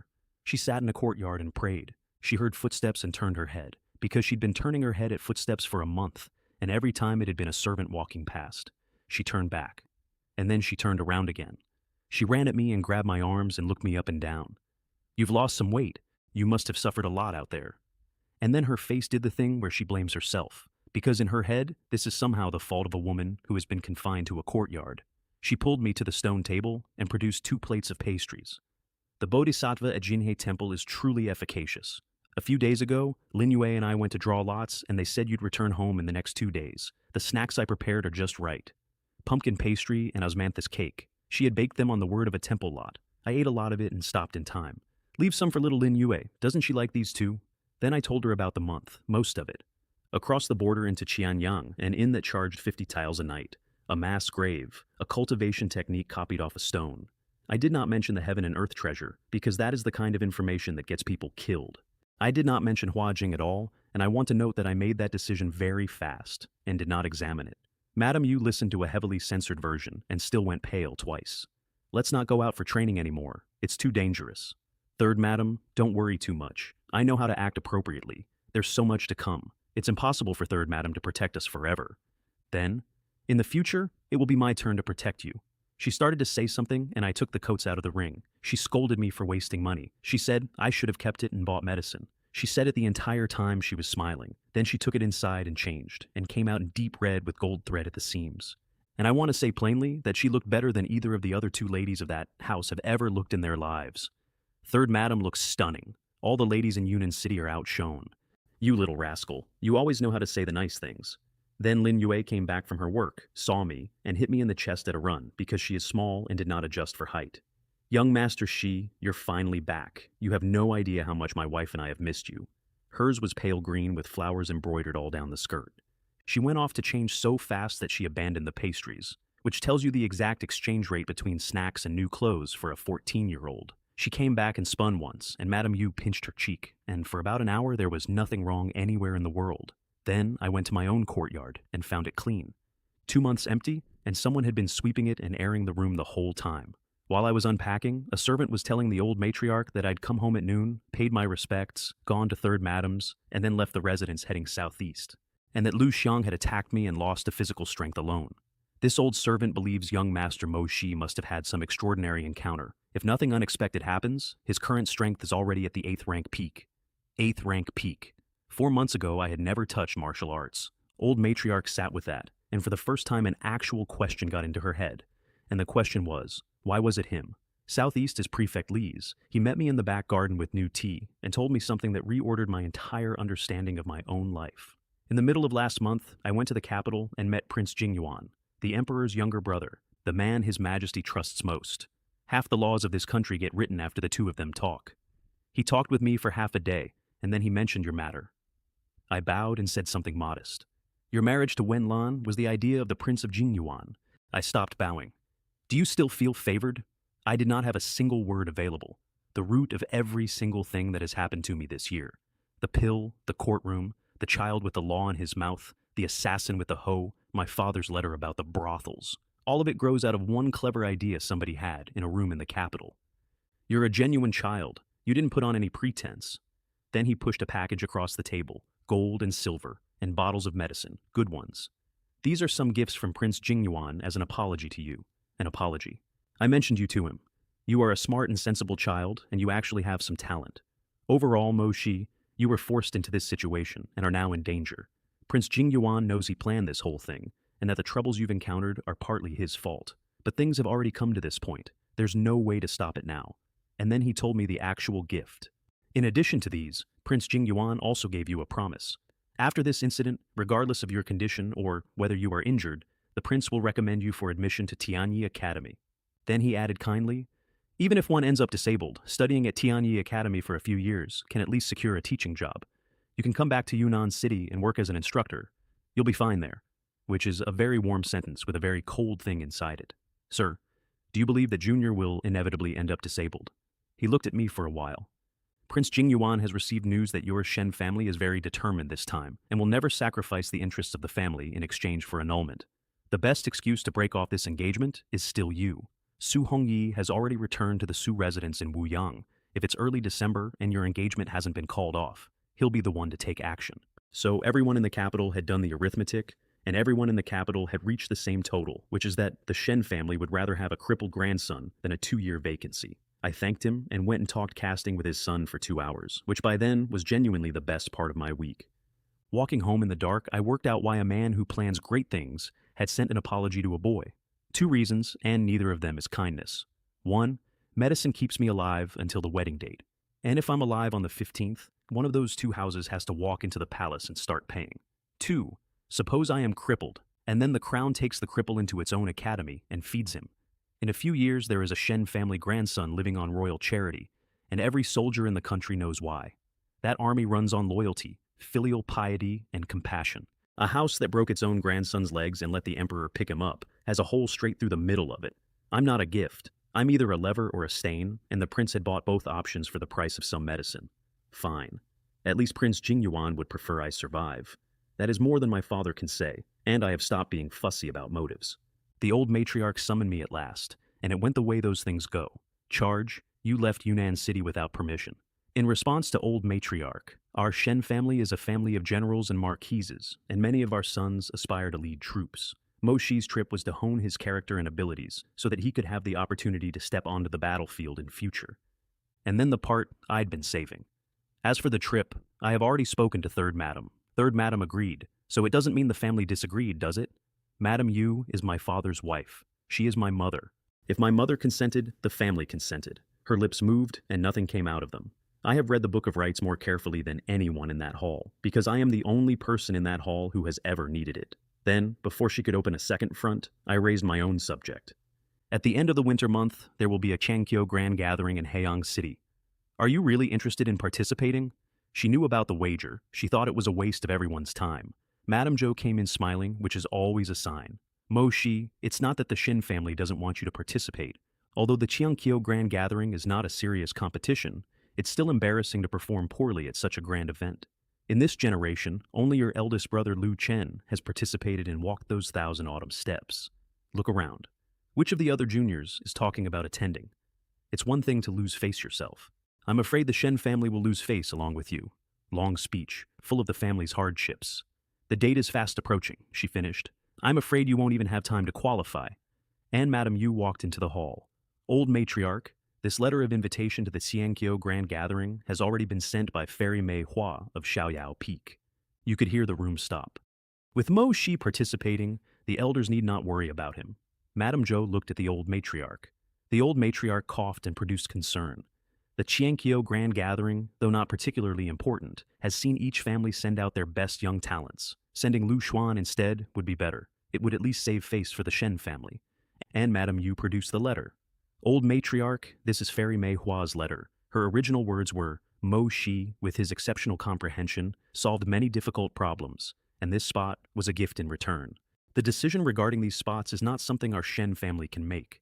Mei Hua had sent me an invitation to the most watched gathering of young talent in the country in her own hand, with my name on it and a reason attached, and had phrased it so that the Shen family could not reassign it without publicly insulting Xiaoyao Peak. She did that from 300 miles away without being asked. Old matriarch had nothing.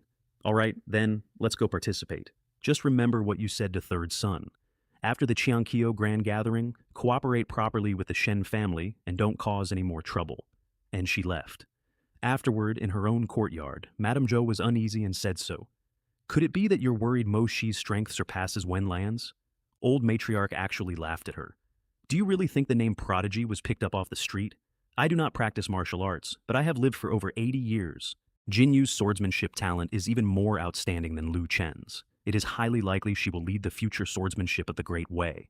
She entered Xiaoyao Peak and cut the Siam River in 2 with a single stroke. What are you worried about? Old matriarch, have you heard that Mo Shi has already reached the 8th rank? I know about it. Those below the 6th rank are all in the mortal realm. At his age, to only reach the 8th rank, his future is likely limited. And Madame Zhou, who is not clever but who is a mother and therefore counts things, said the one sentence in that entire conversation that was worth anything. However, Mo Shi has only been practicing martial arts for about 4 months. This rate of improvement is far beyond what even little Schwanner can match. Old matriarch's brows came down. She sat there and remembered the letter. Exceptional comprehension. Solved many difficult problems. And here is the moment. This is the actual hinge of the entire year, and it lasted about 4 seconds. A member of her family had shown remarkable potential. As the head of that household, that is the best news she could possibly receive. But she has disliked me since I was small, and she had spent 6 months making it explicit that I was to be sacrificed, and I had refused, and I had argued with her in front of servants, and I had gotten close to Prefect Li. So she looked at a talented grandson and saw a debt she could not pay and a witness she could not silence. How about this? We'll send another expert in secret. Although it's highly unlikely Wenlan will fall behind, it's best to prevent unforeseen circumstances. She thought it was superfluous. She sent him anyway. That night, alone, I did the same arithmetic from the other side of the wall. If I actually beat Wenlan, will the Shen family protect me, or will they finish me? Any normal house protects you. A talent is worth more than a grudge. But my relationship with the top of that family has never been close, and there is a gap in it now that neither side can cross, and they already have Lu Chen. So the more I show, the more frightened they get. And frightened people with 400,000 men do not become generous, which settled it. Whatever happens at Heiyang, I am not coming back into that house as a son. I am coming back as something they have to negotiate with. 3 days before we left, Madame Yu brought Lin Yue to my courtyard and announced she was coming with me. Her reasoning was that stepping the 1,000 autumns wrings young people out, and somebody has to look after me afterward. And she'd seen it once as a girl when she went with her brother. Lin Yue nearly came apart with joy. She had never been anywhere. Then Madame Yu sent her off to pack and sat me down. Xiaoxi, you are a very smart and sensible child, but in a large family, it's always the sensible child who gets wronged. She was holding my hand. Wenlan was able to obtain the name Prodigy, so her talent and strength are beyond what ordinary people can surpass. It's not that Third Madam doesn't believe in you, it's just that surpassing her is many times harder than you imagine. Then she told me the real plan, and it is the best plan anyone made all year. You will attend the Qiangqiu Grand Gathering. If you lose to the prodigy of the Su family, don't return to the residence. Find a quiet place, hide away, and live a peaceful life. I opened my mouth, and she kept going. I know you're worried about Lin Yue because your father threatened her. That's why you came home on a set date last time. But this time, it's different. You're taking Lin Yue with you to Heiyang City, and when you pass through Anyang City, you will leave her with my elder brother at the Yun family. I sat there and understood what she'd done. The Shen family's entire hold on me is one 14-year-old girl they happen to own. Take her out of the residence, put her inside her mother's family, 3 cities away, and the hold is gone. And she had arranged for the handover to happen on a journey they had themselves authorized. Xiaoxi, you must listen to me this time. She looked away. With the wedding date approaching, the Shen and Su families have resorted to various means. She didn't finish that sentence. I said yes because it was the correct plan and because arguing would have cost her another week of sleep. We loaded a carriage and left at the appointed hour, and behind us, at a polite distance, rode the experts that the old matriarch had arranged, following a boy, a maid, and 2 boxes of luggage all the way to Heiyang City. Anyang City is small. Lin Yue had never seen a city that wasn't ours and held onto my sleeve the entire way through it, and I bought her every single thing on that street that could be eaten. Yun residence is on the southeast side. I handed over Madame Yu's letter, and a middle-aged man came out at a stride with his arms open. You must be Xiaoxi. It's been so many years you've all grown up. That's Yu Jin, my uncle on the side of the family I'm not related to. I bowed and apologized for the trouble, and he said, What are you saying? We're all family. Come in quickly. And then I walked into a house where the servants doing odd jobs were smiling. I want to describe the difference because it is not about money. Our residence is larger and better decorated, and there is a hand on your throat in every corridor. In Yun residence, people talked at normal volume. No wonder a woman like Madame Yu came out of it. He carried our luggage himself. He fed us a dozen plates of pastries at 3 in the afternoon. And then, without being asked, he said the thing I had come for. The things my sister asked me to do, leave to maternal uncle. Little Lin Yue will stay with me. I guarantee she'll have a better life here than in the Shen family. As for you, Xiaoxi, after the Qiangqiu Grand Gathering, I'll find a way to send you somewhere remote. Life might be a little tough, but the Shen family will definitely not find you. I bowed to him properly for that. Lin Yue was safe from that afternoon on, and everything my father had over me went with it. Then I noticed the smell in the house. Maternal uncle, there are quite a few medicinal herbs stored here. I always feel I'm surrounded by the fragrance of herbs. Didn't your sister mention this? Our Yun family is originally a medicine refining family. It's just that our medicine making skills aren't particularly good. He gave an awkward little laugh and told me the whole business. The Yun family makes strength recovery pills and blood replenishing pills. Low grade. The kind ordinary martial artists don't look at twice, and the kind that soldiers get handed by the barrel during training. They sell an enormous volume at almost no margin. If the Yun family didn't grow their own herbs, they'd be losing money on every barrel. That is how the Shen family met Madame Yu, incidentally, through pill contracts with the army. Everyone knows you make money from high-quality pills, he said, but how many families can actually refine them? The formulas are extremely rare. Our family has one, but it's incomplete, and we haven't been able to complete it in many years. Something in my chest sat up. Maternal uncle, may I have a look at this formula? He smiled and took me and Lin Yue to the pill room, and the deeper in we went, the stronger the smell got. And on the way he warned me kindly. When maternal uncle was young, he was very arrogant and thought he could understand it. My younger sister spent half a month on it, and in the end probably didn't understand a single sentence. Past the door, a big room. Yun family alchemists working through a batch of nothing valuable. And at the very back, a wall, small characters engraved covering it. Every junior member of the Yun family should hope to fully understand the meaning of this formula, he said. In the end, without exception, they all end up the same way. I looked at it. The pill formula is riddled with errors. Not incomplete, not weathered, riddled with errors. Somebody had written that formula wrong on purpose, or copied a sabotaged version. And the Yun family had spent generations of their best minds trying to comprehend a thing that had been designed to be incomprehensible. Every alchemist who came at that wall failed because the wall is a lie. The old alchemists in that room came over to warn me off, one at a time, gently, with their own stories. One of them had stood in front of it for a solid month and stopped recognizing the characters. Maternal uncle. May I stay here to meditate for one night? After a night of trying to figure it out, I'll stop touching it. He agreed, reluctantly, because people get obsessed with that wall and it eats them. Lin Yue insisted on staying too. She lasted about 2 hours, propping her own eyelids open with her fingers, and then went out like a snuffed lamp, and I moved her onto the bedding and put a blanket over her. Then I copied the entire wall onto paper. Half an hour, and my hand hurt. I looked at my own copy. The pill formula is riddled with errors. The lie had copied across, which meant it was in the words, not the stone. Extract. And the errors came out of it like grit out of a wound. 4 characters came up on my copy. Heluo elixir formula. I read it and understood approximately 1 sentence in 5 because I know nothing whatsoever about alchemy. So I put a purple easy to understand on it and the whole thing unfolded. Proportions, heat, timing, every step of the condensation. I want to be clear that I did not do this to become an alchemist. I did it because Madame Yu treated me like her own child, in a house where that cost her money and dignity every single time. And this was the first thing in 17 years that I had been able to put on the table. In the morning, I gave it to Yu Jin as some reflections from last night. He read 2 sentences and left the room without moving.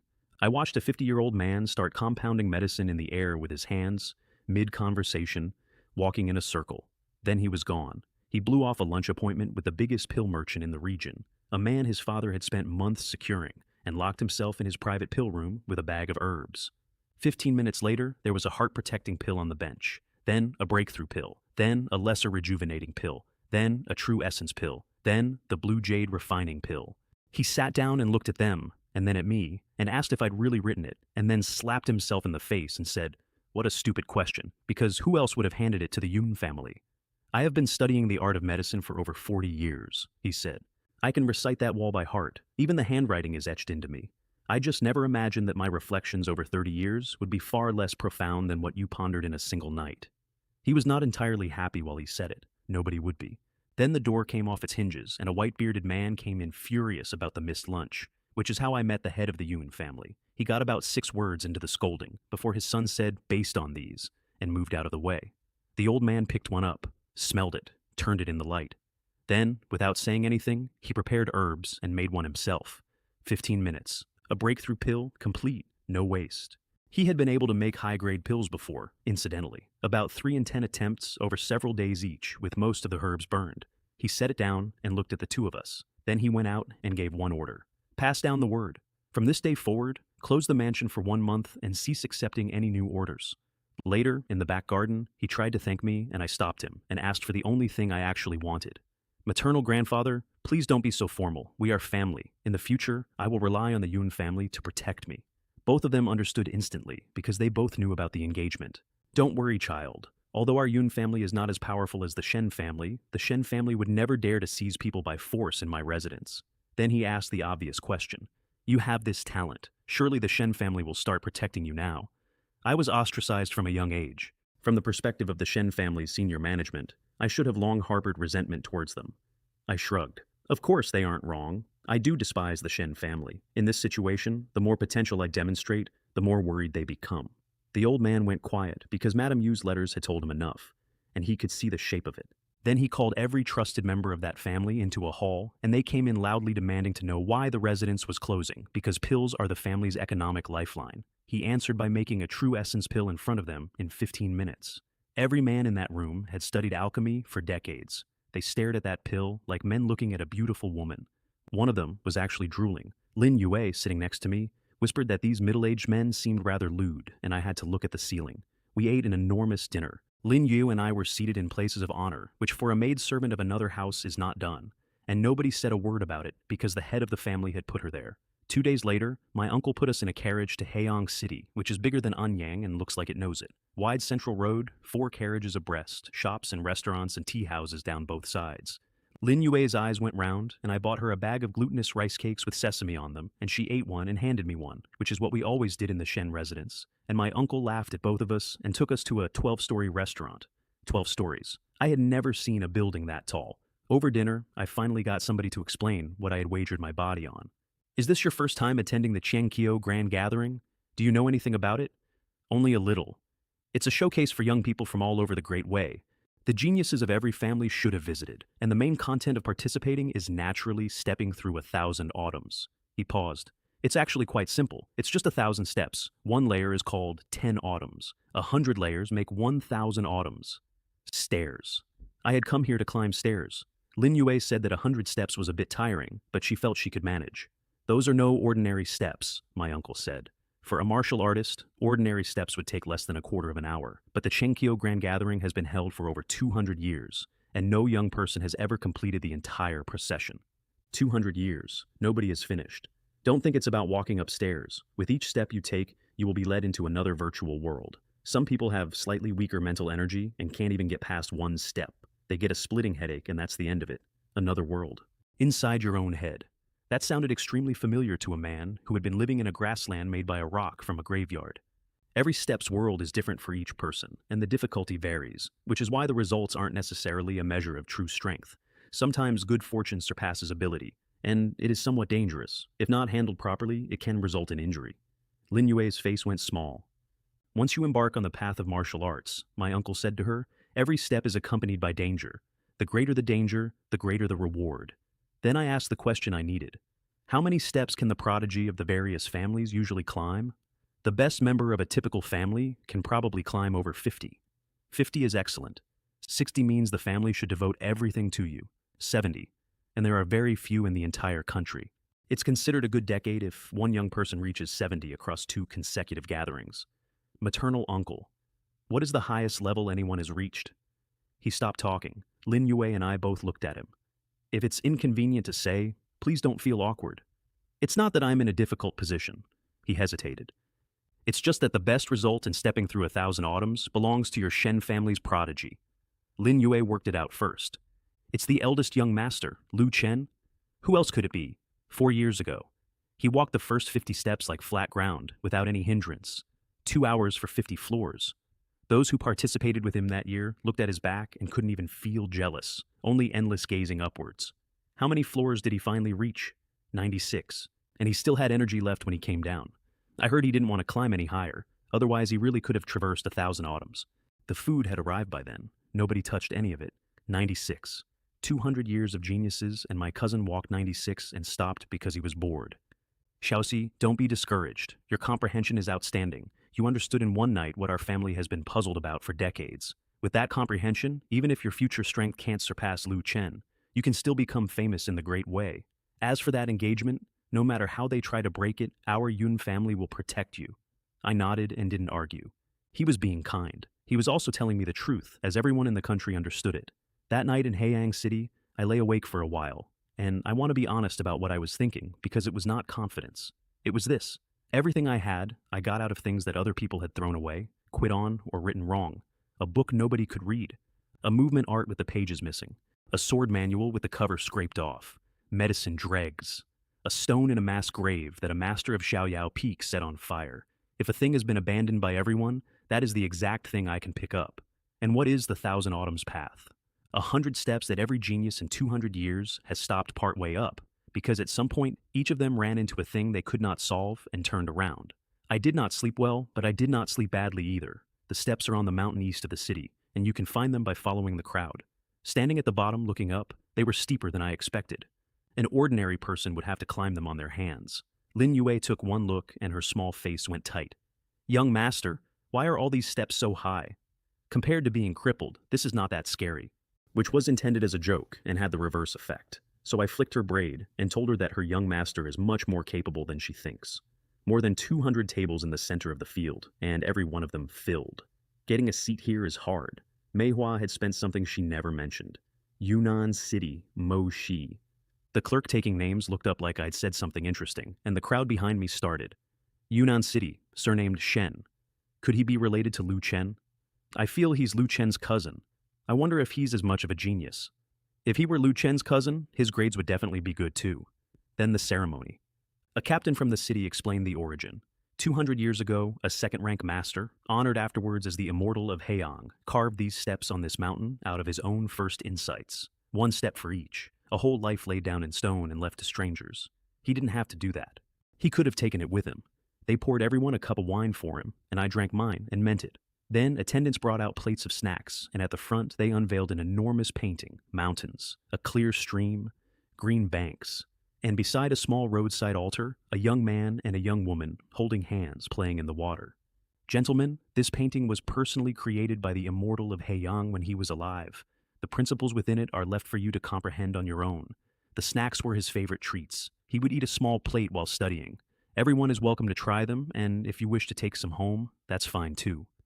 2 hours to contemplate the painting. I ate one of each snack. They were crisp on the outside, with something soft and sweet on the surface, and genuinely excellent. There was a lot left over.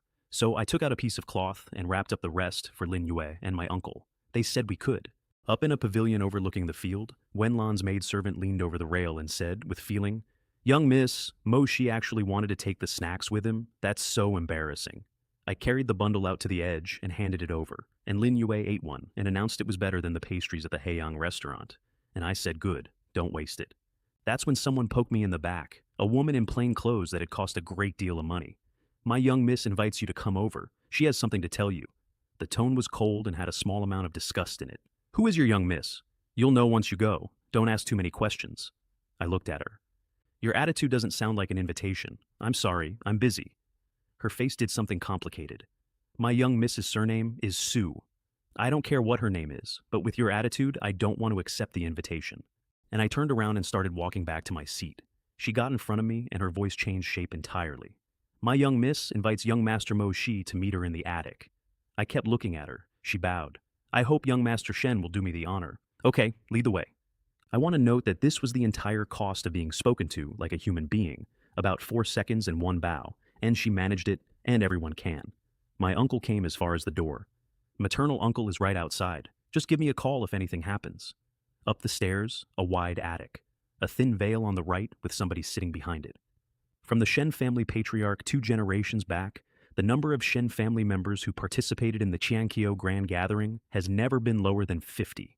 Stepping through 1,000 autumns after noon. You should abstain. Cool, level, at a distance. I'd been in the room 4 seconds. If that's all you wanted to say, then you're wasting your time. The royal family's marriage of you and me is nothing short of a conspiracy against the Shen and Su families. Can't you see that? So, to break this conspiracy, I must be the one to sacrifice myself? Silence behind the veil. Why is it me who has to sacrifice? Why can't it be you? Why can't it be Lu Chen? Then I answered it for her. It's all because I'm easy to bully and because I'm not favored in the Shen family. I had expected the prodigy of the Su family to bring me something, an argument I hadn't heard, a piece of the board I couldn't see. She brought the same speech my grandmother makes. Then she stood up and pulled the curtain back. And I'll be honest with you, because I have been honest about everything else. She is the most beautiful woman in the Great Wei, and the rumors are not exaggerated. Pale blue immortal robe, immortal air, a face that people have written poems about. And I looked at her and felt nothing at all, except a stronger version of what I'd walked in with. You really think you can beat me? Then let's give it a try. While luck plays a part in stepping through 1,000 autumns, ultimately, in the face of absolute strength, even the best luck cannot prevail. I said nothing, which did something to her. Brother Lu Chen is right. You really don't know how to be grateful. The Shen family has raised you for so many years, and it is your turn to repay the family. Ungrateful. There it is again. The word travels between these houses like a coin. I know very well who has been kind to me, I said. Those who have been kind to me all hope that I will protect them and prevent them from ending up crippled or disgraced. Then I said the thing I had been carrying around for 6 months. Many despicable people, who have never helped you and have even suppressed and framed you, still expect you to be grateful and make sacrifices for them.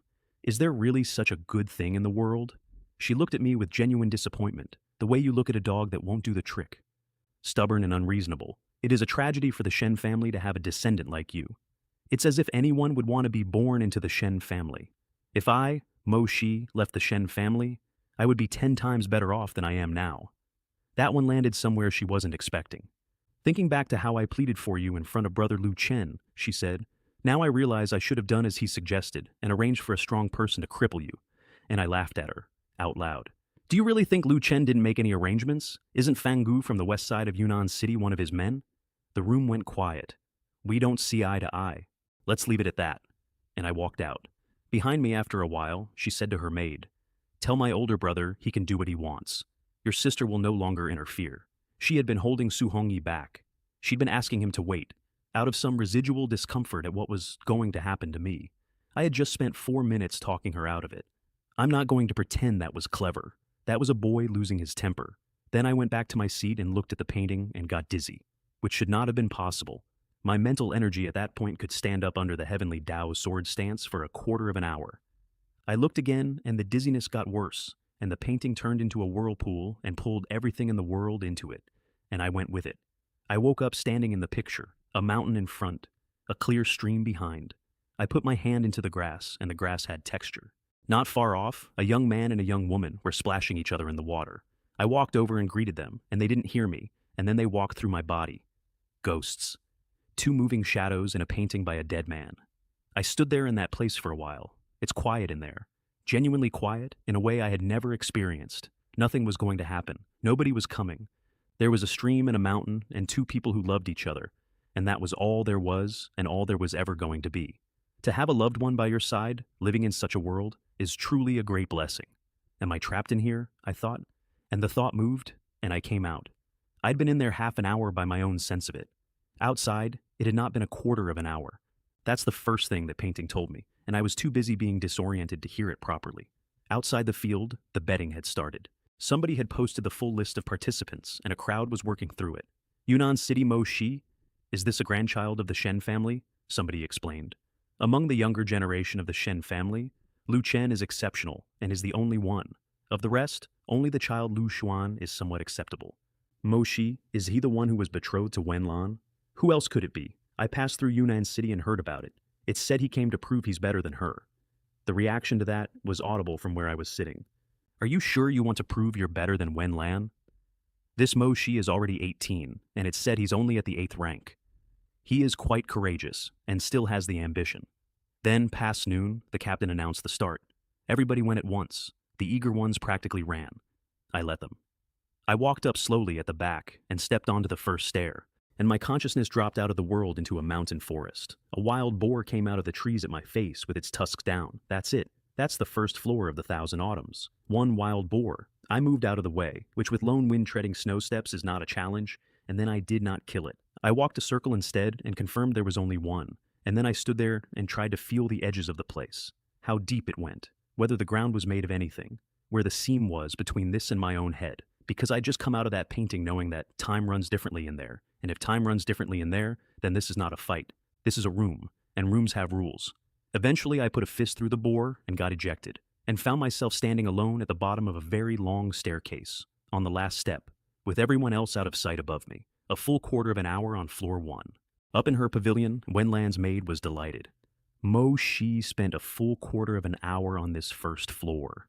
That's really terrible. With such results, he probably won't even make it to the 10th floor. To share the same surname as Brother Lu Chen is an insult to Brother Lu Chen. I don't know where he gets his confidence. Wenlan watched, shook her head slightly, and felt embarrassed to be associated with my name. In the crowd below, a short man with a mustache picked up a sound transmission artifact. Old matriarch, please rest assured. Mo Shi took a quarter of an hour to walk up the first step. With such strength, he can only reach the 10th step at most. In Yunnan City, in the garden, my grandmother picked up her tea. How long did it take Yoer to get through the first floor back then? Madame Zhou smiled and said she couldn't remember, and only recalled that Yahur had walked through 10 floors in under a quarter of an hour, and that the steps after that had taken him a few breaths each. She wasn't boasting. That's what happened. I stood at the bottom of the mountain, last, with the whole field of the Great Wei's young talent somewhere above me, and the crowd finding it hilarious. And I stepped onto the second stair, because I had just worked something out about the first one. Second floor. A tiger came out of the trees. I dodged it, and then I ignored it, and I stood in that forest and paid attention to the forest instead. Another quarter of an hour. The crowd found this even funnier. Third floor. And there it was. The steps are not a test of strength. The enemy inside is a distraction. The steps are a test of your state of mind, and inside them, time runs on your own focus. Every man on that staircase was fighting a boar. The boar is the noise. The room is the lesson. Once I had that, the time I needed collapsed. Fourth floor, fifth. On the fifth floor, I sat in that world for what felt like an entire hour, and came out to find that under half an hour had passed outside. That is what the immortal of Heian carved into a mountain and left for strangers. A single thought can last 1,000 years. A lifetime can be a moment. That's the whole thing, and it's free. And 200 years of geniuses have run up those stairs punching wild animals. After that, I started climbing. 6th, 7th, 8th. Still slower than everyone. Still the last man on the mountain.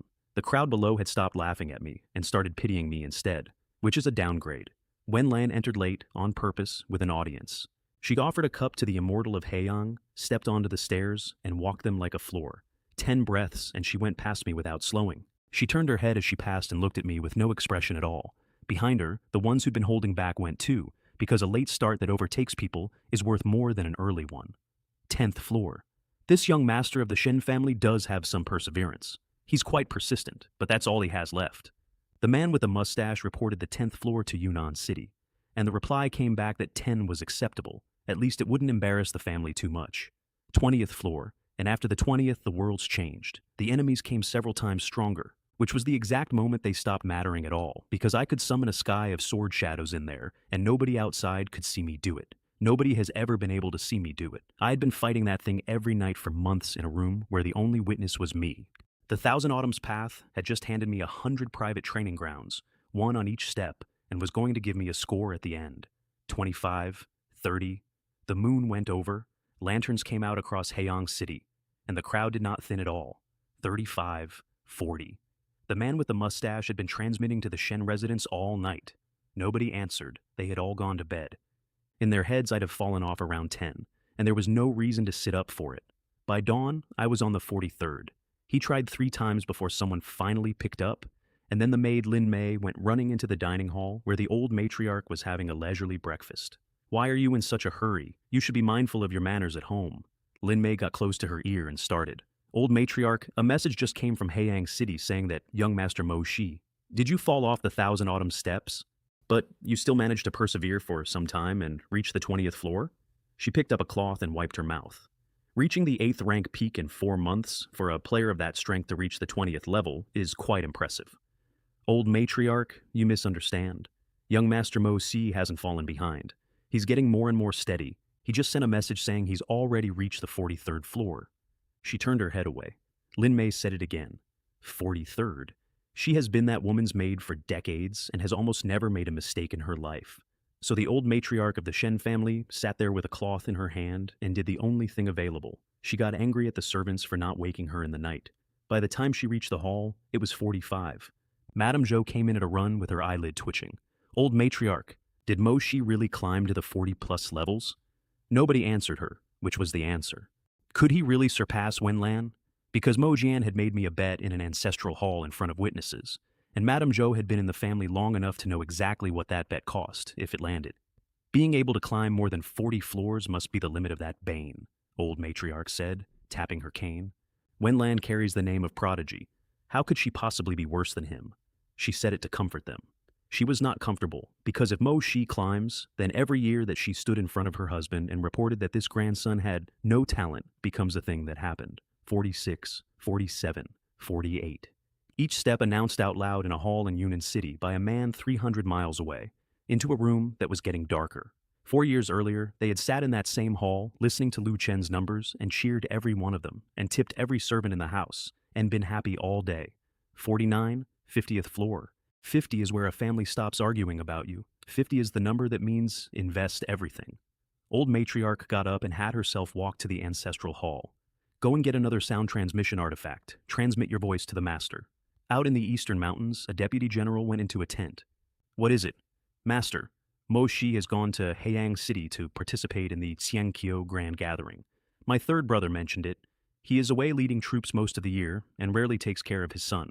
And the arranged marriage also required him to make sacrifices for the Shen family. Participating is a way of making amends. Furthermore, this can serve to extinguish his illusions and make him understand the gap between himself and the other geniuses. Afterwards, let him obediently cancel the engagement. Perfect. Every word of that is a man who has never once considered the possibility.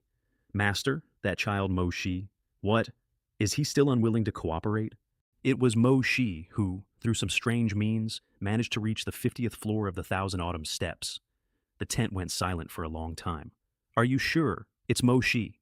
She tried it. She actually tried it. She suggested that I had swallowed some kind of pill and used a strange method, and pointed out that I had been at the Yun family, and the Yun family are alchemists.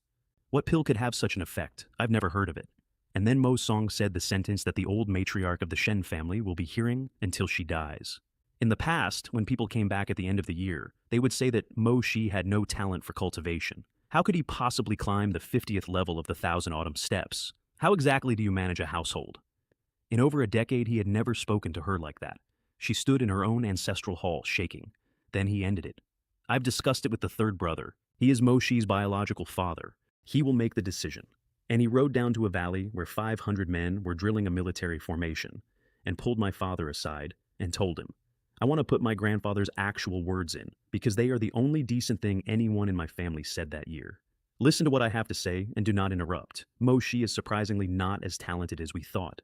On the contrary, he has been hiding his true abilities all along. Your son went up 50 steps. Among their generation, aside from Lu Chen and Lu Xuan, Mo Shi should be the one with the most outstanding talent. And then, as your father, I respect your opinion. The engagement will definitely be called off, but I agree that you must protect Mo Shi. It's just a matter of returning to the capital to see the emperor and requesting the decree be withdrawn. There it is. That's the door. The head of the Shen family on his own, having heard one number, said, protect him and pay the bill. And my father shook his head repeatedly. In that case, all of our Shen family's plans over the past 10 years will be wasted. 2 years at court. A new general in the eastern garrison. That's the price, and my father knew it to the coin.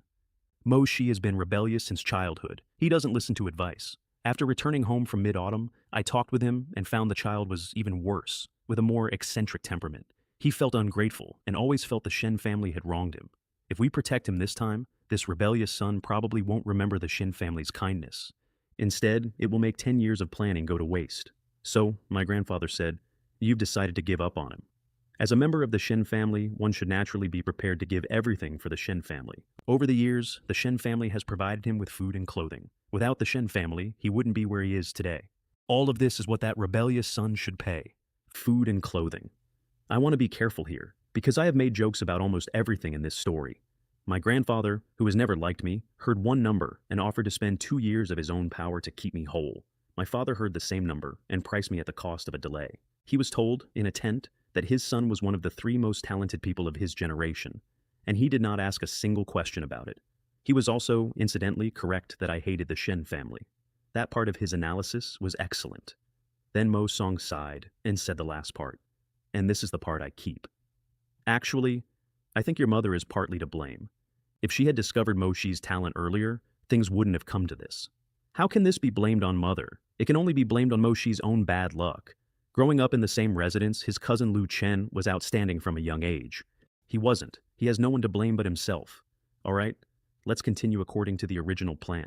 Meanwhile, I was on the 53rd step, and the rules had changed. After 50, it stops being a test of strength. Dozens of figures come at you at once, and every strike is aimed at something that kills. And if you leave any of them with breath in them, they come back at your spine. There is no mercy available in there. You are being measured on whether you have the killing intent to finish it, which meant a sky full of the heavenly Tao sword stance over and over for hours. The scenes in there got bad. I came out of the 53rd with the smell of blood in my nose, which is not possible, because none of it was real. 54, 55. And then the enemies started smiling. They greeted me. They came toward me with their hands open. And they were exactly the same thing wearing a different face. and I did the same thing to them. And I want to be honest that by the 57th floor, I had stopped feeling much about it. 58, 59. And on one of those floors, and I genuinely do not know which, the enemies stopped ending. I killed and they came. Divine sword breaks through the universe. Flying sword fills the sky. A sky full of blades, and the field kept filling up. And the ground in there was a field of bodies with rivers running through it, and I could not see anything else. And my whole mind was slaughter. Everything went still, except one small ticking sound. That's the trap of the 50s. It isn't the fighting, it's that you get good at it, and then you cannot stop, and you stand in there forever cutting things down, and you never come out, and your body sits on a staircase in Haiyang City with its eyes open. I have thought about the fact that I nearly stayed in there, and I have thought about who pulled me out, and it wasn't me being strong. It was that somewhere under all of it I could still hear a woman saying, "Though the world is dark, I hope you will always be pure." Every sword shadow around me went out at once. I came back to myself with my hands shaking, and looked up and found I was standing on the 59th floor. In a tower on the far side of the field, several extremely well-dressed men had been watching. Mo Shi of the Shen family has awakened from his murderous daze. 15 minutes. He seems to be a step behind his cousin Lu Chen. It's not bad, though. The Shen family is truly fortunate to have another young genius. And the middle-aged man beside him bowed slightly and said, with a small smile, "Young master, you are mistaken. The relationship between Mo Shi and the Shen family may not be that close." A pause. "Perhaps we can recruit Mo Shi to our side." I did not know those people existed. I still don't know all of who they were. 60. And the 60 block is a comprehension test. I stepped into a world with nothing in it. No enemies at all. I stood there braced for 20 minutes before I found a stone carving standing in the emptiness with a cultivation technique on it, and the characters unreadable, books with slightly blurred handwriting. I stood in front of the 60th floor of the Thousand Autumn Steps, in a world made by a second-rank immortal to test the comprehension of the finest young minds in the Great Wei, and I peeled the blur off it like a label off a jar. Out. 61, 62. At the bottom of the mountain, my uncle was nodding.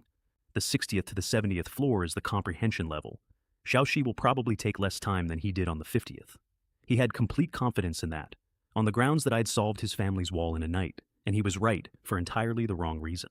7 people left on the mountain. In under an hour, I passed 4 of them, 3 ahead of me, and the one 3 steps up was Wen Lan, 70. The 70 block is one word, will.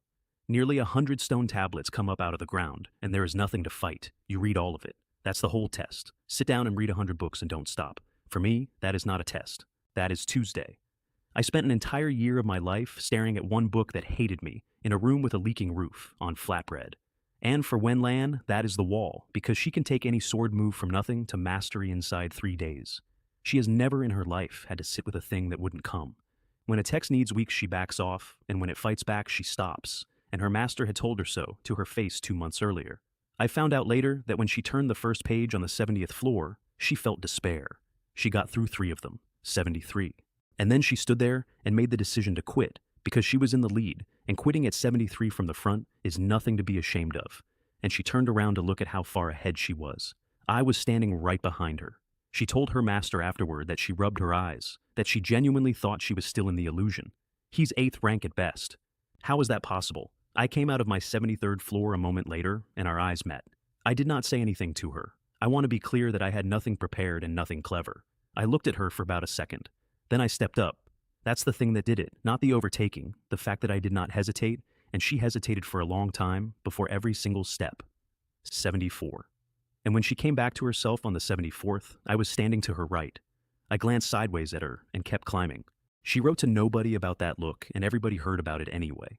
Outside, the crowd was inventing an entire second story, because a lot of people knew about the engagement, and what they were watching was a boy who spent a quarter of an hour on step 1, climbing past the prodigy of the Su family.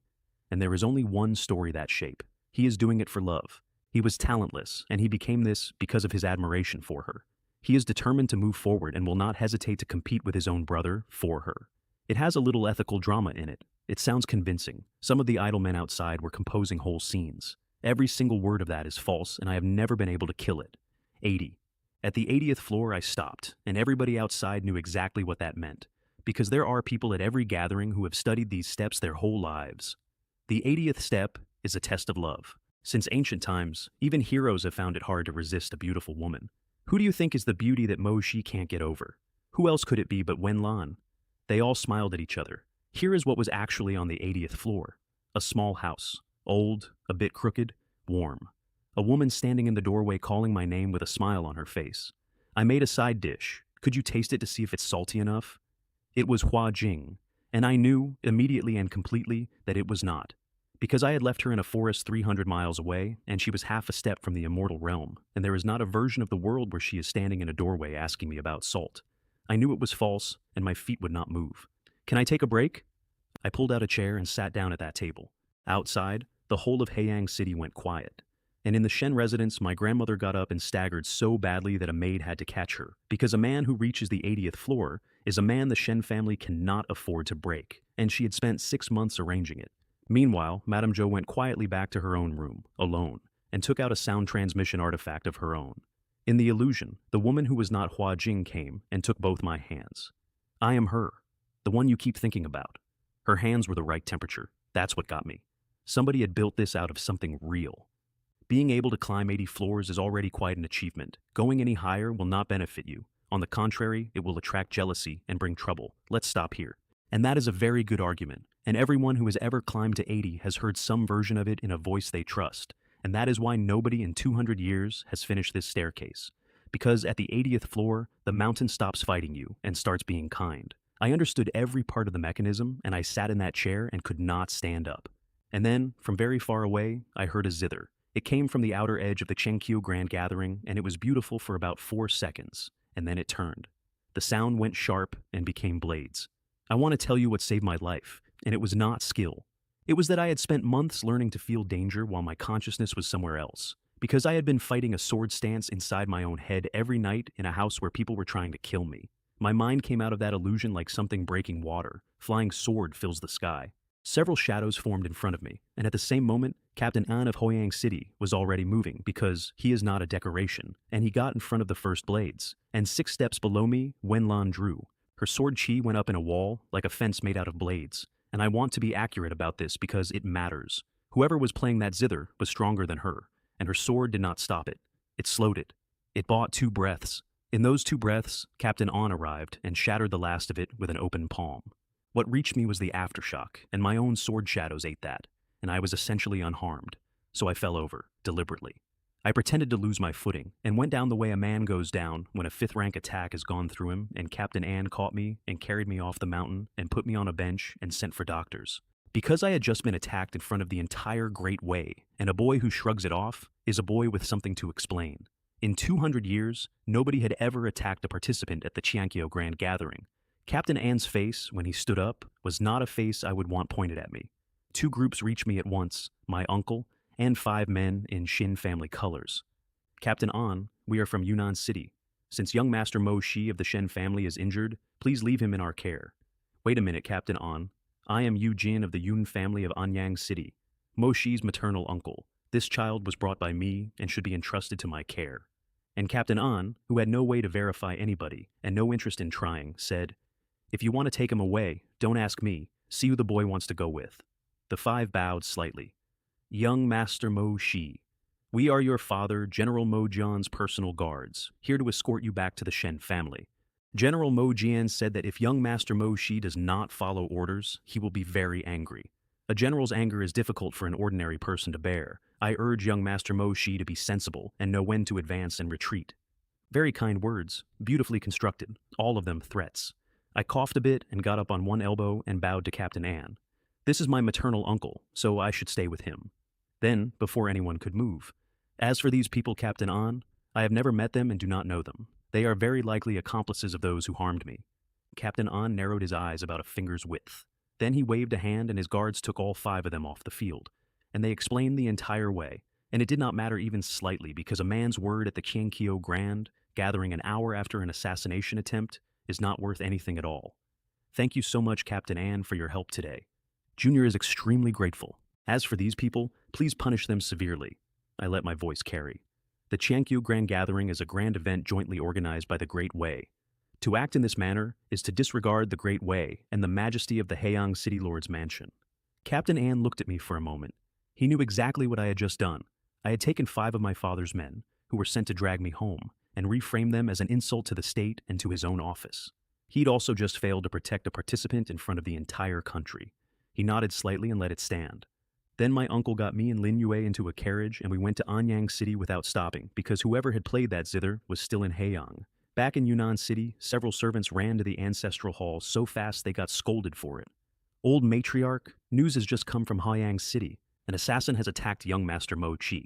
Have you caught the assassin? They say the assassin is very strong. He can manifest his music through his playing. Young Master Mo Chi almost got into trouble. Music made solid. The old matriarch of the Shen family narrowed her old eyes and did the arithmetic.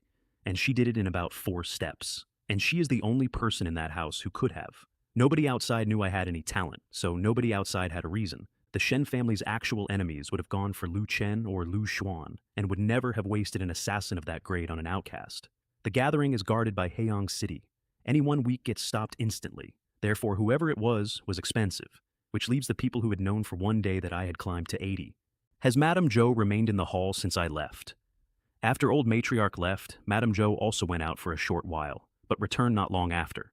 She waved everyone out of the room. Then the head of the family came through the artifact, impatient. You can arrange everything regarding Mo Shi's affairs. There's no need to inform me of everything. My lord, this matter is rather complicated, and I cannot make the decision on my own. A pause. That kid Mo Shi didn't just reach the 50th floor, he reached the 80th. 80 floors? Even a man who has commanded 400,000 men for 40 years said it out loud. And she tried, one more time, to make it my fault. That rebellious son concealed his true strength while he was in the residence. He was always on guard against us. It's the only thing she had left, and it is technically accurate, and she will never once ask herself why. Mo Song sat in a tent for a while, and then he said, "Let's not harm him for now, take him back to the manor, we'll discuss it when I return." And then she told him about the assassin, and who she believed had sent one, and that killed it. Because if the first branch will hire a killer for a boy at a public festival on day 1, then bringing that boy home and raising him means a war inside the house, forever, over Lu Chen's inheritance. So, he rode down to the valley one more time and asked his third son one more time and got the same answer with more words on it, and this time he agreed. Proceed as planned, annul the engagement. Mo Shi pays. And then, and this is the part I want you to have, my grandfather comforted my father. He told him he was still young. He said he knew it was hard to let go of what happened years ago. He suggested my father have another child with his wife and raise that one properly, so it wouldn't turn out rebellious like Mo Shi. And if he didn't like his current wife, he could divorce her, or remarry, or take a concubine, and the family would fund all of it. Any dowry he wanted. 2 men sat in a tent and agreed that the person who had sacrificed most for the Shen family that year was my father, not the boy in the courtyard, not the woman they were discussing divorcing, the one who had done nothing at all. My uncle examined me in a side room at the Yun residence with Lin Yue hovering and blaming herself for the whole gathering. Steady pulse, abundant blood. No sign of mental depletion. Xiaoxi's injuries were actually very minor, just superficial wounds. He said it and then looked at me for a second too long because a 5th-rank assassin had put a blade of sound through Captain Anne's guard, and the aftershock alone should have put me in bed for a month. Mountain River had built the body. Half a heaven and earth treasure had scrubbed it. I was harder than anyone at the gathering knew. Then Madame Yu came down the corridor at a run, and my uncle stopped her at the door and said the sentence that started the strangest hour of her life. Xiaoxi is perfectly fine. There's not a single sign of injury on him. He's even better off than me. She got as far as the hall and started explaining. Xiaoxi made an agreement with his father. If he lost to Wenlan at the gathering, he would cooperate. And as his mother, she did not intend to honor one word of it and would protect him whatever happened. Then why is the agreement not honored? My uncle said. Didn't you agree that if Xiaoxi beat Wenlan, she bears the consequences? Xiaoxi reached the 80th floor. Wenlan only reached the 74th. This is clearly a victory. Madame Yu sat down. 80 floors? What 80 floors? Lin Yue tugged her sleeve. Madam, young Master Shi ascended 80,000 autumn steps. Despite the assassin, young Master Shi remains number 1. Little sister, my uncle said, you've lived with Mo Shi for so many years. You know nothing about this child's talent. She told him the truth, which is that 4 months ago I could not do bone tempering without a sect feeding me a pill, and that 8th rank in that time already seemed like a miracle, and that beating the prodigy of the Su family was not something she could make her mouth say. So my uncle picked up his tea and asked casually, "So, Xiaoxi's understanding of the formula on the wall of our pill room wasn't at your instruction, little sister?" "Formula? What formula?" He took her to the high-grade pill room. She stood in the doorway and read the names off the trays out loud, one after another, in the voice of a woman from a medicine family who has not been in a pill room for 20 years and still knows exactly what she is looking at. Breakthrough pill, lesser rejuvenation pill, true essence pill, blue jade refining pill.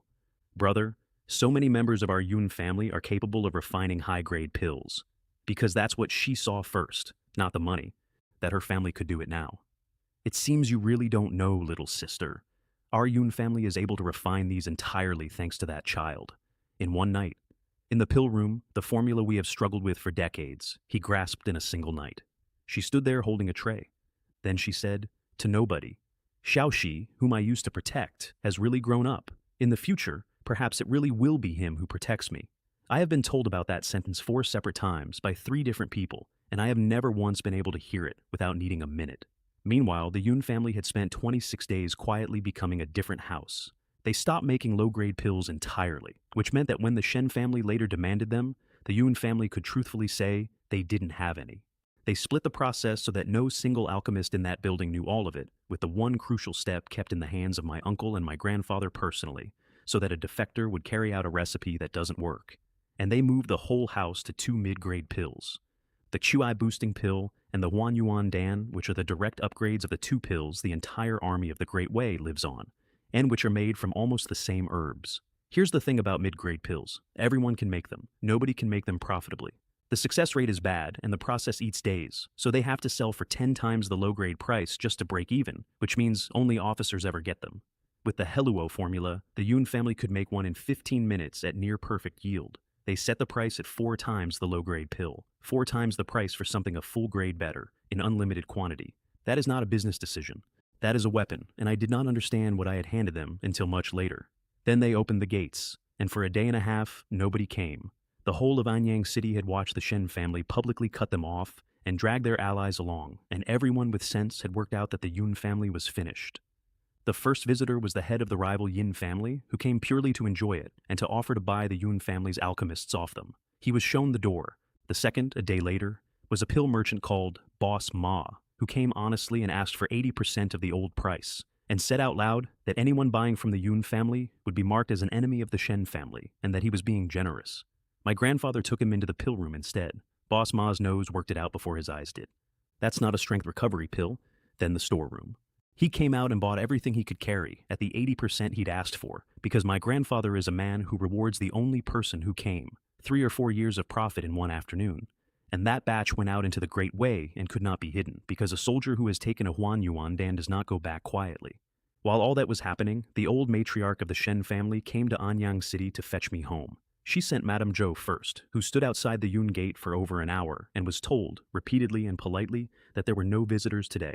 So she came herself. And she did it properly, which is why I want to walk through it, because it is the best thing that woman ever built, and I broke it in about 90 seconds. She sent men ahead to seed a rumor through the city. The old matriarch of the Shen family is dying of longing for her grandson, who will not come home. Then she came in slowly, in a carriage, at a walking pace, so a crowd could gather. And it did. Half of Anyang City came out, and people brought their own children along because a lesson in filial piety delivered to an ungrateful grandson is free entertainment with a moral in it. By the time she reached our gate, she had an audience the size of a market day, and every one of them had already started criticizing me because the crowd always assumes the elder is right. Madame Yu was frantic. My grandfather offered to meet her generation to generation and take the fight himself. Old matriarch was just trying to pressure me with filial piety, I said. Since that's the case, then let's retaliate in kind, with compassion.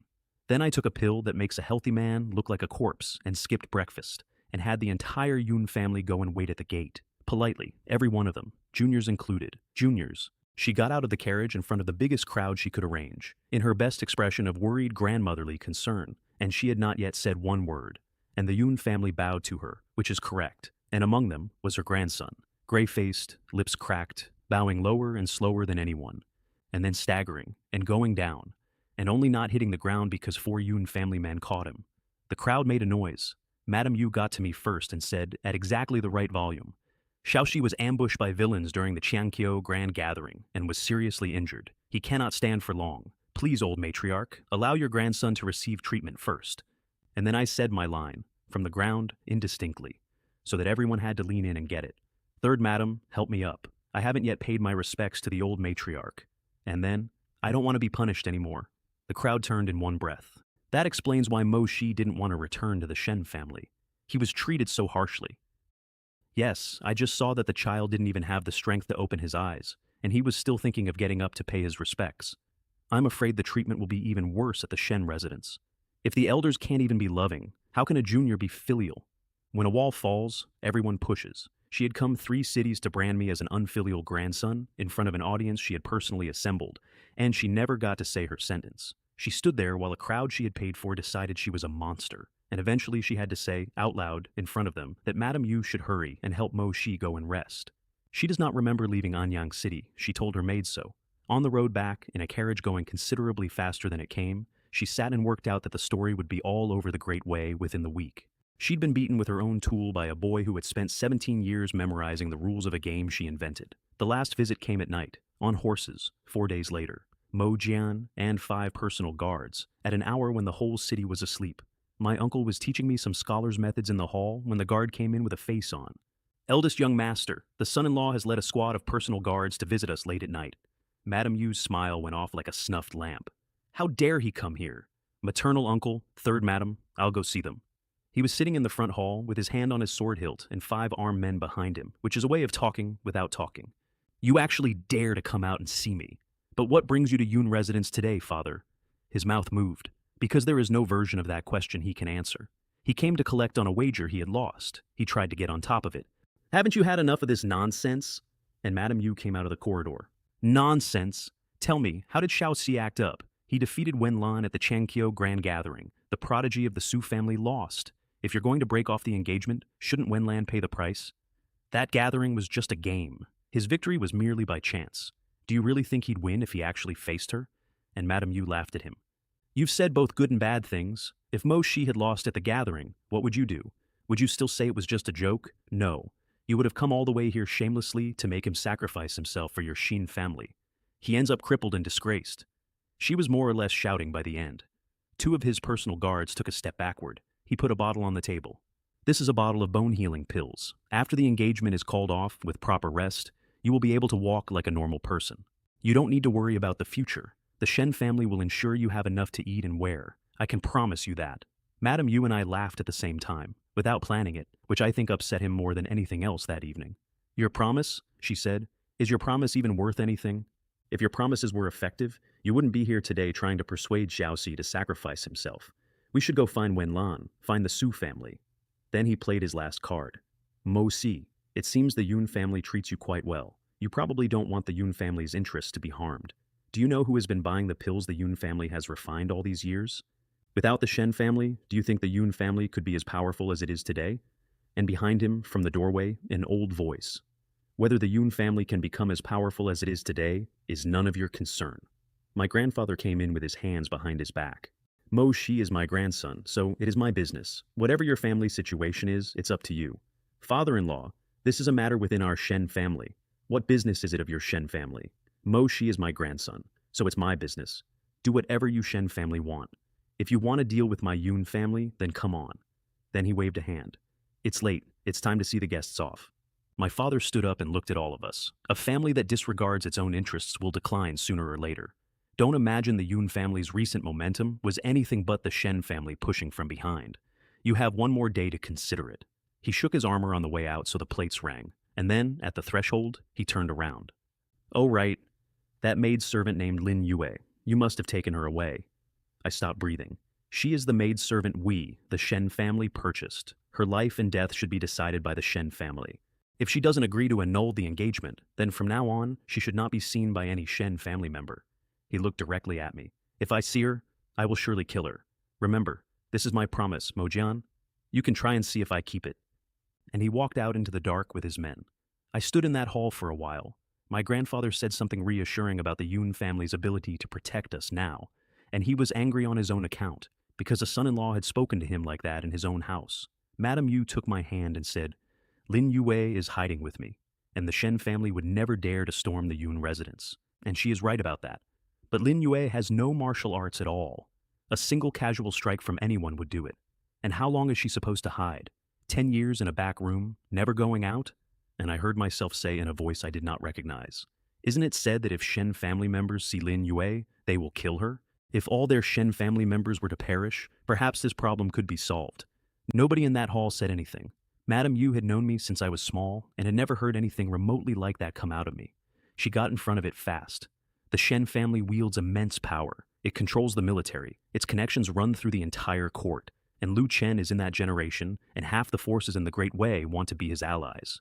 I calmed her down because she deserved to be calm, and because I had already worked out that the answer was not swords. I'm not stupid enough to go and fight the Shen family with spears. The royal family betrothed Wenlan to me in order to suppress the Shen family's influence. Since that's the case, why can't I use the royal family's help? The royal family doesn't want the Shen family to have such powerful connections, and I also want the Shen family to decline. I did not finish it out loud. Everyone in the room finished it. Madame Yu looked at me for a long time and then nodded.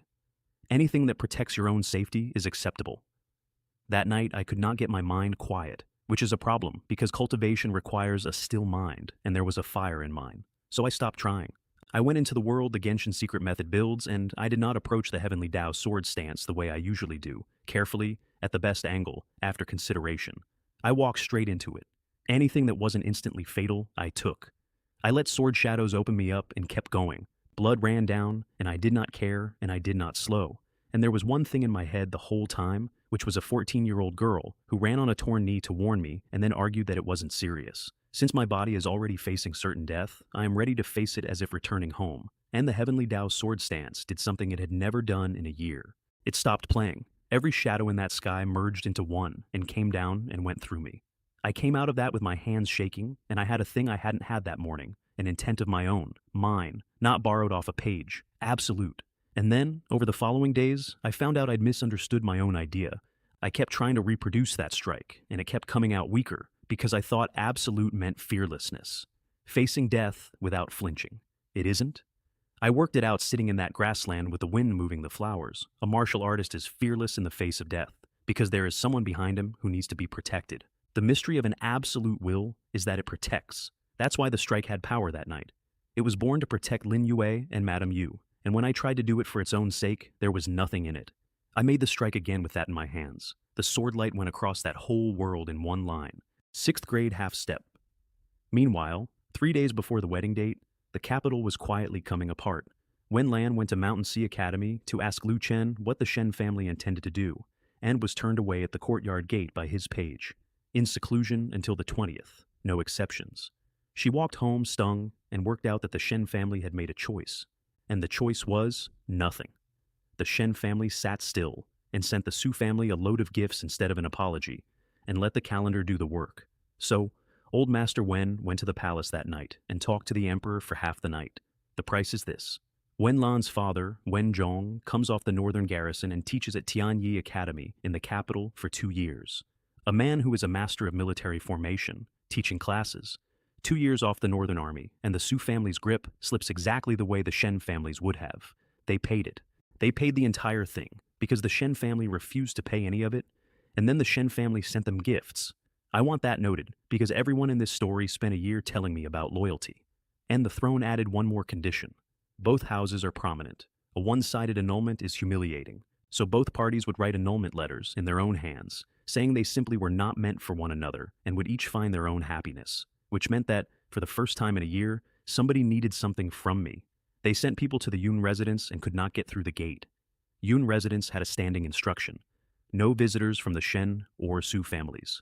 Wenlan, 3 days out, started to panic, and her master arrived at Tingyu Pavilion and found her disciple in a state, and offered to go and fetch the letter herself. And then, at the end of the conversation, she asked the name. Mo Shi. Hua Jing sat there and thought, that is not possible. So she asked what kind of person he was, and Wenlan's maid recited it happily. Bad character, driven solely by profit, foul-mouthed, ungrateful to his family, on poor terms with his elders and his siblings, and the man who invented the rumor about Madame Wang. And Hua Jing listened to all of it and thought, no. Because the boy she knew had spent a month keeping a stranger alive in a forest, and had split a heaven and earth treasure in half with her, and had argued for an hour trying to give her the larger share. Profit-driven. It must be someone with the same name. She was refused twice at our gate. It took the words Xiao Yao Peak to get her in. Madame Yu came down the corridor apologizing loudly and cheerfully all the way because she assumed it was Mei Hua, and I heard her from inside and came out mid-sentence. "Third Madam, weren't you referring to Fairy Mei?" And I saw her. I have been told that everything stopped for a noticeable length of time. Madame Yu had to say my name 3 times. "Xiao Shi, this is Hua Jing of Xiaoyao Peak," and then, "She is also Wenlan's master." I want to describe what that did to me, and I can't do it properly. The woman from the hut, Wenlan's master, which meant a generation. Which meant that, whatever the two of us had been in that forest, in the Great Wei, there is a word for what she is to me now, and the word is elder. Madame Yu elbowed me to greet her. "Wenlan's master." "That's such a strange way to address her," Madame Yu hissed. "Call her senior." "Greetings, senior." Neither of us could stand it. I watched her not be able to stand it. Madame Yu explained that I had been practicing hard and was a little dazed, which was generous. "Have you gained any insights from your diligent practice these past few days?" That's the first thing she said to me, not the annulment, not her disciple. Then Madame Yu, who was extremely proud and had no idea what she was standing in the middle of, announced, "Fairy Hua, our Xiaoxi walked up to the 80th floor at the Changqiu Grand Gathering. Xiaoxi achieved first place. Even the prodigy of the Su family is not." And stopped, having remembered halfway through the sentence whose master she was talking to. Hui Jing's face did not change at all. Then she explained the annulment letters, and I said, with more energy than the situation required, "How could that be? I've been dreaming of announcing this engagement. In the Great Wei, perhaps many men are enamored with that prodigy of the Su family, but I certainly am not among them." And Madame Yu stepped forward and negotiated. "Because she is a mother, and mothers do not leave money on the table. The Shen and Su families clearly need something from me, yet they came to my Yun residence and acted arrogantly. If you want to annul this engagement, then send influential people to plead in person and pay a price." I still vividly remember what Xiaoxi went through. In order to break off the engagement, they always wanted Xiaoxi crippled and disgraced. Having done so many dirty things, they must pay the price. Xiaoxi deserves compensation. And Hua Jing said, "Can I provide this compensation? As long as it's within my power, I will not refuse. Any form of compensation is acceptable? Yes, either is fine." She said it so fast and so completely that Madame Yu immediately became suspicious, which is fair, because that is not how negotiations go. She dragged me aside and told me that Hua Jing was Wenlan's master, and therefore on the Su family's side, and that I should not be fooled by a woman being beautiful and gentle, because those are exactly the women who are pretending. "Probably not," I said. "After all, she's a powerful figure on Shuyao Peak. How could a young person like you see through the tricks of those bad women?" I want to note that Madame Yu was, in her own way, entirely correct to worry, and was defending me from the only person in the country who was not a threat. So, Hua Jing swore by her sword heart in front of everyone, which for a sword cultivator is not a phrase, it's a mortgage. Madame Yu accepted that. Then Hua Jing asked to speak with me alone, and Madame Yu did not want to, and I said, "Xiaoyao Peak isn't an evil cult," and she went off with her mouth in a line. Hua Jing waved a hand and something came down around the garden. "They can't hear us now?" Then neither of us said anything for a while. "So, you're Wenlan's master." I should have guessed this before I came. The same name, both engaged, both wanting to annul it. She looked at the ground. "After hearing what others said about you, I assumed it wasn't you, just someone with the same name. Their opinion of me must be very bad." She hesitated, and then gave it to me straight, because she does that. "Of poor character, driven solely by profit, slangy, and ungrateful." I laughed for a while. "But when I saw it was you, I didn't believe any of those comments," she said. "It is really hard to associate the willingness to split a heaven and earth treasure with the word profit-driven.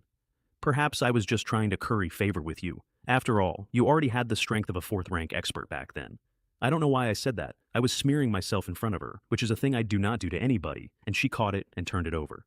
"Then why didn't you ask me for help back then? Even though you were caught in the whirlpool, you gritted your teeth and said nothing." I had no answer at all. I had thought about it. Every single day in that forest, I thought about it. A 4th-rank expert would have ended my entire problem in an afternoon, and I did not want her anywhere near it. She looked at me while I failed to answer, and she made a guess, and she did not say it out loud either. Then she changed the subject, which was merciful. "Also, the scandal about Madame Wang is said to have been spread by you." "Actually, that one is true. I made it up." She was genuinely startled, and then, immediately without a pause, "There must be a reason. You must have had no other choice." She built me an excuse before I could offer one. So I told her about the jade bracelets and the constables at dawn and the ink punishment, and she got angrier than I expected about a thing that had happened months ago. Then finally, "Why didn't you tell me these things before? I could have helped you." "I don't want to involve you." "Why?" "For no reason other than that. I just don't want to. And besides, I have no way to contact you." And she frowned. There is clearly a sound transmission artifact left in the storage ring. No, I've checked it many times.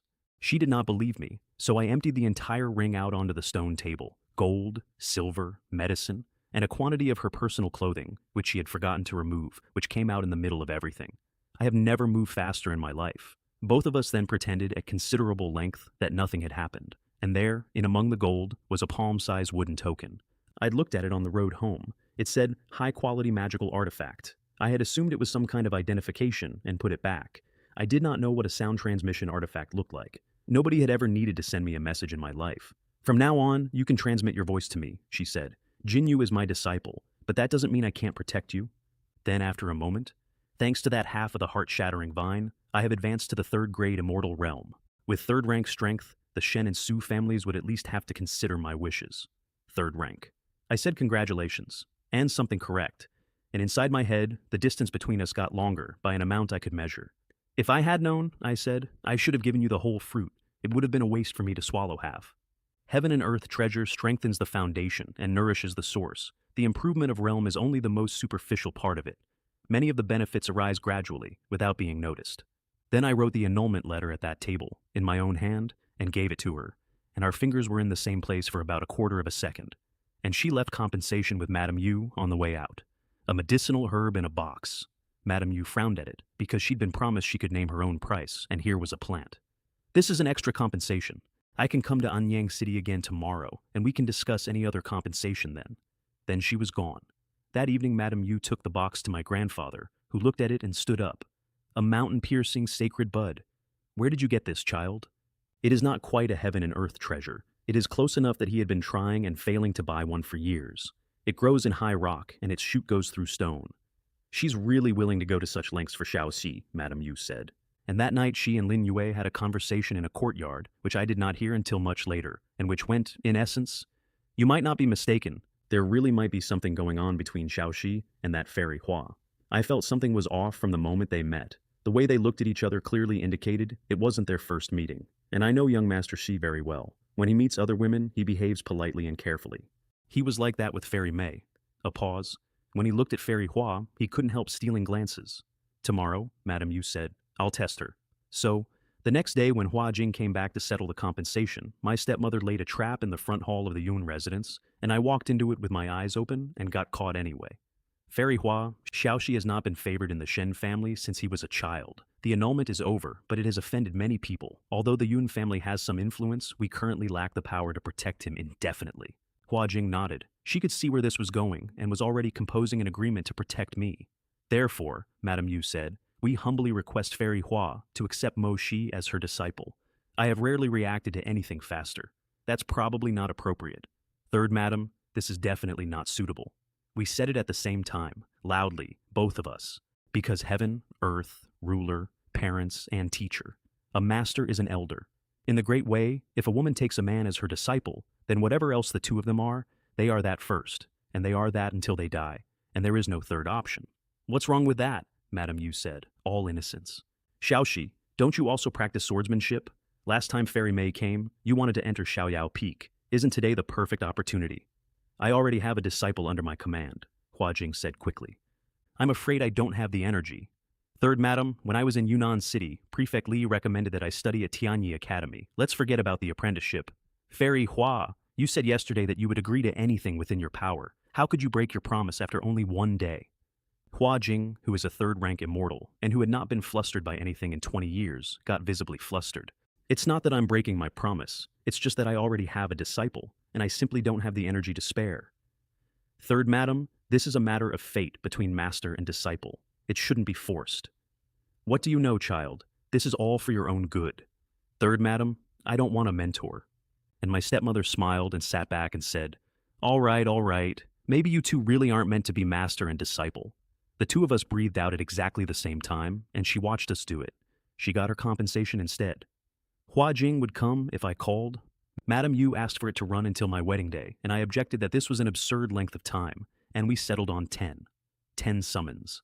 Call, and she comes. Hua Jing put a small round artifact in my hand. If you encounter danger, use this to call me. If you call me, I will surely come. And then she had no reason to stay, and Madame Yu did not offer her one, and she left.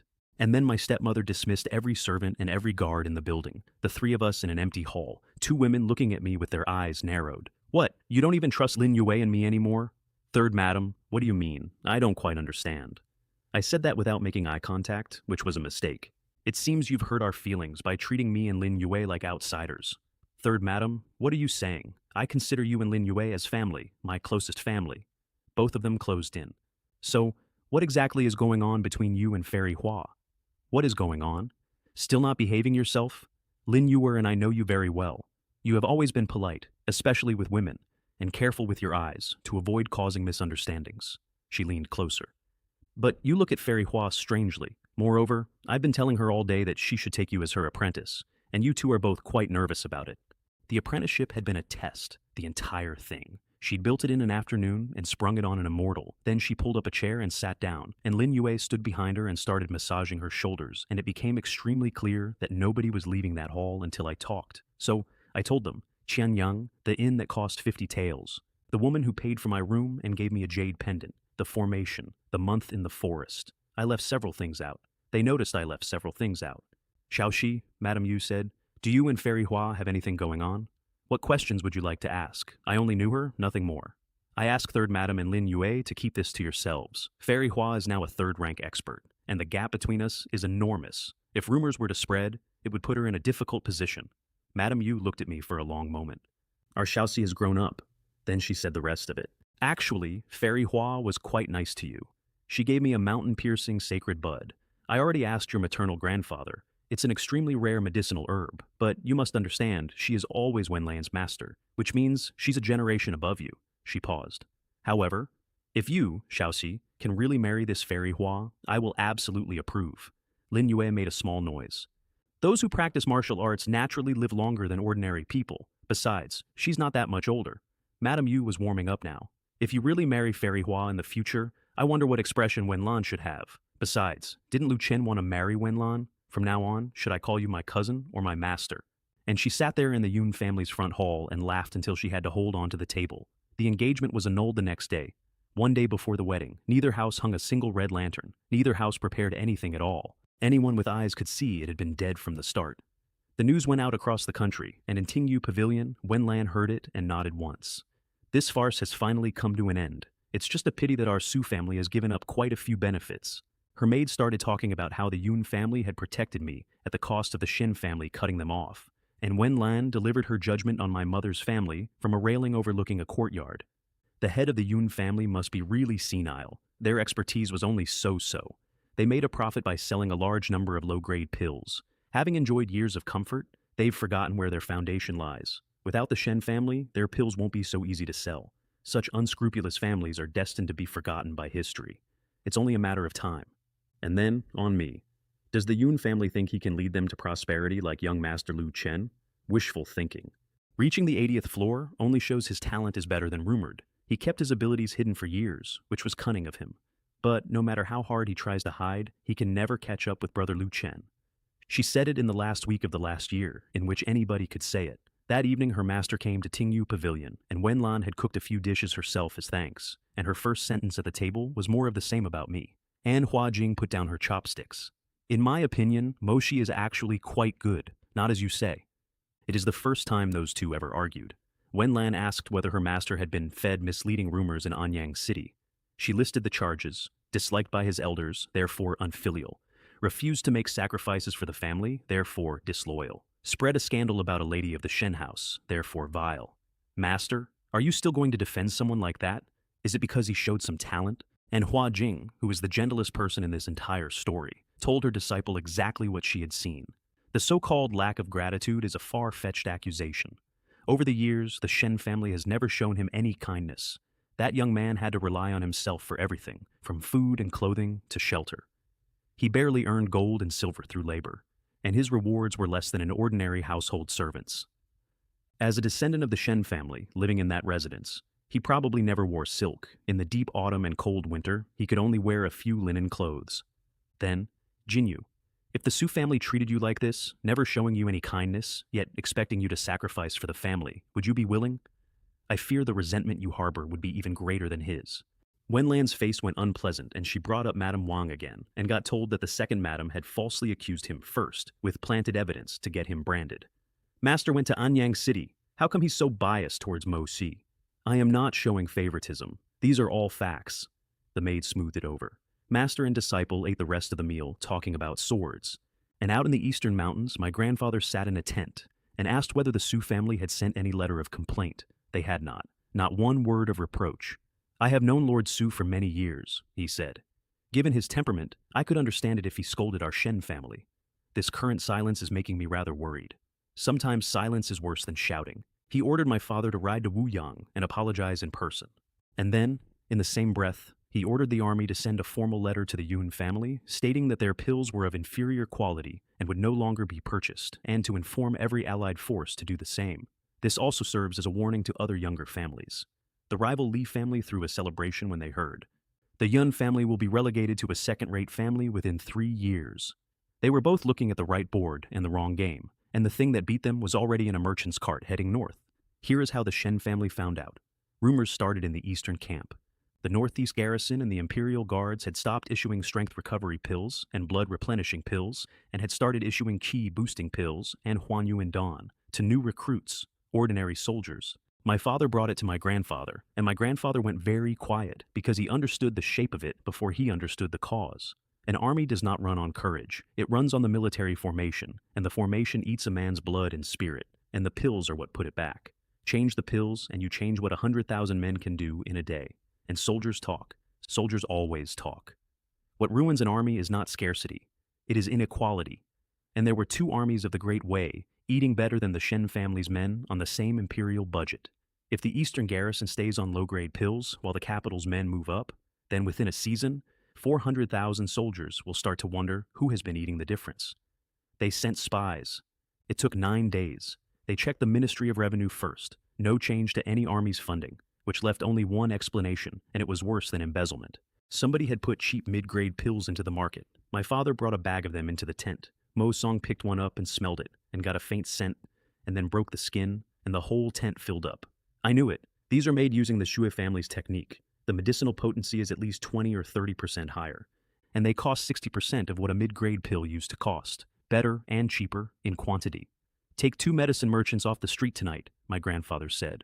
Nobody goes home until one of them talks. A marquis of the Great Wei, snatching shopkeepers in the dark over a supply contract. They took 2 small dealers, held them apart, and asked all night. By morning, both of them had said the same 2 words, Yun family. The father and son sat in that tent in the dark for a long time.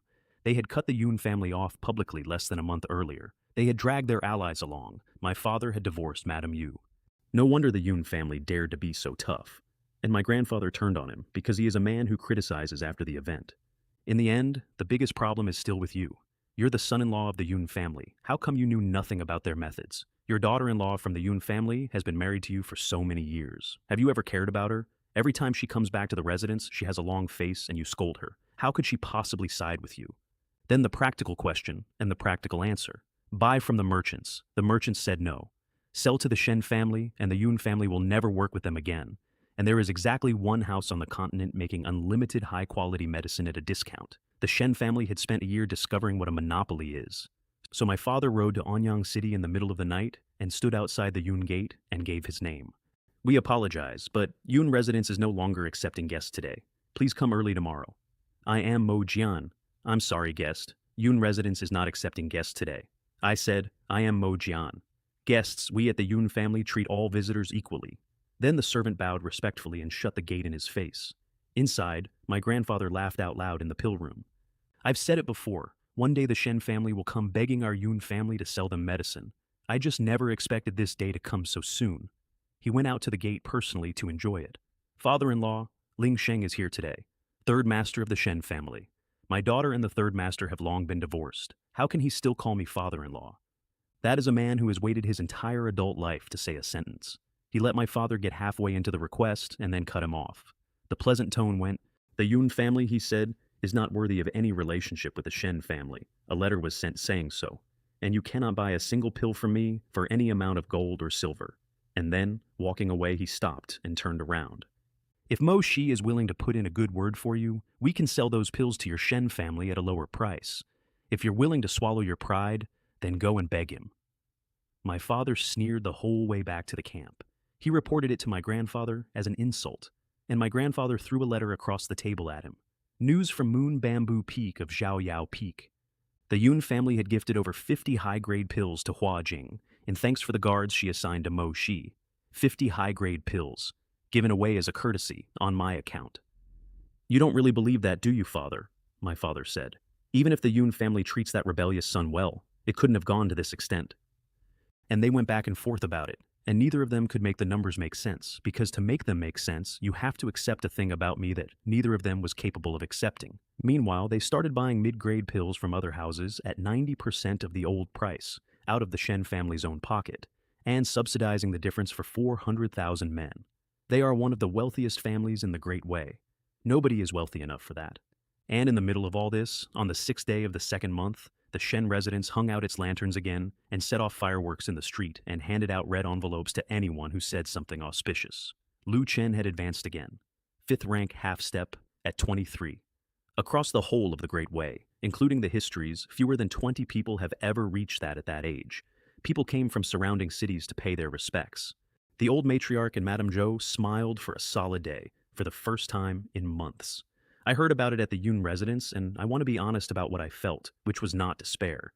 I was 2 full ranks below him, and I had 8 months of cultivation to his 15 years. Fine. He is the standard. That's useful. Standards are useful. Then my grandfather decided to come home again, for the 2nd time in 3 months, and audit every junior in the family personally, in case there were others they'd missed. And he sent an order. Mo Shi attends the clan assessment. If he does not return, I will charge him with filial impiety before the emperor. My grandfather at the Yun residence offered to fight that on my behalf, and I told him no. I know maternal grandfather is thinking of me, but I really can't miss this assessment. My failure to return gives them another reason to criticize me, and I would be labeled unfilial. Even if I feigned illness, they would send a doctor to examine me thoroughly. That's the whole trap of the Great Wei. Everything runs on filial piety, and the only way out of a house is a door the rites approve of. And there is exactly one. He gave me 2 pills refined from the mountain-piercing sacred bud, made personally, with his best materials, and 2 5th-rank guards. And Madame Yu, behind my back, used the artifact to ask Hua Jing to come. She showed up at the Yun residence in the morning, and I was told she would be traveling with us. And I did not ask any of the 4 obvious questions. Yunnan City had not changed at all, except that now every servant in the residence bowed when I walked past, and some of the braver ones called me Young Master Shi, which only made the temperature of the place clearer. I did the correct thing and went to pay my respects first, and my grandfather made me wait, and then received me. I thought that letters wouldn't be able to persuade you. I was thinking of coming to pick you up in person. Master, please understand, I was only unable to travel due to my injuries. I have no intention of disobeying my elders. The Qiankyo assassination is public record. Saying my injuries hadn't healed is unassailable, and he knew it. His eyes sharpened. I did not react.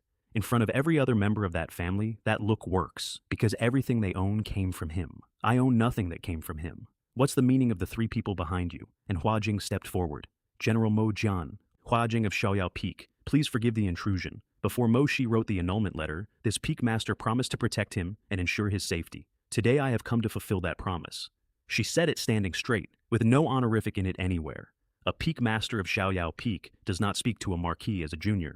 I watched my grandfather work out that he could not do anything about her, and did not enjoy that as much as I should have, because I had noticed what she'd done. She had not said she was protecting me because she wanted to. She had made it a debt she owed, in public, so that nobody in that house could construct a rumor out of it. Before the assessment, I went to Prefect Li with high-grade Yun family pills. He tried to refuse them on the grounds that he had only ever helped me to help the throne. Prefect Li, you're too kind. You were willing to help Junior. Regardless of your motives, helping Junior makes you Junior's benefactor. I put them on the table. Could it be that those who harmed me have found some inexplicable reason and suddenly become my benefactors? He laughed at that and stopped arguing and told me the Tianyue Academy letter would be in my hands within 3 days. Then I went back to my own courtyard, 2 months empty, moss across the path. And the lock had been broken open and the room searched. Somebody had come looking for the reason. They'd found a plank bed and a table. Everything they were looking for is inside my head. There is nothing in that room, and there never was. I lay down on the board out of habit and found it much worse than I remembered. You used to live in this courtyard? She'd come in behind me, and I nearly went through the roof. The winters are cold and the summers are hot. I don't know how I survived it. She stepped inside without being invited and looked around at the walls, at the salvaged furniture, at the bed. Shen family, can't you even spare some thick blankets and quilts? Rely on your own efforts. If you want something, earn the silver and buy it. I used to earn enough for one day's food, so I never had enough for blankets. Later I could afford them and felt it wasn't really necessary. She did not say anything for a while. Then we sat in that little house most of the night and talked, and I told her the parts of my childhood I have not written down here, and she told me about 30 years of walking around the continent with a sword. At some point, she said that she now understood why a junior of a great family had been wearing burlap in the Qianyang kingdom. The clan assessment was the 11th. Two young men arrived from the capital with a letter in Lu Chen's own hand, and my grandfather laid on his best tea and promised them any favor they ever wanted. Qin Huai, unrestrained, who picks a target and beats them within 6 months, always. And Gu Li, refined, a chess cultivator of the reclusive Qianmu family. 6th grade initial snow, that one. And close to Lu Chen. My seat was the same back left corner. The difference was that servants kept coming over to fill my cup. Hua Jing had been given a seat in the front row. She walked past it and stood beside me at the back, and my grandfather saw her do it and said nothing. Lu Xuan arrived late and looked at me across the courtyard with an expression that a 10-year-old should not be able to produce. The assessment ran like this. A folding fan dandy of a second young master went first and lost gracefully. Qin Huai is generous with people he doesn't rate. Then Lu Xiang, who was spotted as drugged before he threw a punch, which humiliated his mother in front of everyone. Then the rest, one by one, all of them 8th rank on paper and nothing behind it until my grandfather stopped watching. Then Lu Xuan. Sacred Mountain, overthrow. A phantom peak, huge, coming down. Sinful fire. Black-red flames across the courtyard, and Qin Huai's bamboo stick went to ash in his hand, and Qin Huai ended up on the ground with his face dirty. I want to be fair. At 10 years old, that is genuinely frightening. Then Qin Huai went berserk, which is his method. The whites of his eyes fill with blood, and his strength jumps a whole grade, and started trying to kill a child, and could not be called off. And Gu Li set down one chess piece. A grid appeared around Qin Huai, and Qin Huai threw punches at it that could split rock, and the edge of that grid did not move. The entire courtyard recalculated. Qin Huai berserk is at least 7th rank peak, possibly 6th grade initial snow. Gu Li caged him with a fingertip. My grandfather called Lu Xuan to sit beside him and offered him any reward he wanted, and Lu Xuan asked for a match with me. But little Xuaner, you should know that your elder brother reached the 80th floor in stepping through 1,000 autumns. And you're younger. Are you confident? So what? So what if he was lucky? Indeed, though young, he has remarkable ambition. My grandfather smiled. But I still want to remind you, little Xuaner, that even if you beat Mo Shi, you cannot be complacent. Surpassing him is just a starting point, not an achievement worth boasting about. Unless you can beat your Lu Chen elder brother, this is what we should be celebrating. He said that in front of 40 people, about 2 of his grandsons, out loud. Then it was my turn. I got up, bowed to every elder in order, and walked into the middle. And Gu Li opened his fan and started walking around me in a circle. Although this is our first meeting, I have long heard of your deeds. When Brother Lu Chen and I were discussing chess, he also mentioned the terrible things you did. Then he gave me a speech. In this life, one should be grateful and value kindness. The Shen family has raised you for many years and devoted countless efforts, the elders especially pouring in their hearts. This single act of kindness is greater than the heavens. If my Qianmu family asked me to sacrifice myself for the clan, I would brave mountains of knives and seas of fire. He got quite moved by it. Several of the Shen family looked genuinely inspired. Moshi, I am a few years older than you, and considering you are Brother Lu Chen's cousin, I still want to give you some advice. Moral character should precede spiritual practice. If one's character is flawed, one's strength will inevitably stagnate. Even if you climb 80,000 autumn steps, it will all be in vain. And he went on. At length, I looked over at Hua Jing at the back, and she was already looking at me, and both of us had to put our faces somewhere. Gu Li saw that and shook his head like an uncle. Before I came, Brother Lu Chen said that it's hard to persuade someone with good advice. But I still held on to some hope. Now it seems he was absolutely right. No matter how profound the wisdom of sages, telling you is like casting pearls before swine. Only by making you suffer will you develop a sense of repentance. If you can't bear it and don't want to suffer, you can go to the ancestral hall and kneel for 7 days. Sincerely repent to the ancestors of the Shen family. The courtyard was enjoying that. My grandfather told him not to waste time persuading me and added a warning aimed at the back of the courtyard. If anyone interferes with the assessment, I will take action myself. Which was for Hua Jing. Protect him if you like, do not spare him. Then the wind moved the bare sycamores, and Gu Li set a black piece. Black piece, 2-space trap. A board came up around me, and the edges of the squares were scalding. Blackie, a low-lying corner. The board shrank. And it floated, which is the part that gets people, because you cannot leap out of a thing that follows you. I summoned a sword shadow.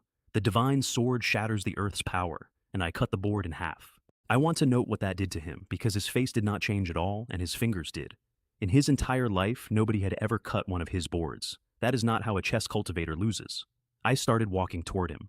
He threw a sky full of chess pieces, larger than Lu Xuan's mountain, and they came down. Flying sword fills the sky. Every one of them went to dust, and I did not slow down. Outside the ring, my grandmother was gripping her cane. Master, the young master of the Qianmu family. He won't lose to that Bane, will he? And my grandfather leaned back in his chair and explained it to her. Chess players plan and strategize. It seems that Mo Shi has the upper hand, but in reality it's just a strategy. Luring the enemy deep into our territory is a common tactic. Then he picked up his tea and drank it. He was, in fairness, correct. Gu Li was luring me in. Black, eat, loot, God's roar. 3 moves in a closed encirclement, and I was standing in the middle of it, and in his own accounting it was already finished. I've told you before, moral character should come before spiritual practice. If you can't cultivate goodness, you can't beat me. And it's not just that he can't beat me, he'll also be despised by everyone. He said that to the courtyard rather than to me. The pieces closed in. And before they touched me, every one of them shattered. 10 breaths. Then it was my sword shadows around him, and it was his feet that couldn't move. And I walked forward and put the point under his chin. The courtyard went completely silent. Even my grandfather, who has commanded 400,000 men for 40 years, sat there with his mouth slightly open. Lure the enemy deep. He'd said it out loud, in front of everyone. Next to him, my grandmother had gone gray, and it was not about the match, because the 80 floors could be called luck. Everybody knows the Thousand Autumns path has luck in it. This was a fair fight in front of the whole family, against a hand-picked champion from Mountain Sea Academy, and everybody watched it. The saying that morality should come before self-cultivation is indeed true, I said. It seems my character, Mo Shi, is far superior to yours, brother. Then I looked around at the elders and asked politely, did I pass the clan assessment? Nobody said anything for quite a while. My grandfather came back to himself and waved us apart. I want to be clear about what that assessment was actually for. It was not a test. The Shen family intended to use it to establish authority. I had defied the arrangements of my clan, dragged the annulment to the last week, and forced the Su family to pay. There was going to be a punishment, in front of everyone, to remind the household who runs it. Instead, they got that. Go back to your seat and sit down. But I was not finished, because Lu Xuan had asked for something in front of 40 witnesses. In response to Old Duke, you just said that after the clan assessment, you would let your grandson have a match with cousin Lu Xuan. All the brothers and sisters have demonstrated their abilities. The assessment is now over. Every head in that courtyard turned to the 10-year-old. Lu Xuan had spent 4 months training for exactly this. He had told his brother about it. He had come home for it. He looked at his grandmother, then at his mother, and could not make his legs move. The old matriarch leaned forward on her cane. As the older brother, do you want to bully your own younger cousin just because you've achieved a little success? Don't you have any pity for your own brothers? Turn it around and blame the other one. I'd expected that. I had a version ready. Hua Jing at the back was not expecting it, and her face changed. Please, old duke and old matriarch, understand. It was my cousin who took the initiative to challenge me. I am merely responding. From both a moral and a logical standpoint, it doesn't amount to bullying. Everyone in that courtyard had heard him ask. Please rest assured, elders, your grandson has acted with restraint. The fight with my cousin would at most result in minor injuries. Nothing serious. A pause. Injuries to muscles and bones. Lu Xuan went white to the ears. That child had never been hurt anywhere in his life, except by me, and it had been 2 strokes on the palm, and he was still thinking about it. The old matriarch's face worked, and nothing came out, because Lu Xuan had asked in public, and there was no rule she could reach, and my grandfather slammed his hand on the table. Enough! Can't this competition be cancelled? As the head of the Shen family, do I not even have this much say? There it is. Not a rule, not a principle, not the rights. Just, I say so. The courtyard was silent, because when the head of the Shen family raises his voice, nobody speaks. Hua Jing took a step forward. General Mo Jian, as the old saying goes, family discord is often caused by favoritism. Even if elders show favoritism, they should still act reasonably. Today's affairs, and my grandfather cut her off. Peak Master Jing, I respect you as the Peak Master of Xiaoyao Peak, and also as the master of that child Jinyu. My Shen family and the Su family have a close relationship, which is why you have been treated with such courtesy. However, please be careful with your words regarding matters concerning my Shen family. 400,000 men, standing behind one sentence. She was going to say it anyway. I could see her deciding to. So, I got there first. Peak Master Jing, I know your good intentions, but regarding this Shen family matter, I will do as the old Duke said. I said it almost as a plea, and she understood, and stopped. Because there is exactly one thing I have never been willing to trade, and it is not my legs. She stood down. And then she said one more thing, which she had every right to say. Before the clan assessment began, wasn't it said that those who excelled would be rewarded and those who lagged behind would be punished? Now, what about this reward? My grandfather's mouth twitched twice. Moshi has the best performance this time. He is awarded 100 toils of silver. The others are punished with 3 months of confinement. 100 toils. I had just defeated a 6th grade initial snow chest cultivator of the Qianmu family in front of the entire household, and my grandfather set the price of it at 100 taels and gave everyone else 3 months of house arrest so that the reward would look like the smaller half of a matched pair. Then he got up and left with his lieutenants. Everyone filed out, and almost every single one of them turned around to look at me on the way, the servants especially. I watched a number of them running back through their own memories, checking what they'd said about me over the years. That evening, my grandfather smashed a teapot in his own courtyard and asked my grandmother 4 questions in a row, and I have those questions from 3 separate servants because that house leaks like my old roof. Can't you see any talent among the juniors of the clan, from the one that even Gu Li could not defeat? Having lived in this residence for so many years, can't you really tell it all? And she said the only thing she had, which is that I had been hiding my abilities, and he said, let me tell you why he hid them. Because he felt that if he didn't hold back, you would suppress him even more, and might even harm his life. Years ago, you and Madame Zhou hired a fortune teller who claimed he was a jinx. Under these circumstances, do you think he would dare to reveal his true strength? She said she would never harm a grandson of the Shen family. He did not answer that. Then he said the last thing, and it is the reason nothing changed. If it weren't for the fact that you raised Lu Chen, I would have pursued the matter of Mo Shi to the end. And then, the 2 of them sat down and worked out what to do about me. She had a proposal. Find an excuse to keep him in the manor to cultivate. Show him goodwill. Let him believe the family is finally raising him, and use the opportunity to waste several years of his life. He thought about it and nodded and said he would speak to me the next day. I want to record that I reached the same conclusion in my own courtyard that night, from the other side of the wall, before he ever opened his mouth. I do not need their resources. Lin Yue and Madame Yu are out of reach. There is a 3rd-rank immortal who has promised to come if I call. There is nothing left in that house that can hold me, and the only thing they have left to offer is a chair by the fire and 10 years. The letter arrived the next morning. Prefect Li came to the residence in person and congratulated the family. The Shen family has produced a prodigy in Lu Chen and now another genius in Mo Shi. Tianyi Academy, having heard that he took first place at this year's Qianqiu Grand Gathering, intends to recruit him. My grandmother's face twitched because they had had their plan for less than 18 hours. She tried to hand the letter back. He rarely goes out. He has little experience. The master wanted him to stay home a few years to cultivate his talents. And Prefect Li put on a puzzled expression and said, why did Mo Shi suddenly change his mind? He had already written to the academy saying he was willing. Why change in just 2 days? Then he stood up. Please give the admission letter to Mo Shi. If he really does not want to go to Tianyi Academy, please have him come to the prefect's residence and tell me in person. And he bowed and left. That is the whole shape of the Great Wei, and my one door. In this country, a junior pursuing education may return home once in 3 years, and it is not unfilial. It is written into the law and into the Book of Rights, because the strength of the state is the strength of its people, and every household in the empire is required to release its young to study even if an elder is sick in bed. I had spent weeks going through the rights, looking for another way to get out of a family, and there isn't one. Not one. A house owns its juniors, except for this. My grandfather received me at noon and tried kindness, which I had never once had from him.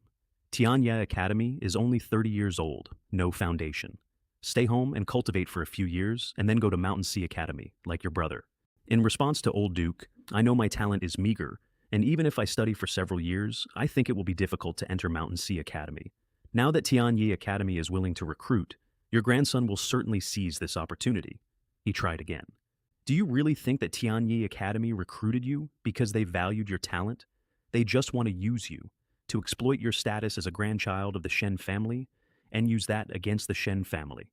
And here is what I said out loud. Old Duke, rest assured, your grandson is going to the academy only to study, and will definitely not associate with them. And here is what I thought. Use me. Go ahead. What was the Shen family's plan, if not to use me? They wanted to spend me. At least Tianyai Academy is offering to feed me first. If that academy really intends to use me against the Shen family, then I have every reason on this earth to go, and I intend to help. His face closed. Are you sure you want to study at Tianyai Academy? Cold now, with the threat sitting on top of it.